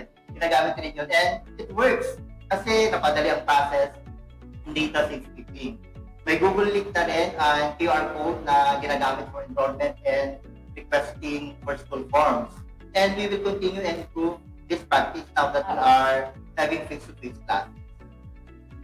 Okay, so as you stated earlier, sir, yung sa messenger, let me just share to you na katulad din sa Cabanabaan Elementary School, we are utilizing the messenger not only in disseminating information but also for saving documents, pictures, and all others. Actually, may GC kami for pictures alone, for documents alone. So maganon. So pwede nyo siya talaga i-utilize. Very good practice. But we should be mindful also of the data privacy.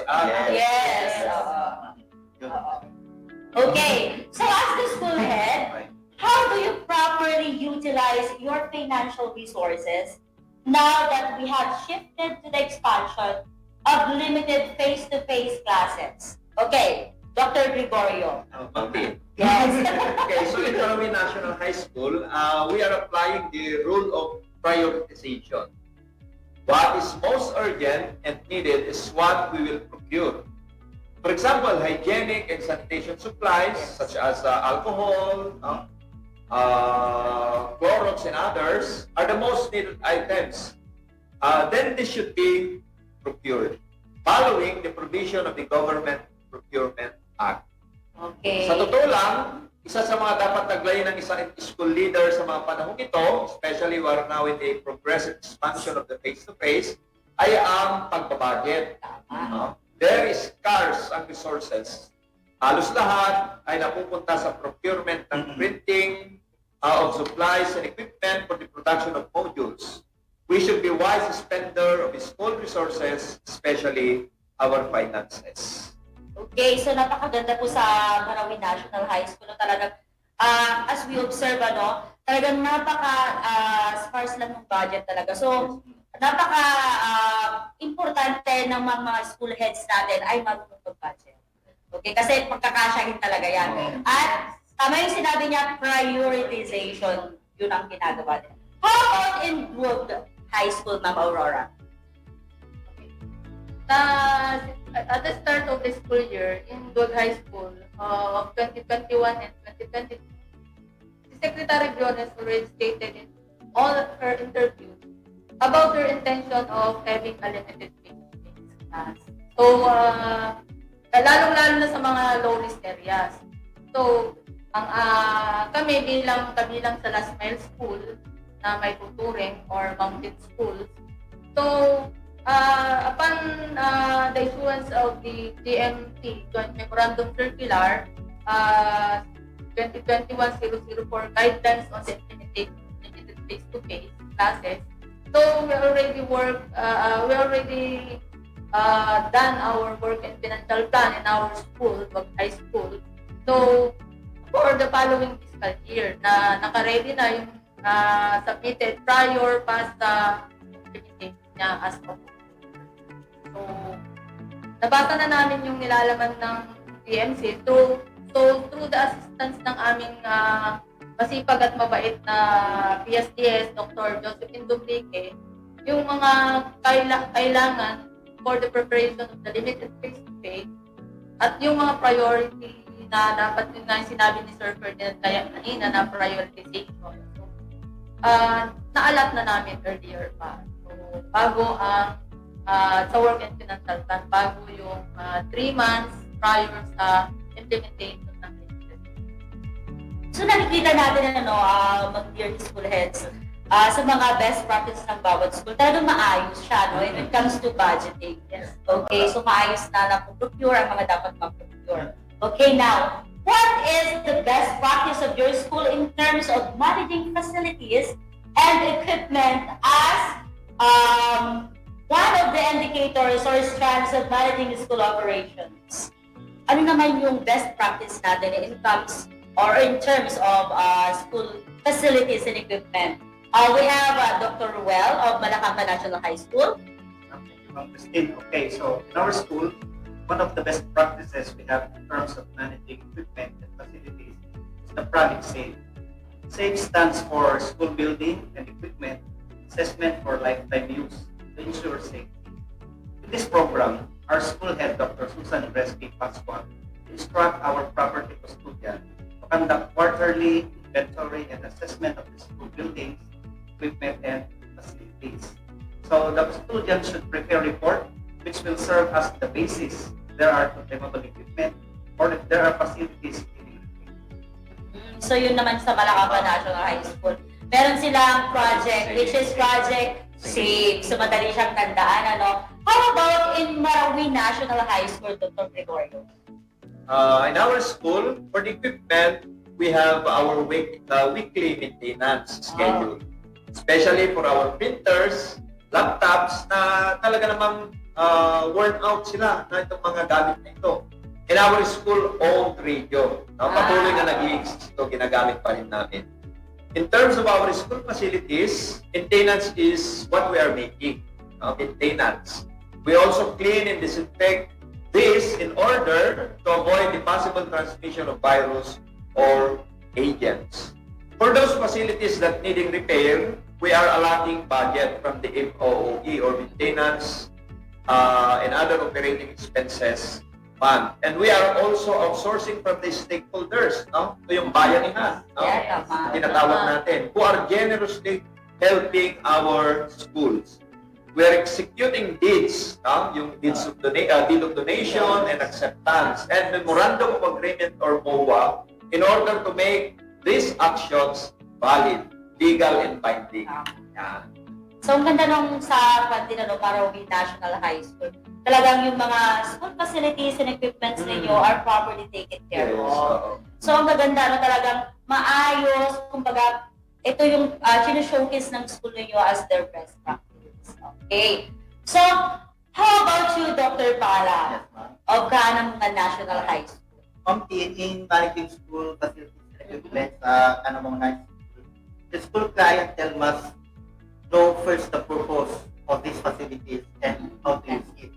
There is someone who is designated to take care of these facilities and in charge of this equipment.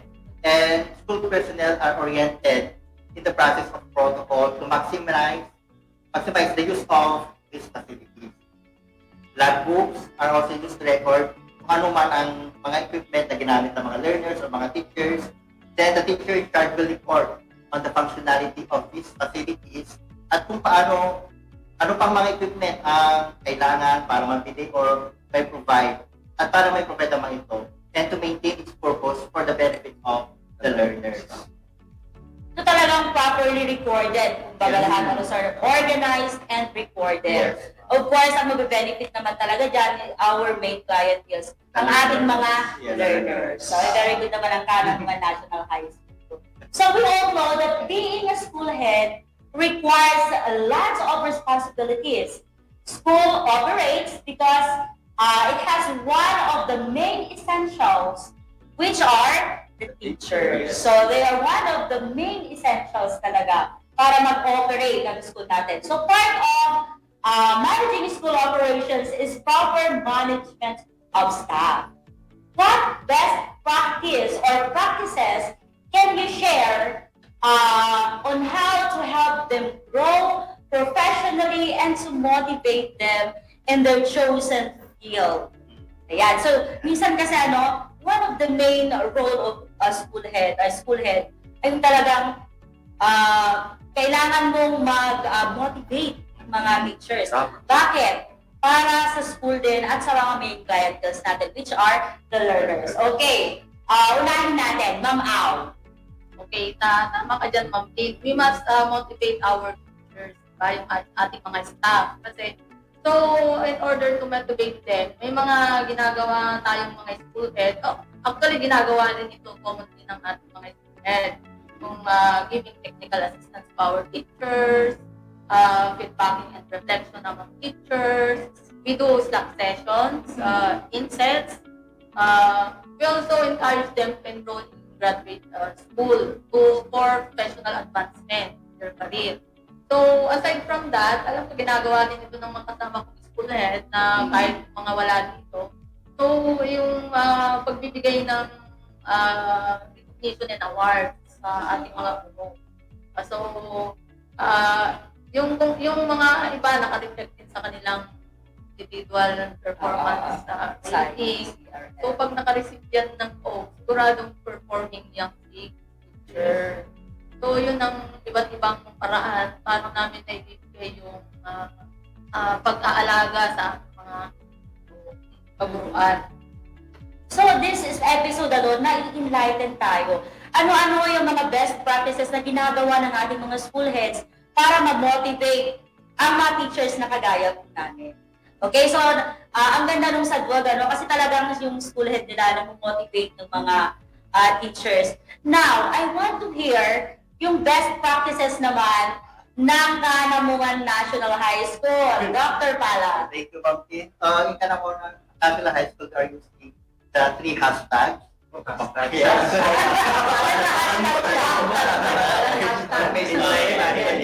Hashtag never forget. Hashtag never again. And hashtag unity. Yung first hashtag natin, yung never forget. So, never forget na tayo ay naging teacher din. Huwag natin kalimutan kung paano tayo nagsimula, kung saan tayo galing, at kung sino ang mga naging nakasama natin. Yung managing school personnel, dapat makita natin ang ating sarili sa mga kasama natin para makita natin kung sino at ano ang pangangailangan nila. Na minsan gusto natin ma-appreciate yung mga small achievements natin. Na minsan we need a tap sa likod na say, okay lang yan. Kaya tayo sa susunod. Yes. Okay lang ang kamali. Yes, na minsan pasaway tayo. Ayaw na natin magtrabaho. Ayun, kasi as a school head, kasi pag nakita mo na yun, alam na natin kung paano natin i-develop yung mga staff natin. Kasi based na sa mga experience natin. Dito naman papasok yung isang hashtag. Wow, may hashtag pa siya. Yes, hashtag never again. Never again. Never again. These the opportunities to develop our skills, to become a better person. And syempre yung opportunity na pagmahal. Dapat iwanan na tayo. Pagmahal, tumawa, syempre, at pagmahal. And magagawa natin yan if we have the third hashtag, which is the hashtag unity. May function o grupo man tayo, dapat ipakita natin na we are all united para sa kabubuti ng paaralan, community at mga learners natin. And also to become the best version of ourselves. Ika nga ni Miss Earth 2015. All things are feasible if we work together. We will because we can. Gusto ko yan. Hashtag never forget, never again, and unity. Sa ating mga viewers and listeners, this is not a political campaign. Yes, no. As you can observe, ginamit po yung mga yon para i-expound kung ano yung ibig sabihin. Ang galing mo, sir. Tandaan dyan, unity. Dapat talaga na unity. Unity. Kasi dapat talaga may unity ang bawat school. Sabi mo nga, there is what we call individual differences of our teachers. Hindi pwede na wala talagang grupo. Normal po yan. Kahit sa small at big school, meron at merong grupo. And all we have to do is just to respect each other and their individuality. Yes. Okay. How about Dr. Gregorio sa Marawi National High School? Actually, applicable yung mga sinabi. Very timely. Best practice talaga yun. Isa yun sa iba pagmamayabang mo sa Marawi. Na kahit may mga different groupings doon or groups, kapag yung vision and mission na sinet mo, target yun ng lahat. Hindi lang ang isang grupo. So, there is no division and personal attacks against each other. Wow. So, ako naman, I always believe in the tenets of a leader as a role model.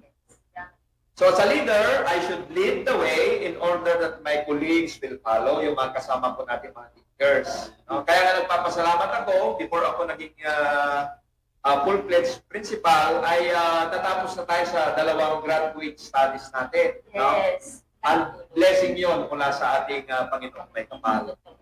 Kaya pwede kong sabihin yon at ipagmalaki sa kanila na pwede nila sundin.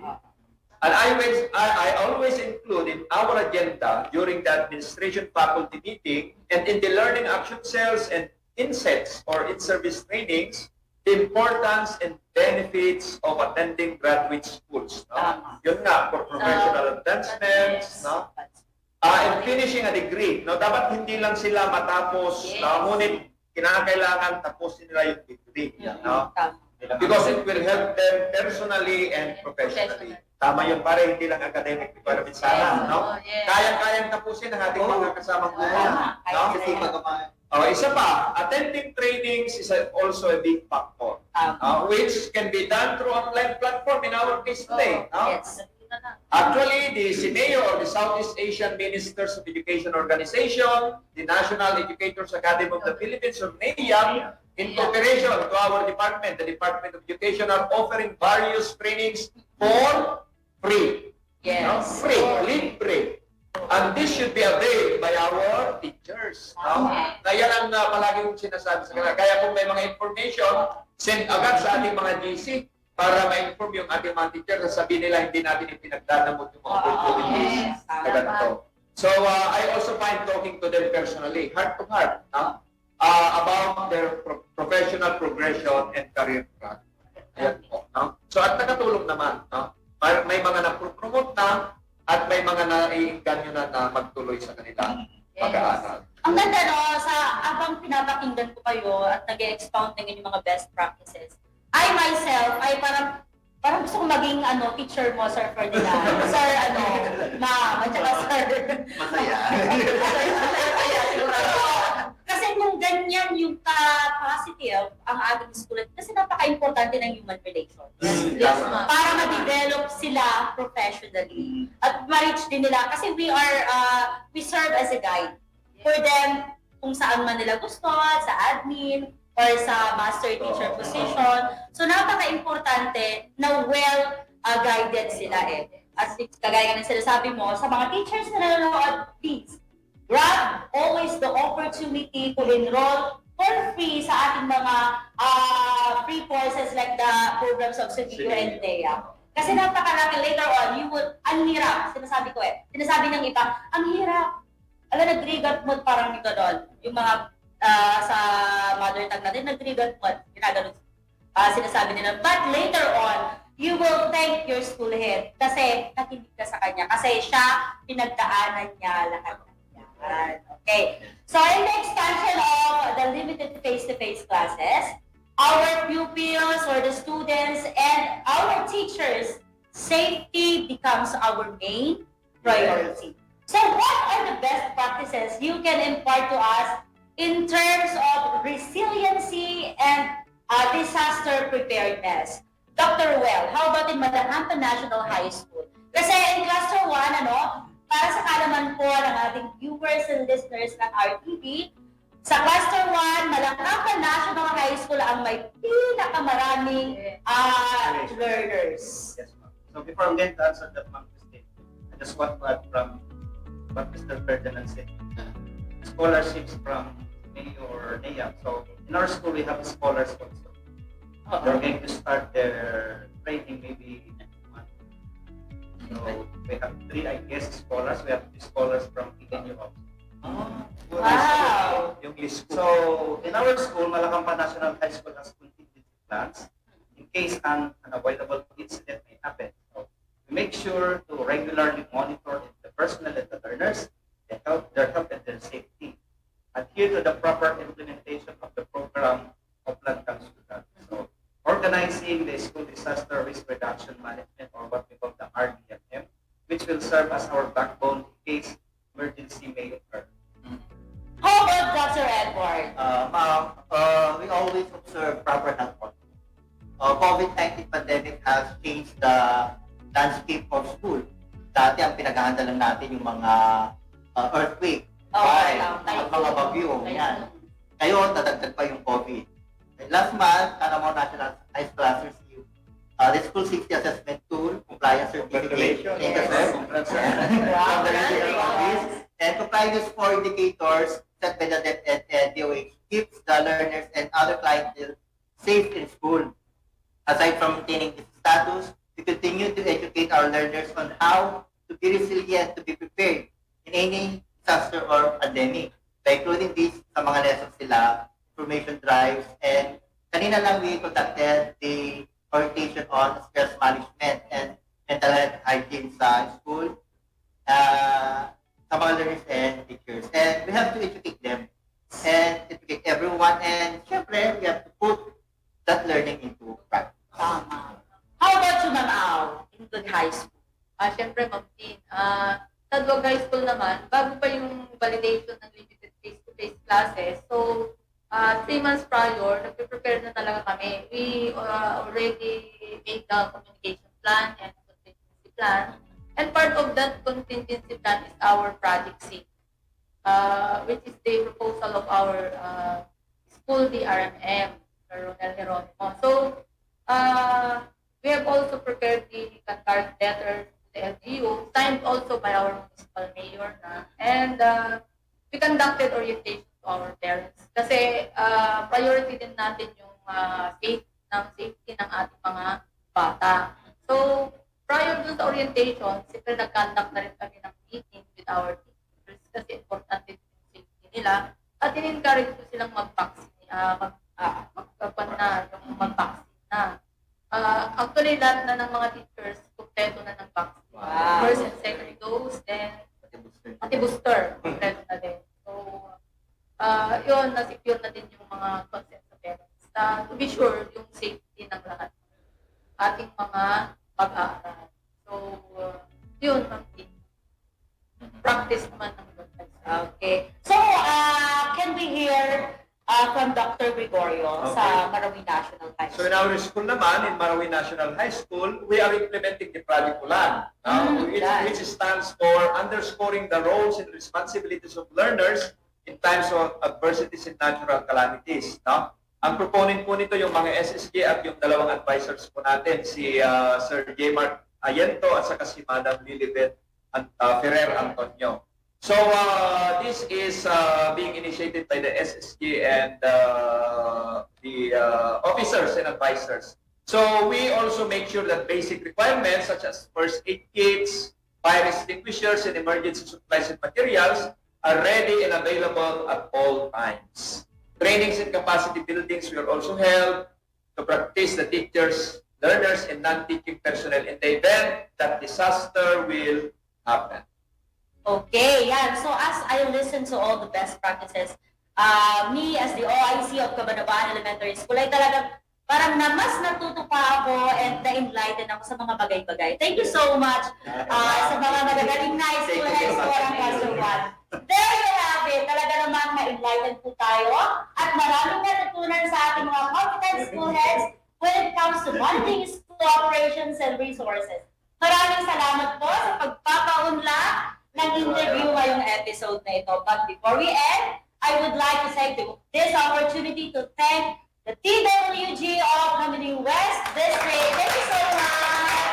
Thank you. And also to the hospitable district supervisor, Dr. Catalina Castaneda. Before that, I would like to greet Dr. Vicky Julio, our PSDS at Naminee East District. Tiyak po na marami tayong natutunan muli po. Ako po si Christine Joy Pastor Borino para sa School Heads Hour dito sa Project Child, Aral TarlakHenyo ng SDL Tarlac Province. Hanggang sa muli, keep safe!